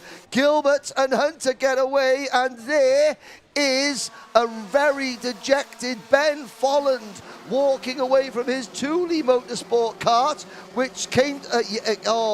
something happened to that. I think maybe a wheel fell off, or he came in contact with the barriers. And it's getting tasty for P2, John. Yeah, Kai Hunter, after that difficult start initially, very much trying to get back involved now. And this has really benefited these top 5 drivers, of course, with Archie Walker having that difficult start, the car bogging around the final corner, unable to get away. It's given a good second gap between himself and Mark Kimber in 5th. These 5 can try and pull away early on in this restart then, but Kai Hunter all over the back of Lewis Gilbert. We saw them have a brilliant battle through the last couple of laps of the pre-final early on today, but of course it was the other way around. It was Kai Hunter defending from Lewis Gilbert. Now it's Lewis Gilbert's turn to defend. Yes, although Lewis Gilbert, judging by the Diamond of Dalry, is shining brightly at the moment as he sets his sights on Guy Cunnington. Believe it or not, in senior Rotax, Kai Hunter has 6 wins, Guy Cunnington has 5. Lewis Gilbert in the senior Rotax class has got 2 wins. So you've got 3. There's Will Ellswood and Teddy Pritchard Williams. Super 10 over the curve. Goodness. Ellswood gets through. They're stacking up behind Teddy Pritchard Williams at the moment. There's number 5 Carter Butcher, Pearson Bullock Carter, Harry Linden. Then the Hunter Motorsport twins, Scrivener and Porter. And at the back of that group, Matthew Higgins. Now, that's good news for Higgins. Okay, he's the back of that group, but he's got 6 or 7 drivers directly in front of him. If he can pick up those places, he might be able to get himself back into the championship lead. So there's definitely nothing wrong with Archie Walker's car after having that bog. He's now set the fastest lap of the race. He is the middleman in between our top 5 and the rest of the field. In a bit of no man's land at the moment as he's trying to chase them down, as there's a move to the inside round our sweeping right-hander. 55 of Teddy Pritchard Williams moves back through, I think, on Will Ellswood after he was overtaken about half a lap or so ago. Just in behind them as well, yeah, Sean Butcher and Pearson Bullock Carter. Those 4 having a good squabble. And then a little gap back to practically the rest of the field, it seems. Yes, another fastest lap from Archie Walker. I imagine that'll be complete frustration setting in for Walker again, because he reaches down, he sort of moves the radiator flap up, but again he was so he would have been so upset because he was in a good position, then the cart bogged down, and it did allow these 3 to get away, because everyone behind was like, well, we're not allowed to overtake before the restart. But hang on a sec, but his cart's breaking down. I would say that's actually more impressive, though. I think he was about to go for a move there on Kimber, and he just has. He at least got him on the exit. They're side by side on the exit, that's for sure. Kimber made the move on Kimber made the move on Lowther, and then Walker tried to follow through on Lowther as well. But yes, I'd say he did. He did get through. There you go, up into P5 then. I'd say that's more impressive, though, because often you can find something like that happens, your cart bogs, you get frustrated, then you start overdriving the cart and losing time, falling back in the order, getting more frustrated, and that just continues and continues and continues. But he's reset, he's got his head back in the game, he's setting fastest laps, he's making moves, impressively so. Up into the top 5 goes Archie Walker. And there's a move. New leader, Scotland's Lewis Gilbert takes top spot. Kai Hunter follows him through into second position. Guy Cunnington drops from first to third, and Mark Kimber, Archie Walker and James Lowther, 4th, 5th and 6th, continue to close in. So as they cross the line, it is now championship position-wise very, very tight indeed between Hunter and Cunnington. Cunnington has lost the championship lead to Kai Hunter, and as Matthew Higgins starts moving up, Higgins up into 11th position on the road. 5 points separate the top three, and Gilbert now just 12 points off the lead.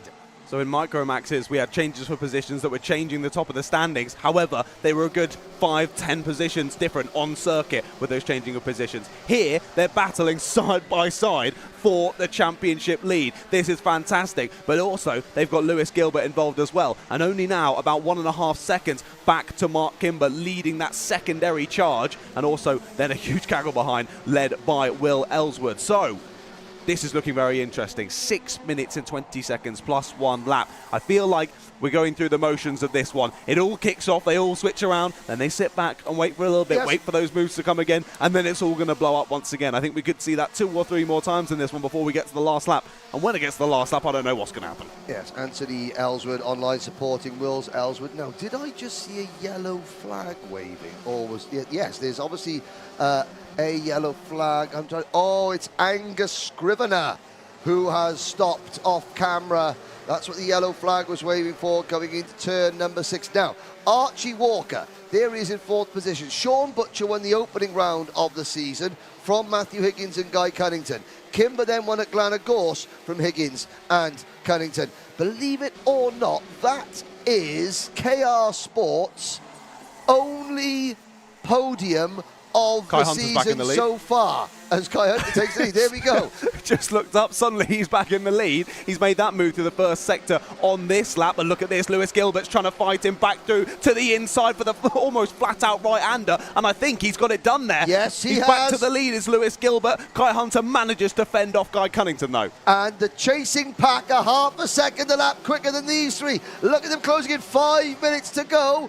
Walker, Kimber and Lowther are all bringing themselves to party. And I tell you what, Will Ellsworth, Sean Butcher, Matthew Higgins, Harry Linden aren't far behind either. Teddy Pritchard-Williams off screen has dropped back to 21st position. But I say, KR Sport, they won the opening round with Sean Butcher. They haven't had another podium in any class this season. I think that they've got 2 chances here with Walker and Lowther. Yes, they're 4th and 6th at the moment, but as these 3 battle, Gilbert's defending. What a race it's been for Matthew Higgins. He was a championship leader coming into the round, had an awful pre-final, dropped loads of positions, but he's fighting back. He's up in 9th spot. He's only a few seconds off of this battle, and he's only 3 points now back off of the championship lead. It's all going to depend on how Higgins and Hunter and Cunnington fight this one at the front, whether Higgins can get back involved, make up a couple more positions, and get back to the lead of the championship. As Cunnington tries it, could he find himself in the barrier, just kisses it and manages to rejoin? That was a close one. Yeah, he thought about making a move, and I thought he was going to back out of it. But then, as Kai Hunter took his line coming off the corner, that has given Lewis Gilbert a bit of breathing space. It brings Archie Walker up to 3rd. Kai Hunter has got more wins in the British Championship than anybody else. He has got 14 final victories in the modern era of the British Championship than anyone else. At one point, I thought he's a shoo-in for a 15th victory. Now, not so the case, because Lewis Gilbert leads, and Hunter, he can't think about trying to chase down Gilbert. He has got his hands full with Archie Walker, and Gilbert is not going to defend now. 3 minutes to go. The gap is going to be over 1 second, I'm sure, as they cross the line. Yeah, it's 7/10, sorry. 7/10, yeah, still pretty close. Still, he hasn't scampered off just yet, but Yeah, Kai Hunter is it's a really tough position. You want to look forward and press on, try and chase down that gap. However, he's got so many drivers in behind him to focus on as well. It's going to be a tough one for Kai Hunter to close back down that gap. But we saw Mark Kimber just try and stick his nose in through the last corner as well. Thought we might see a repeat of the Guy Cunnington situation on the last lap. But this time, Mark Kimber manages to pull out of the move, get back in the slipstream and hold station once more. So that sort of unfortunate move, or that sort of, it was a move that didn't quite work out for Guy Cunnington. It drops him to 7th place on the road, and it drops him to 3rd of the championship. Kai Hunter now leads Matthew Higgins by 3 points in the championship. Higgins, he's still closing in on the back of this train. Yes, is 9th, and he has got 1.2 seconds. Now, I think this group are going to slow each other down. Higgins, I think, will catch this group. He's been about 2 seconds a lap faster. Sorry, 0.2 of a second faster on that last lap than the drivers ahead. So I think it's only be a couple of laps until he's well involved with this battle. I think just as it starts to kick off. Right.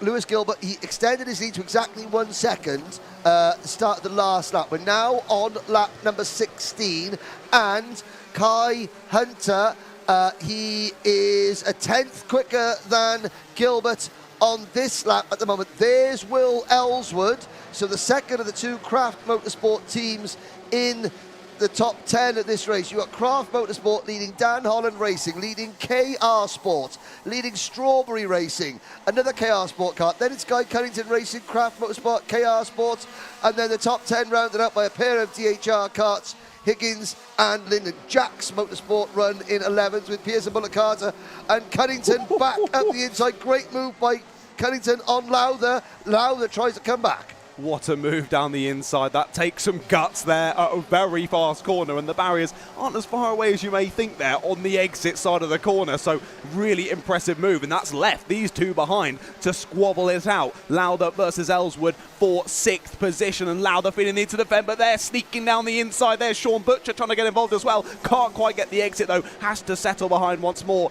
in 8th position. But all this is doing is allowing for the number 4 of Matthew Higgins to continue to close in. So someone who isn't going to be too happy about that is Kai Hunter. He can't do anything about it. He sat there in 2nd place, seeing if he can chase down Lewis Gilbert. But these 3 squabbling is allowing for Higgins to get back involved. If he just gets 1, 2, 3 more positions, he could start to challenge the championship leader of Kai Hunter once again. Lowther runs a little bit wide going into turn number 6. Ellswood, Butcher and Higgins. There he is. Behind him. So Matthew Higgins picks off 1. He passes Sean Butcher. That will give him an extra point. That'll cut Kai Hunter's championship lead to 2 points. There he goes. It's 1 point, the difference between the championship lead. If Matthew Higgins can pass Will Ellswood, we'll have a tie in the championship as we begin the final lap. But what can Kai Hunter do about maybe taking the championship lead back by winning this race? Because he's closing in on Lewis Gilbert. The gap is less than half a second. This is the battle for 6th. Your leaders are coming into turn number 6. Now we're into turn number 7. Lewis Gilbert, the Craft Motorsport team, the Diamond of Dalry. Scotland are all standing. Kai Hunter won't catch him. We will have new winners. Craft Motorsport, welcome to the top table of the Wera Tools British Kart Championship. Scotland on the podium, the top step, Lewis Gilbert.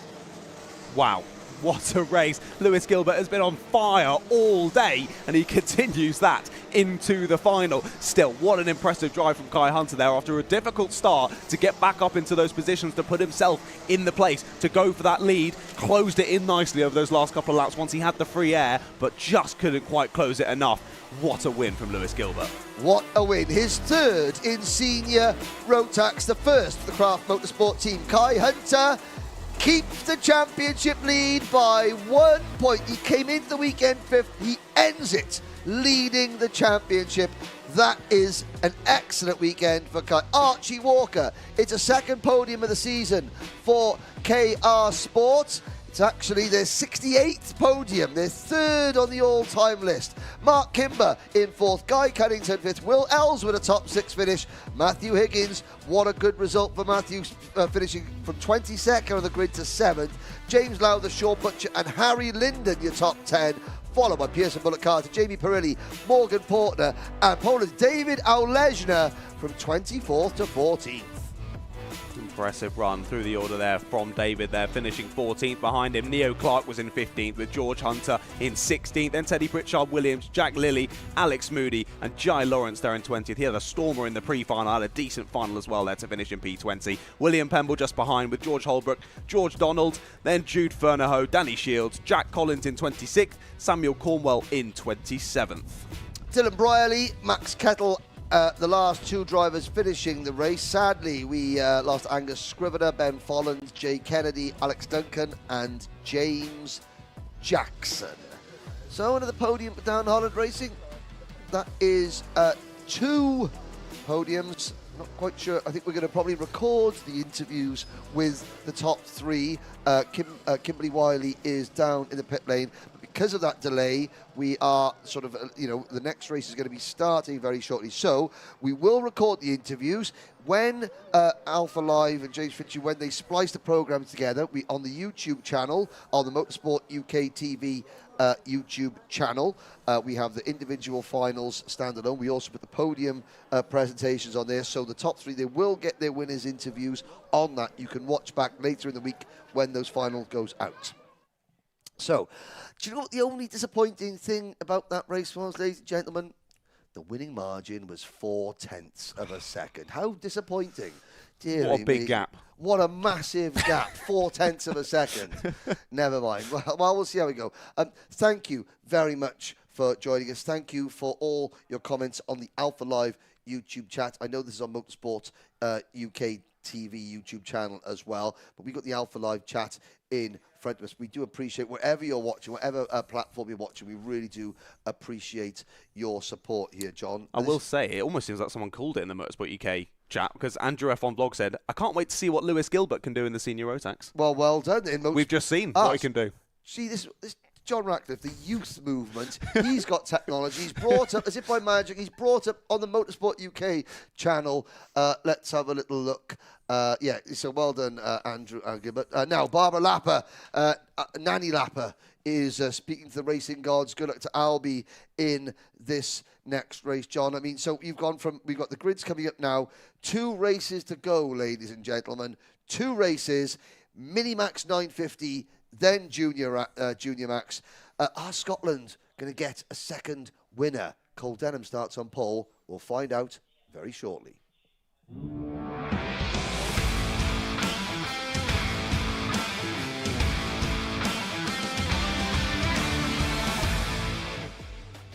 Minimax 950, 28 drivers, 15 minutes. Your starting lineup is as follows. Cole Denham and Albert Friend start from pole position. Josh Griffin and Charlie Wolfitt go from row number 2. So it's Scotland are on the inside of the first row, the third row, and the first row, the second row, and the third row. Because alongside Josh Griffin is Charlie Wolfitt. Then it's Scotland's Blair Smith starting 5th, and Jacob Ashcroft in 6th. Then it's Kai Clark and Will Green behind them. Then Noah Barham and Charlie King, and behind them Finley Hines and Charles Kitely. On row number 7, you've got Daniel Minto and Oliver Miewski, the Oak Plate winner. Then it's Oliver Meakin, the only privateer in the field, Ellis Bell, with Albie Lapper and Luca Holmes-Ballock on row number 9. Then row 10, Sebastian Lusch and Nat Johnston there. Row 11, Kieran Stewart and Alex Goodson. Row 12, Alex Simmons and Stanley Clark.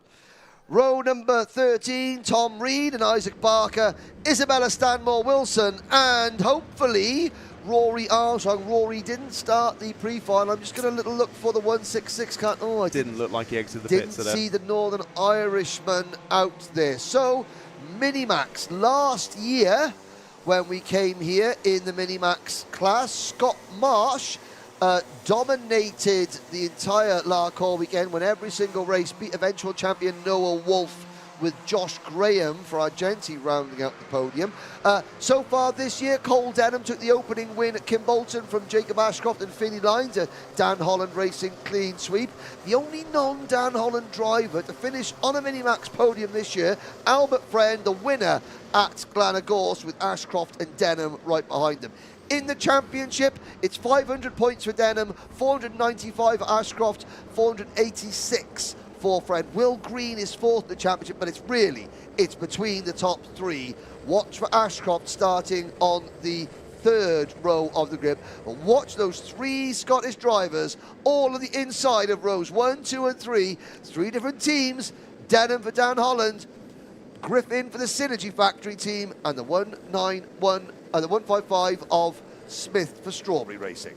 My one I'm watching out for in this one's definitely Albert Friend. How he attacked from some difficulties early on in the pre-final, how he attacked the rest of that race was so impressive. Starting in P2 for this one. Clean air ahead of him, just Cole Denham alongside. Let's see what they can do. Can they get it underway? First time of asking. Nope. No, false start indeed, yep. So we see the flag. We've got a little spinner in the background as well. The 163 goes for a little spin. That's Tom Reed. No, it's the Sebastian Lusch. Sorry, that's the 136 is Tom Reed, not the 163. That's Sebastian Lusch. Because he was doing spinning round, you saw the back of his car. Oh, exactly, thank you. There you go, Thank you you. Now, Sebastian Lusch, he's been strutting around the paddock this weekend. This is his first time out in Minimax 950. He's in a real swagger because he's been really pleased with how it's going. And again, I said, you're holding your arms up because you're tired, because it's a little bit more powerful. He went, yeah. So now we had up in the commentary box earlier, we had from Greenrig Primary School a young man called Jackson, who was sort of Ellis Bell's his mentor, so he's cheering on the tiny Carter, Ellis Bell. You can see Ellis with the red body of his racesuit, white shoulders, and an orange crash helmet. 28 drivers, 27 of them run with the big teams. One of them runs from a little easy up awning. Exactly. And that is Ellis Bell. People say, well, why do you mention it so much? Because it's so, the teams, they have such an advantage. Yeah. But it's so important that privateer drivers, that you, the viewers, if you're thinking about getting into karting, but you don't have, the resources to join a team, you've only got, enough to maybe to get a little van and a cart and easy up awning. Yes, it is still accessible. This championship is still for you, privateers. There's few of them, but they're still flying the family flag. And we wish them well to the tram lines. Lights are out. We're off and racing here in Minimax. It's Denham with the lead. They're all cleanly through turn number 1, down towards turn number 4. And it's a good start from Josh Graham, who lives 2 miles from the Summerley Raceway. He literally can walk his dog around the track every morning. I don't know if he's got a dog, but if he did, this is where he'd walk him. He lives that close. Either way, whether he does have a dog or not, he should come around, have a walk round, getting used to the circuit. I think he's pretty used to it already. There's the 195 getting shuffled wide. Charlie Wolfett not losing a position, just getting on the dirt on the outside there. Could have lost him a bit of. Oh no, that is Ellis Bell who's round as well, isn't it? The 136 comes in to collect them. That would be Tom Reed, who I got confused about earlier. He does actually get involved in that one. Sadly for Tom, just having a spin, trying to avoid the incident ahead, finds himself involved in it. Well, that's not the best way to start for Tom Reed and Ellis Bell. At the end of lap number 1, Cole Denham, Josh Griffin. Well, I mean, the Scottish fans, they'll be throwing their cans of Iron Brew in the air, because it's a Scotland 1, 2, 3 at the moment, with Albert Friend 4th. Then it is Charlie Wolfett, Jacob Ashcroft, Kai Clark, Noah Barham, Finney Hines and Charlie King. The Coles Racing rounding out the top 10. Yeah, very sad to see that, fellas. New leader! Oh, new leader. Yes, indeed. Joshua Griffin has managed to find his way through there, through Sector 2 of the circuit. Little check behind from the GP plate of Cole Denham, just sizing on the competition. He already goes back down the inside, late on the brakes to the apex, takes it back and follows through, does Albert Friend. Impressive stuff from the 191. Blair Smith is there trying to get through as well, but just about gets chopped off. And to the lead goes Albert Friend. What a lap of racing this has been, and now Albert Friend takes the lead of the race. Absolutely outstanding stuff from Albert Friend there. Just again, that shows you how quick your reactions have got to be. It's pinpoint accuracy. You've got a split second to think about it, to decide, and then another split second to make the move. Now, Joshua Griffin, the last time Joshua Griffin was on a British Championship podium was here 2 years ago when he was in Bambinos. He just got shuffled back 2 places. Briefly led the race, and now he finds himself off the podium. Is that 2-year wait for Josh Griffin going to come to an end in the next 12 and a half minutes? He's got some work to do, though. Yeah, through goes Jacob Ashcroft as well. So Joshua Griffin now finding himself in 6th place near the back of this queue as the 122 of Jacob Ashcroft feels he didn't get a good enough exit there to hold on to position, moves over to the inside to cut him off, and holds onto it now as they head down into the first heavy braking zone of the circuit. It's given these two a little bit of a chance to breathe, though. Albert Friend and Cole Denham now pushing each other forward, and there's that check over the shoulder once again from Cole Denham, as they were super close across the line, 1/100th of a second, but it was retaken by Albert Friend as they came through the first section. Is no, now back through goes Cole Denham. There's a move. There is Ashcroft picking off Griffin. And behind Ashcroft, that is, I believe, Blair Smith also going through. So Griffin and the Synergy Kart having to put a rear guard action here at the moment. He gets back in front of Noah Barham, and there's another move.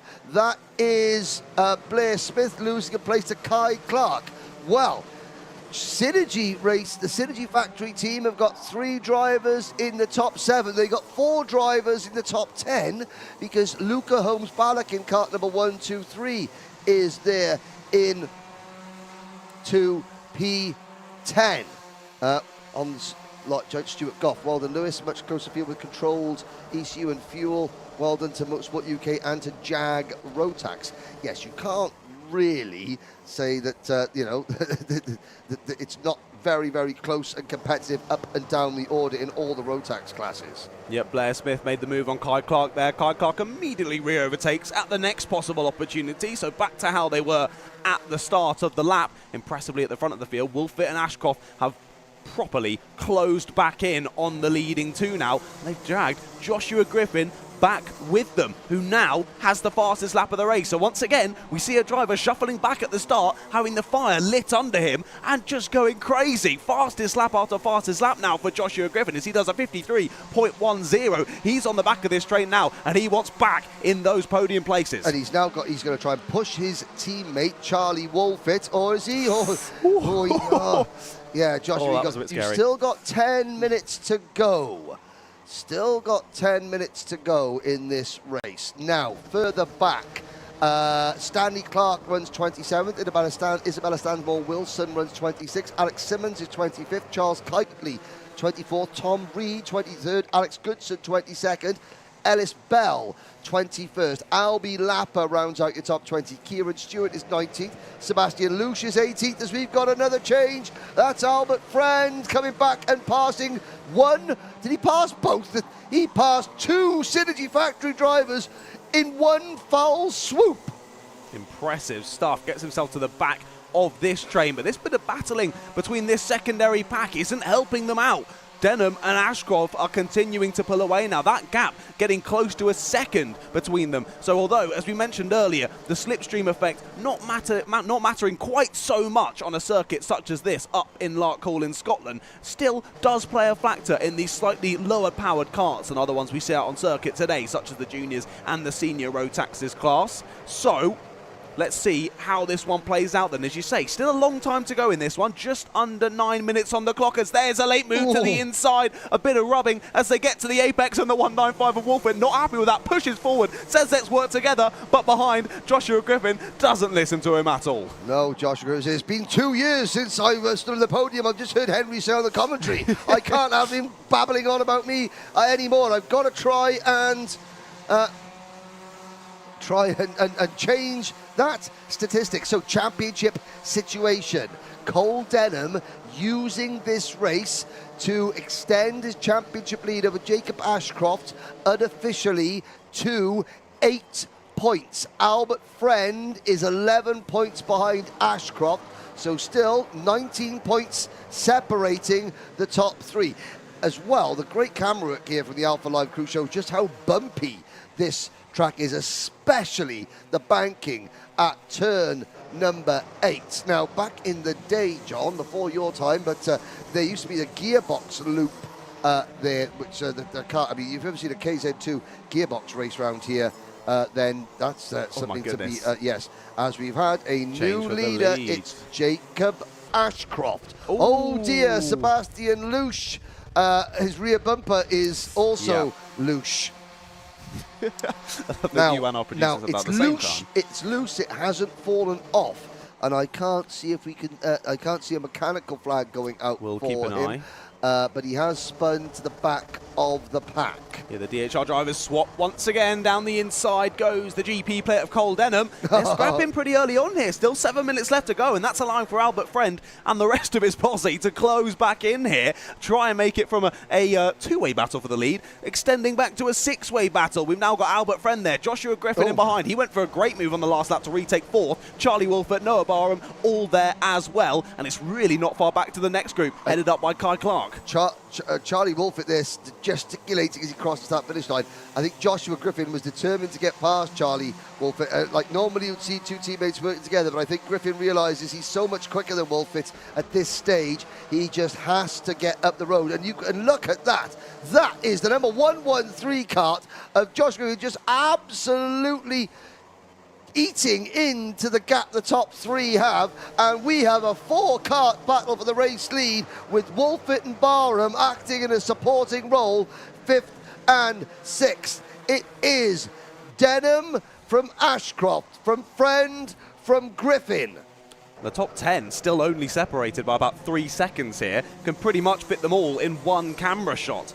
Any sort of battling continues at the front here. This could blow this race wide open, as Joshua Griffin, you were saying, he's going like a bat out of hell. 52.84 for Joshua Griffin, still sits in 4th place, but that gap between our top 4 now, less than half a second, as they are all in a train, heading down to this fast sweeping right-hander. He'll be a bat out of hell, but we'll all be gone when the morning comes.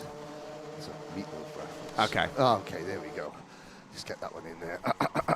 Now, Dan Holland Racing, they've already had 2 podiums so far, so that will put them onto 92 podiums. 2 more podiums here will put them onto 94. It's not beyond the realms of possibility. They'll get over 95 podiums by the end of this weekend. But there's a lot of racing still to go. 7 wins on the season so far for the Dan Holland Racing team. Here comes Albert Friend. He's gone for it. Oh, what a move. In these karts, turns 1 and 2 are flat out. And Friend was able to get past. Good, respectful racing there. Ashcroft gave him just enough room. Jacob Ashcroft, even though he's had 2 podiums, he's not yet won a race. Cole Denham, meanwhile, he's got 6 British Championship wins. A 7th would move him into 6th position all time on the championship list. And Albert Friend takes the lead. What a move. Very late move, and through follows Jacob Ashcroft. That drops the GP player of Cole Denham back into 3rd place and back into the centre of this group. The 113, here he goes. Joshua Griffin trying to the inside, just gets chopped off. Actually goes for a move of Cole Denham up into P2. It is all chopping and changing. We're not even into the last 4 minutes of this one. Albert Friend did 2 absolutely outstanding overtakes on that lap.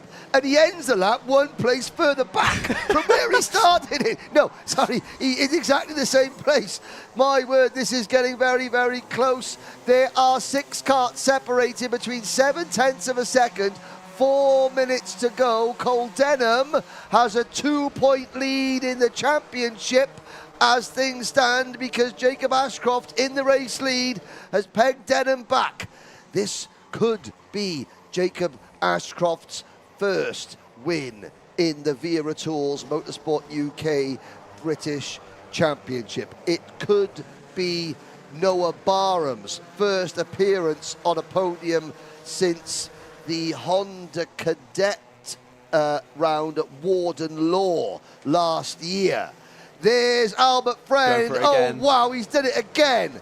And I've got to say, smart driving there from Cole Denham. If Cole Denham defends that move, then that is, well, they test the structural rigidity of the barriers, put it that way. Yeah, it could be game over for both of them if he tries to defend that one on, as you say, a flat-out corner. Yeah, but also he doesn't defend it because you lose too much time. Already, Albert Friend has dropped about 6 or 7 kart lengths to Jacob Ashcroft. But, like you said earlier, John, in the smaller, slightly lower-powered karts, the slipstream effect does work here at Larkhall, even with all the twists and turns. Indeed, yeah, he's doing a fantastic job, Jacob Ashcroft, out front by himself, trying to pull away that gap. But as these guys stop squabbling, that slipstream effect comes into play. They start to push each other down the straights a little bit more, and they'll begin to close in that gap. There's a move, possibly for third place. The GP plate of Cole Denham gets shuffled out wide. Through goes Joshua Griffin back into those podium places. Now he looks forward to Albert Friend, but not if Cole Denham can do anything about it. Not this time around through Sector 1. Now, obviously, we're focusing on the lead battle. Why? Because it's so very good.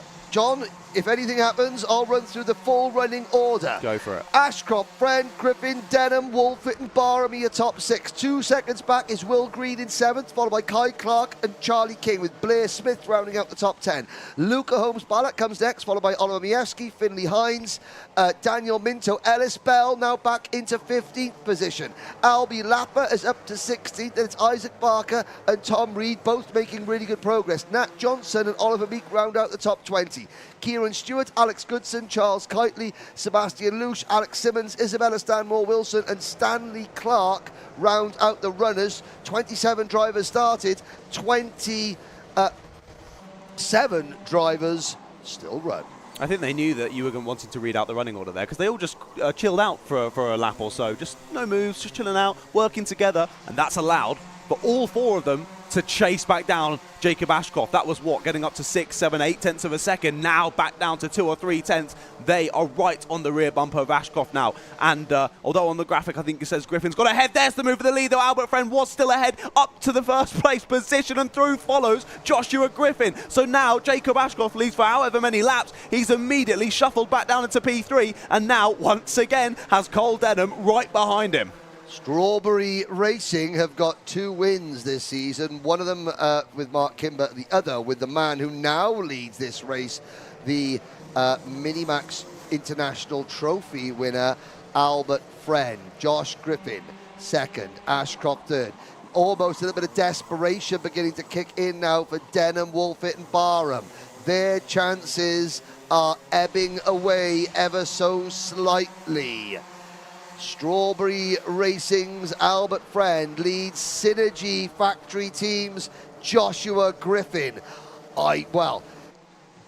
Yesterday it was Griffin versus Ashcroft for the win in heat number 2, and coming into this corner, Griffin pulled off a superb move, and he's thinking, I wonder if Albert Friend was watching that. He might not know what I did to him.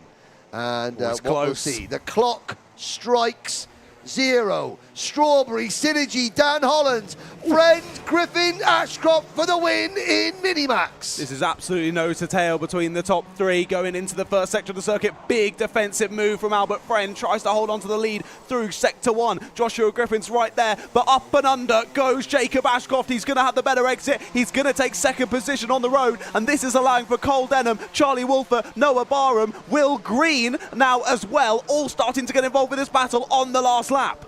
Will Green in 7th place joins the party. Has he joined it too late? Albert Friend, that was critical. Friend just had a quick check. He noticed he didn't need to defend. That, I think, has given Albert the win, the gap he needs to take the win. Griffin defending 3rd from Denham. Scotland are going to get 1 driver on the podium. It's going to be another 2nd place for Jacob Ashcroft, but Albert Friend comes out of the final corner, crosses the line, takes his 2nd win of the season by, it's another 0.4 of a second. Such a massive gap once more. No, that's the number 157 cut. Finley Hines, Coles Racing out of the race. The rest of the field come across the line. He was up in, I think in 10th spot was that on the previous lap. No, 11th place he was, battling on that last lap, I think, with Oliver Miewski. You have one fist waving as you cross the line with Albert Friend, and another fist pounding the ground in frustration. That is karting. Yes, indeed. Albert Friend, Jacob Ashcroft and Joshua Griffin. The 2-year wait for a podium for Joshua, it's over. Cole Denham, the championship leader by just 2 points, now finishes 4th from Charlie Wolford. Will Green on the last lap gains 1 place to finish in 6th from Noah Barham, Charlie King, Kai Clark and Scotland's Blair Smith.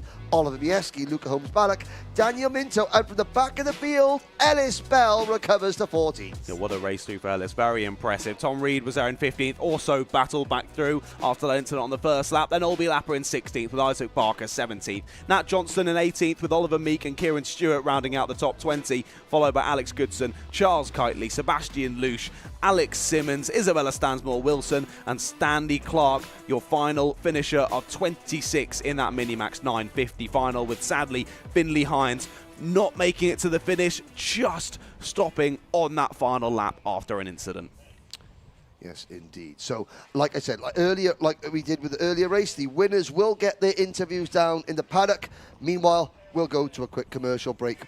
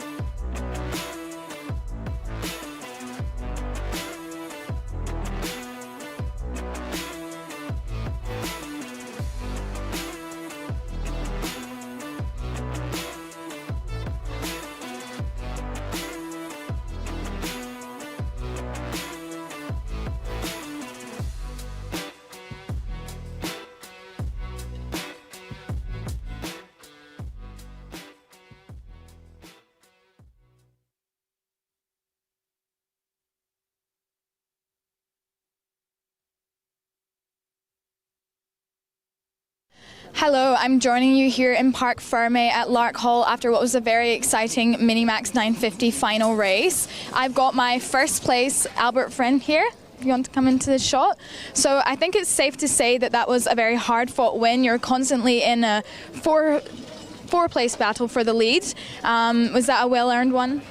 Yeah, it was a really hard race considering there was 4 of us, and it was hard because I was all on my own with no teammates, and then Jacob and Cole. So they got away for a bit, and luckily Josh pushed me, which thank you to him. And then we caught them up. I overtook Cole, and then I got to Jacob. I overtook him, and then Josh followed me through, and we got a little gap. And for the second last lap, we just pushed away a bit, and then we battled it out on the last lap, and then I came out on top. And back at the start, you had quite a busy first lap. You fell down a few positions, but managed to make your way into first again in the first lap. What was the trick to that? Do you have a particular spot on the track that you like to overtake? I think because I'm good into the brakes in the first hairpin, I can send it from quite far back, so I just like to overtake there. Yeah, that's really it. And how stressful was it to hold on to the lead there at the end? Did you keep checking over your shoulders, or were you confident that you could bring it home in P1? I was looking over my shoulders, and then I got to the end of the back straight and I realised I had a gap, and I just kept looking to see if the gap was still there. And Jacob had to defend from Josh behind him, so then I obviously got a gap and then won the race. Amazing. Well, congratulations on your win. Do you have anyone that you would like to thank today? Strawberry Racing, Cream Racing Engines, my family for supporting me, my mechanic Lee Taylor, and that's it. Amazing. Well, again, congratulations and thank you so much. See you later. All right, so we've got our second place, Jacob Ashcroft. How are you doing today and how was that race? It was quite a busy one and there was a lot of changes for the lead. Yeah, it was a quite crazy race. Like so many people were in the lead, it was chopping and changing. And when I got in the lead, I tried to get a gap on Albie and Josh, but they worked together and they closed the gap in on me. And you had a good pre-final, but because of a penalty, you had to start a little bit further back. How was it moving forward through the grid? Yeah, well, moving forward through the grid, it was quite tough, but also I knew I could get up there with the pace I had and started sixth. I was still in sixth by the end of the first lap, and then I just went full charge and went in on everyone and got myself to the front, and then I dropped a few positions going on to the penultimate lap and then got one more on the last lap. And was there any moment where you thought about going for P1, or you're happy to make it as far forward as you did? Oh, well, I was in P1, but when Albie and Josh went through, my first target was to get Josh, and then by the time I got Josh, Albie had a gap which we couldn't close. Amazing. Well, congratulations on making it back. And do you have anyone you'd like to thank today? I'd like to thank my dad, the mechanic and me, DHR, my mum for supporting, Time Racing Engines, and yeah, it was a good weekend because we've closed the gap in the championship. Amazing. Thank you so much. All right, and now for our third place, Joshua Griffin. Congratulations for making it into the top three. There was quite a lot of changes. What do you think was the hardest part of that race? Just trying to keep the pace with Albie and the rest of the front runners was quite hard. And you fell down a little bit, but you managed to climb your way back up through the order. What was the trick to that? Did you have any favourite passing places? Yeah, the back of the straight's a good one, and the double left, the first corner. Perfect. And do you have anyone you'd like to thank today? Yeah, my dad for mechanicking, KR for engines, Synergy, Mike Spencer, and Rob. Amazing, thank you so much. Well, congratulations, and I'm going to pass you back up to commentary now for the final race of the afternoon, which is the Junior Rotax. Thank you very much indeed. Yes, all eyes watching the circuit, because 34 Junior Rotax drivers are about to take to the circuit to round out Event 7 of the Motorsport Tools, the Motorsport UK Wera Tools British Kart Championship. The finale is Junior Rotax, and it's up next.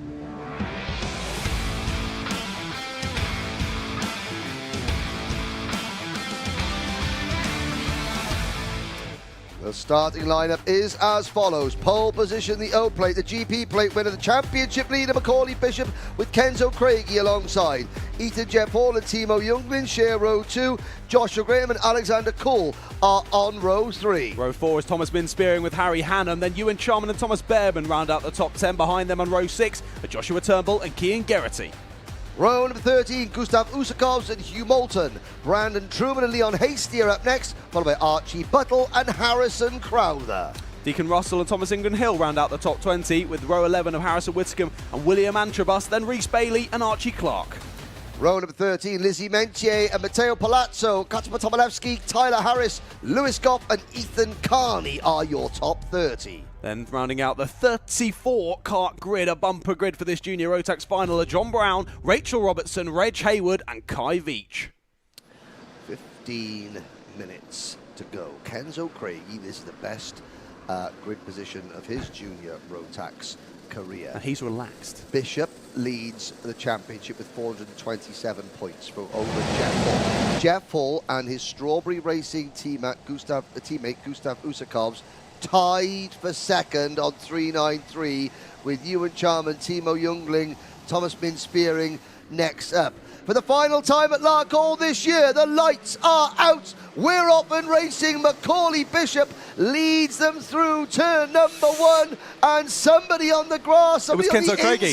That was Kenzo Craigie. Yes, I saw the orange crash helmet, and he's dropped all the way back out of the top 6, 7th, 8th, 9th, 10th. He's dropped out of the top 10. He was bouncing over the grass, wasn't he? Managed to get it back on circuit, but as you say, lots of number of decisions and a change for the lead. Through goes Ethan Jeff Hall. Macaulay Bishop relegated to 3rd as through follows another driver as well. Who was it that slipped through into 2nd? That was Joshua Graham.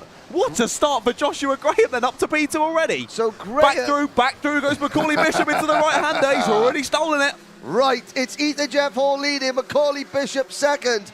Ethan Jeff Hall had his birthday on Friday. There is Timo Jungling, whose birthday it is today, moving up a position as well. Alexander Kuhl going around the outside. It's been a very, very impressive weekend for Alexander Kuhl up into the top 6 position. Ewan Chalmers recovered well as well after a terrible day yesterday. Kenzo Craigie's in 17th after that first lap. 15 positions lost after getting, I think it was just a bit of rubbing on the inside, squeezed onto the curb on the outside, and we've seen, I think across all of these finals now, someone getting nerf-offed onto the right-hand side out of turn 1, and it just means you lose so many positions, you lose all the grip on your tyres. What it does, but working in Kenzo's favour, he knows he has the pace in that car because he's had a win this weekend, 2nd there, and I'm looking back at the turn 7 area. There are karts every which way but loose coming out of turn number 7, including some that look very loose indeed. Ethan Jeff Hall leads by 0.4 of a second.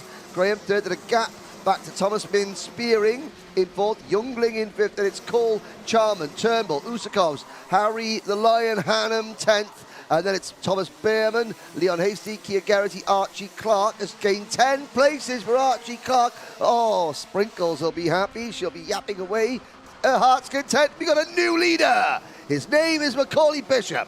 That was ridiculous. It was half a second when they crossed the start-finish line. The gap already closed it. Halfway through the lap, retakes the lead as Macaulay Bishop. Fastest lap of the race on the last lap was 0.2 quicker than Ethan Jeff Hall. What a fantastic bit of racecraft from Macaulay Bishop. No waiting around, immediately retakes the lead. But look at this, tiny bit of battling. The entire rest of the field back into contention here. And we now have, how many karts in this train? Is it 9 all the way back to Gustav Usakovs? Now, I've got to say, Ethan Jeff Hall, Macaulay Bishop.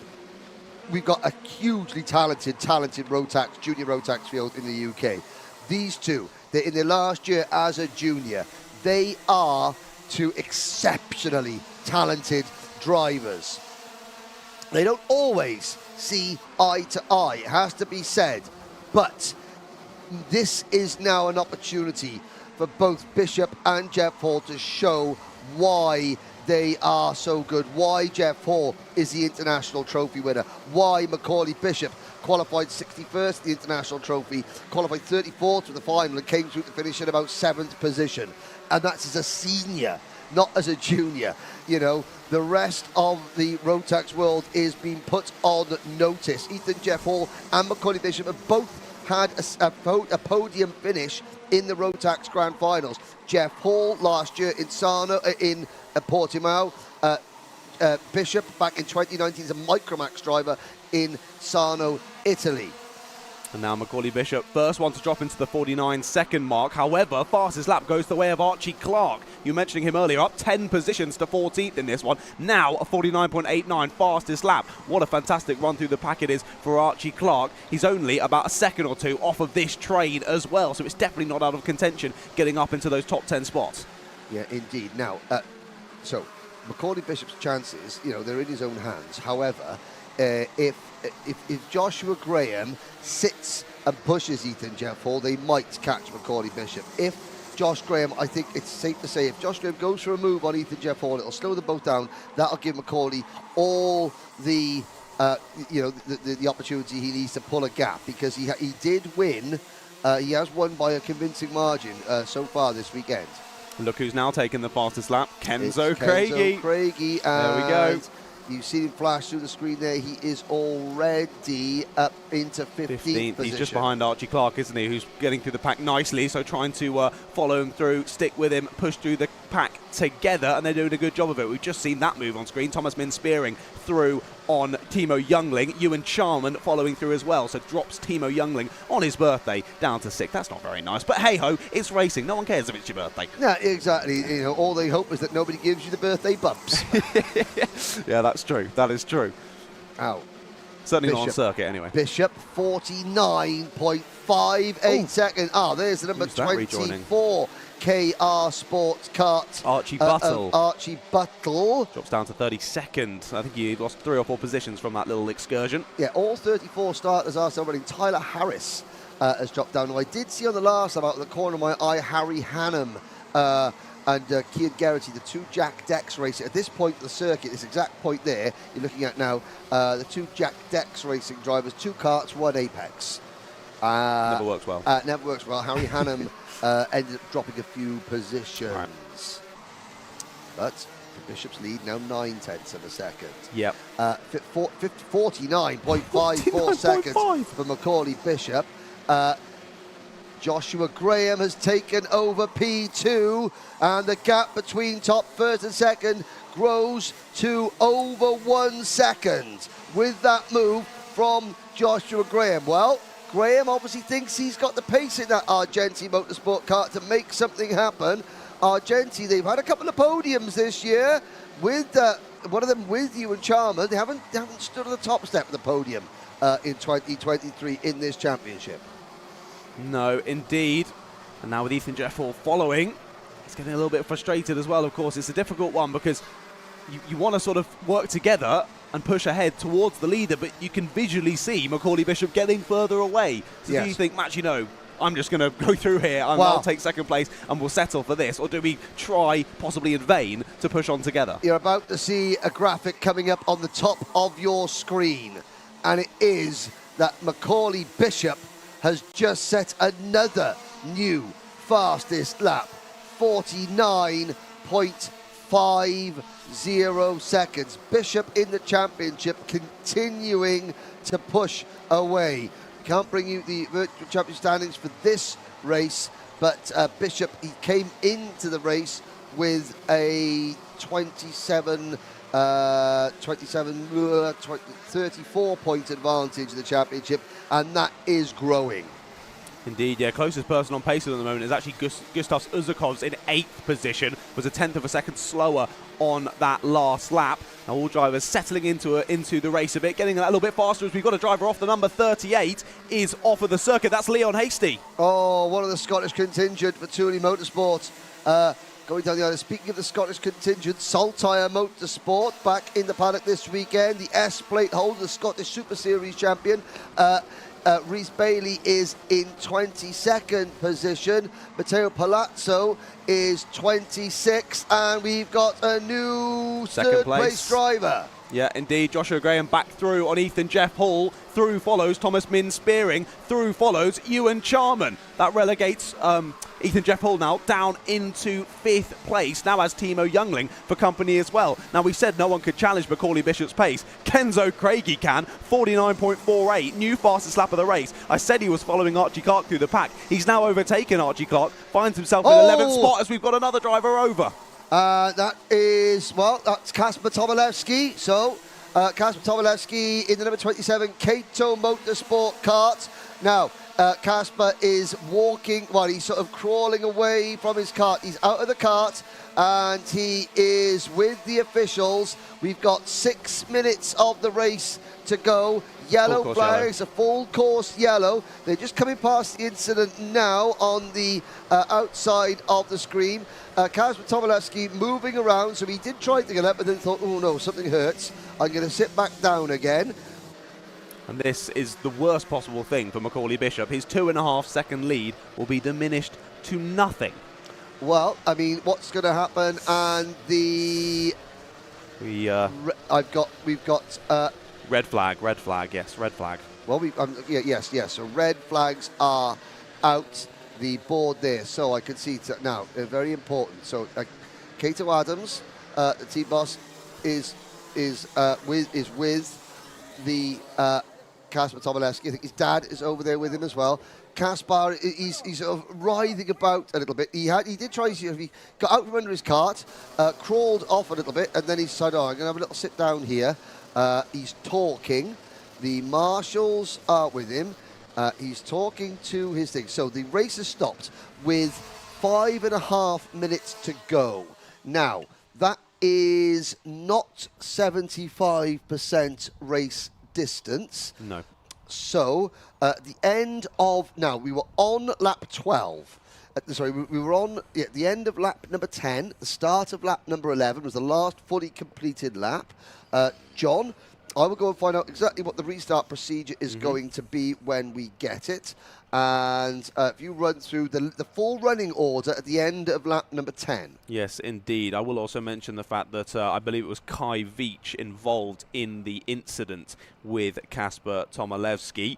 Kai Veach's car also parked over at the side of the circuit. He's up and out of the car, and he seems to be all okay, but really gutting for Kai Veach as well. Didn't make it to the end of the pre-final, isn't going to make it to the end of the final either. But indeed, to run you through the order after a good 10 minutes, almost 10 minutes of running, Macaulay Bishop was leading your race. I did think as we came into this one that it was only going to be someone else taking the lead of the race if they did it early on. That was the case. I thought then it could be a great battle at the front between them, but Macaulay Bishop quickly scythed his way back through into the lead and built a close to 2.5 second gap up to Joshua Graham and Thomas Min-Spearing in behind, as I now see the ambulance service moving their way onto the circuit to help our driver Kasper Tomaszewski. Let's continue running you through the order then. It was Joshua Graham in second with Thomas Min-Spearing in third. Ethan Jeff Hall there in fourth. He was having a great battle there with Ewan Charman in fifth.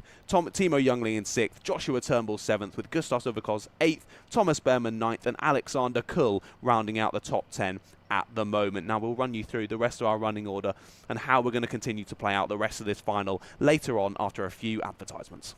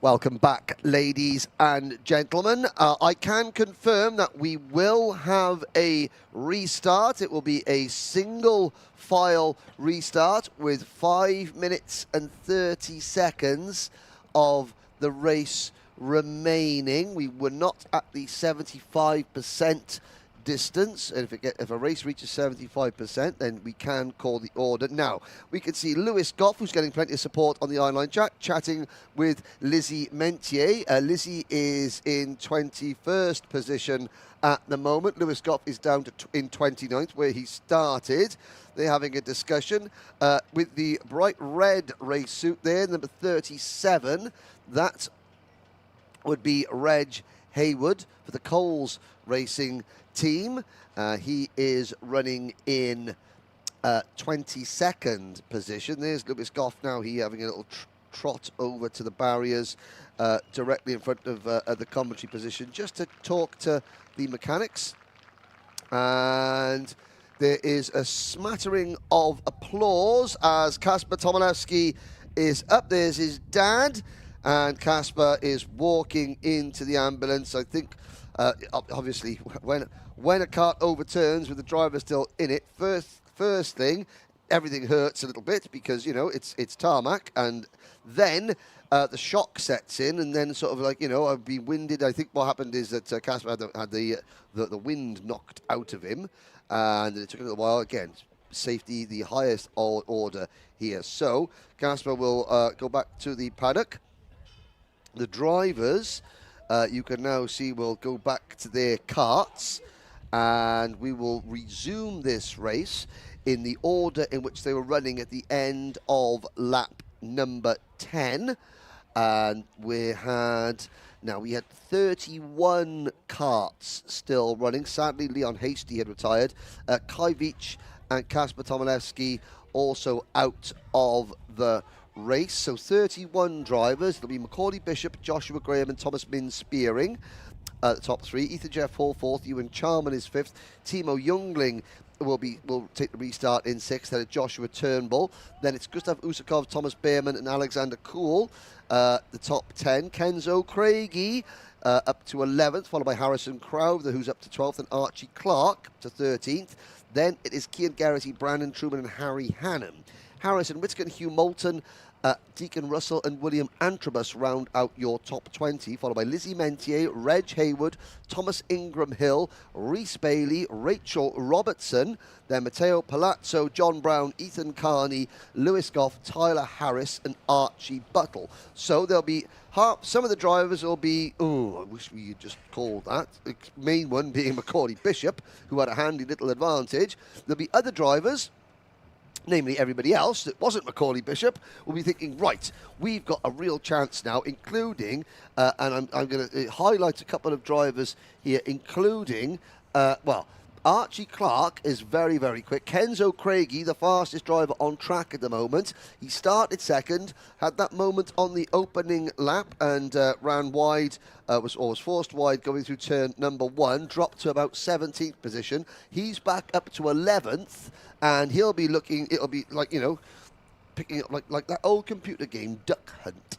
You remember that? No, you're. I mean, I don't remember it, but I know of it. You know of it? Yes. Well, see, on the NES, the NES, the 8-bit original Nintendo that came out in about 1985.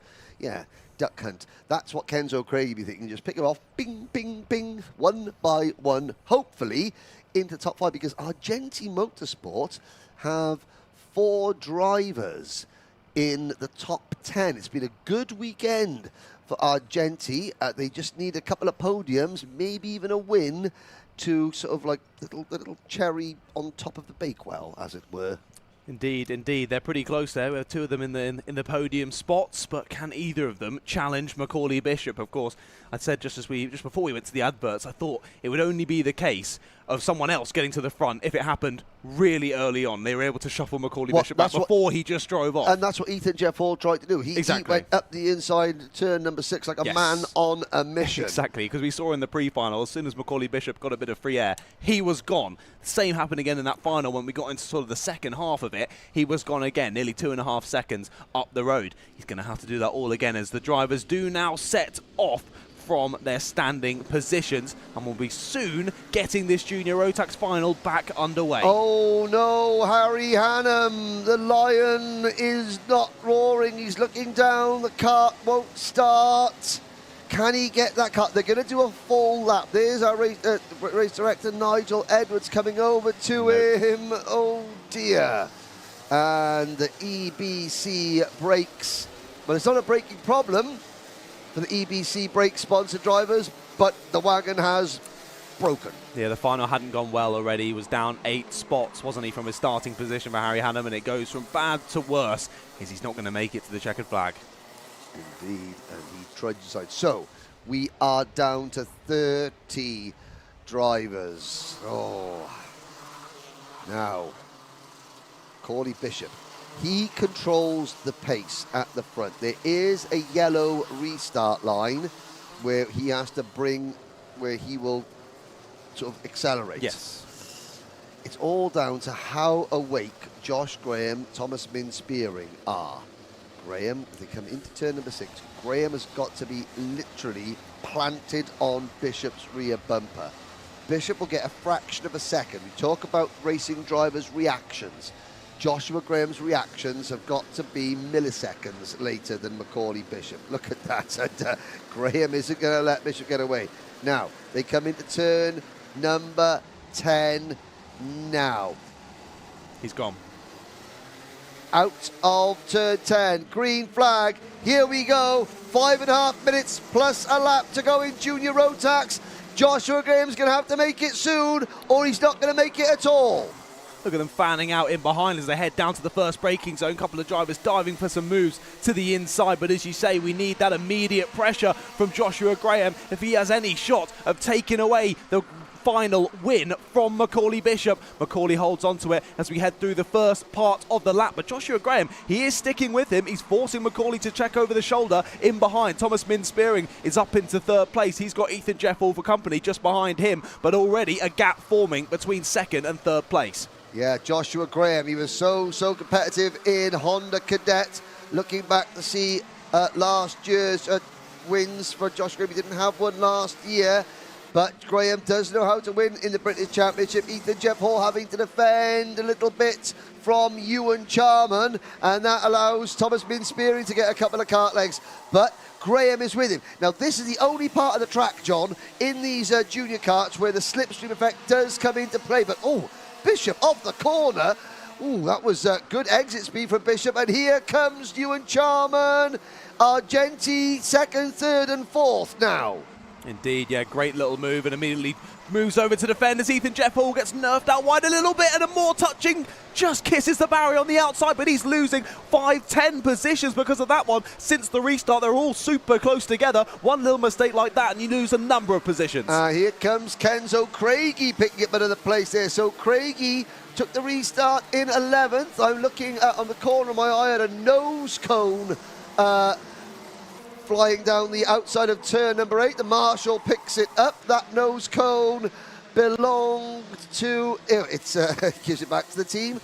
The nose cone belongs to Ethan Carney from Coles Racing, who has pitted. So, 3.5 minutes to go, John. The gap, half a second. Indeed, it only really seems to be extending. I think Joshua Graham is doing a fantastic job trying to stick with Macaulay Bishop, but Macaulay Bishop is continuing to fly out there, immediately back on pace. On that last lap alone, he was 1/10.5 quicker than Joshua Graham in behind, who did an identical lap time to Thomas Min Spearing. So, although he's putting a good effort in as Joshua Graham, it's looking like it is going the way of Macaulay Bishop as we head into the final 3 minutes of this one. Yes, indeed. We start lap number 50. The gap is now 3/4 of a second.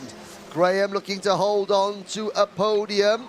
Looking at this season so well in Junior Rotax, Argenti Motorsport had a podium. They've had 2 second-place finishes every round of the British Championship so far this season. Argenti it's been a Dan Holland 1. It's been an Argenti 2, and there is a yellow flag. We've had an incident. I think that could be Harrison Whitcomb is coming through there, and there is Harrison, and we'll give the kart a kick. And we'll walk off. Is he gesticulating at another driver? He's not too happy, we can certainly say that. Let's have a little look. I think it might... Well, there doesn't seem to be anybody else that is dropping down the order. We'll try and see who he was with at the time. We've just seen there Timo Youngling make a great move on Ewan Charman, and now he's defending heavily down into turn 3 and turn 4. Lots of squabbling going on in behind, and who's that coming through? It's only Kenzo Craigie. Yep, picking off one, like I said, like ducks, ping, one, and... there's a slippery... Did I just see the slippery surface Possibly with the flag? Barrier being hit, it's put some water back on the circuit. I'm not sure. Maybe that's what Harrison was sort of looking at there. I just said Timo Youngling went for a great move. The stewards disagree with me. 5-second penalty for Timo Youngling there. That's going to be added to the end of his race time. And that's going to drop him down a number of positions with how close they all are after that restart. Yeah, and the break mid-race will not help Youngling's cause in that respect. And the fact that he is defending. Meanwhile, just a minute to go now. Macaulay Bishop, Joshua Graham, 9/10 of a second back, with Thomas Min spearing in third, and then this battle for fourth.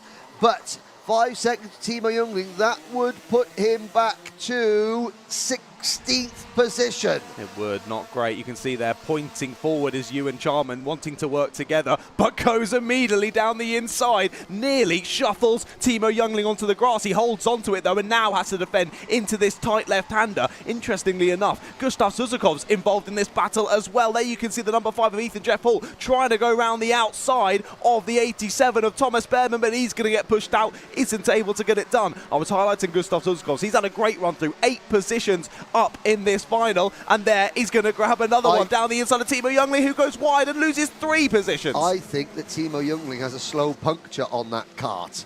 Just looking at the way the kart is handling, he's been knocked off his rhythm, so to speak. Oh, and there's a move. That is Usakov's. Ethan Jeff Hall and Gustav Usakov's battling. Yes, indeed, yeah. Ethan Jeff Hall trying to go around the outside of 2. Managed to do 1, but not quite get Usakov's as well. And these two still battling out hammer and tong. Now Youngling defending from behind, and he's definitely lost a lot of pace throughout this last couple of laps. So I think you could be correct there on that slow puncture. Yeah, I mean, he's obviously... there's just something that is not right there. And he's running wide going through turn number 8. Yeah, he can't get the kart to turn sharp right, which tells me there is a puncture on the left-hand side of the kart somewhere, front or rear. The tyre hasn't come off the rim yet, but maybe there is air escaping from that Mojo tyre. Indeed, yeah. Jeff Hall back through on Uzakovs as we head on to the final lap of the race. Macaulay Bishop out in the lead. We don't even need to look at him. Nearly has 1.5 seconds. The gap is a bit of pushing and into the barrier. Hit for 83 of Joshua Turnbull. He got back up into 7th place. Now he's going to be dropping well down the order. It was just a bit of bumping and barging there, wasn't it? Into turn number 3 and into the wall he goes. Well, in the modern era of the British Championship, Macaulay Bishop has 17 podiums. Harry Burgoyne Jr. has 17 podiums. There was a tie. There is a tie no longer. Macaulay Bishop, 11 wins, 18 podiums. He is the all-time modern era podium king. Macaulay Bishop, it's his 2nd win of the season in Junior Rotax. When you add up his wins from Junior X30 as well, he is looking to challenge his Dan Holland Racing teammate Kai Hunter for the most wins all time. There's now just 3 in it.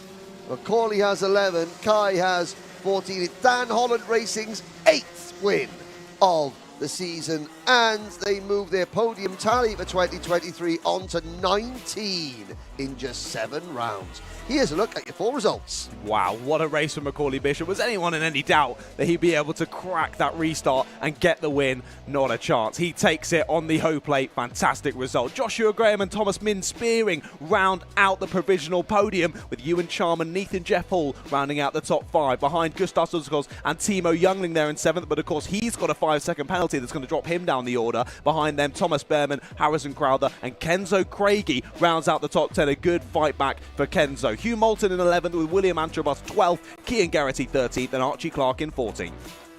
Deacon Russell, Alexander Cole, Lizzie Mentier, Matteo Palazzo, Brandon Truman, Archie Buttle round out your top 20, with Tyler Harris, Reg Hayward, Lewis Goff, John Brown, Thomas Ingram Hill, Reese Bailey and Rachel Robertson. The last car home, Joshua Turnbull, that last lap incident finishes 28th last kart running. Sadly, we lost Harrison Whitcomb, Ethan Carney, Harry Hannum, Kai Veach, Leon Hasty, and of course we all saw Kasper Tomalewski. We hope that Kasper is okay. He walked to the ambulance and he'll be checked out, and I'm sure a clean bill of health. And trust Macaulay to ruin the symmetry. We had 3 races decided by less than half a second. Macaulay goes and wins it by 1.5, and it was on a restart. Ridiculous. Wow. That just shows how impressive Macaulay Bishop is. We'll be back with the winners' interviews down in the pits very shortly, but after one final word from our sponsors.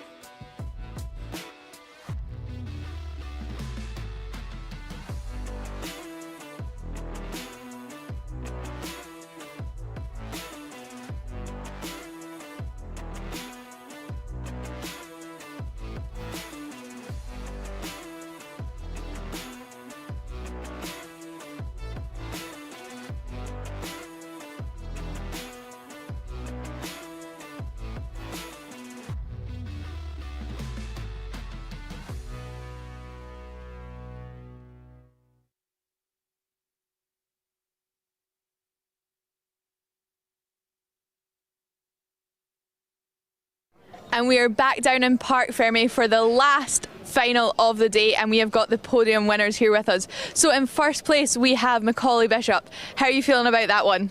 I mean, it was good. Obviously we got a good start in the first part of the race, and then we got red flagged, and then we had another good start and then just managed the gap. So how did you feel before that red flag came out? You were just under 2.5 seconds ahead. To have that lead squashed and start fresh again, how did that feel in the kart? It was alright. I was a bit nervous, but obviously our pace has been really good this weekend, so I know if I got a gap then I'll just pull away. So I've been told by a little birdie that this might make you the driver with the most podiums in the modern karting era. How does that feel if it's true? It feels great. I mean, I've had a lot of success in this championship, so it's been good. I like the confidence. Congratulations. Is there anybody at all you'd like to thank? All the DHR, Daryl for setting up my kart, Dad and brother for mechanicking, and my mum for supporting me. No worries. Congratulations again. Well done on first place. Now we will move on to our second place driver, who is Joshua Graham. So how are you feeling? You started back in 5th and now you made it up to second place. That's got to be pretty good, right? Yeah, it was a tough drive, but yeah, ended well. And how did you feel there was that restart kind of towards the end, so you got nearly 3/4 of the race through and then had to start fresh? How did that feel? Yeah, I mean, it closed the gap to Macaulay, but in the end it was just too quick, but well done to him. He's just outrageously fast. Now, how do you feel looking forward into the next couple of races coming up? Are you just as confident going into those? Yeah, I mean, it's boosted my confidence massively. Yeah, I can't wait for the next rounds. No worries. And do you have anybody at all you'd like to thank? Yeah, Argenti Motorsport, Kart Republic, Ogden Race Engines, Danny Sweeney, Ron Meadows, my dad and Terence Dove. No worries. Congratulations on P2. It was a brilliant drive. And we have got one more position, and that is our third place, who is Thomas Min Spearing. So, here we go. You did quite well. Correct me if I'm wrong, but I think that was 7th up to 3rd. Yeah, it was a good start. We just got up into 3rd and then just managed to stay 3rd for most of the race. So there seemed to be a little bit of jostling for positions behind you. Did you feel any impact from that, or did you just focus on your own race? No, just focused on the pack in front. Just never looked behind really. Oh, I did a bit, but yeah. Checking over your shoulders a little bit? Yeah, quite a bit. That's okay. And how did you feel coming out of that restart? Was it easier or harder for you? It was better than at Kimbolton, where we had an average jump start, but just timed it at the right time this one. So yeah, it was a good one. No worries. And do you have anybody at all you'd like to thank? I'd like to thank Argenti Motorsport, Danny, Ron, my mechanic Curtis, and I dedicate this to my mechanic Sam, who couldn't be here this weekend, and my parents. Oh, I'm sure Sam will be watching. Might give him just a little wave. I'm sure he'll be cheering on for you. Congratulations on P3, well done. Thank you. You're all good. Now, I mean, I don't think this counts as introducing a driver. Ailey, where did you finish on this one? Well, I think it's been a pretty good day, so I'm going to say it's a win, a join, a draw. Yeah, can we take first place? Yeah. I'm sure we're entitled to it somehow. Okay, well, I guess we'll do a little bit of a wrap up for the day. It's been a really exciting afternoon of racing, 4 different classes, from the Micromax up to the senior Rotax. So there's lots of new winners and podiums that have still to be confirmed, but I'm sure we'll see those coming through on socials. And we also have to give a massive thank you to the ambulance service who are here to help out today, as well as the track marshals, and then also to the Alpha Live team as well. So I think we will be seeing you all next weekend. Also a massive thank you to FIA Girls on Track, who have had both of us here today. Yeah, big shout out to Girls on Track. If you're a girl and you like motorsports, give them a follow, check them out on social media, as well as all of the Motorsport UK crew. And yeah. Amazing. Thank you everyone for watching, and yeah, tune in next weekend. Yeah, see you later.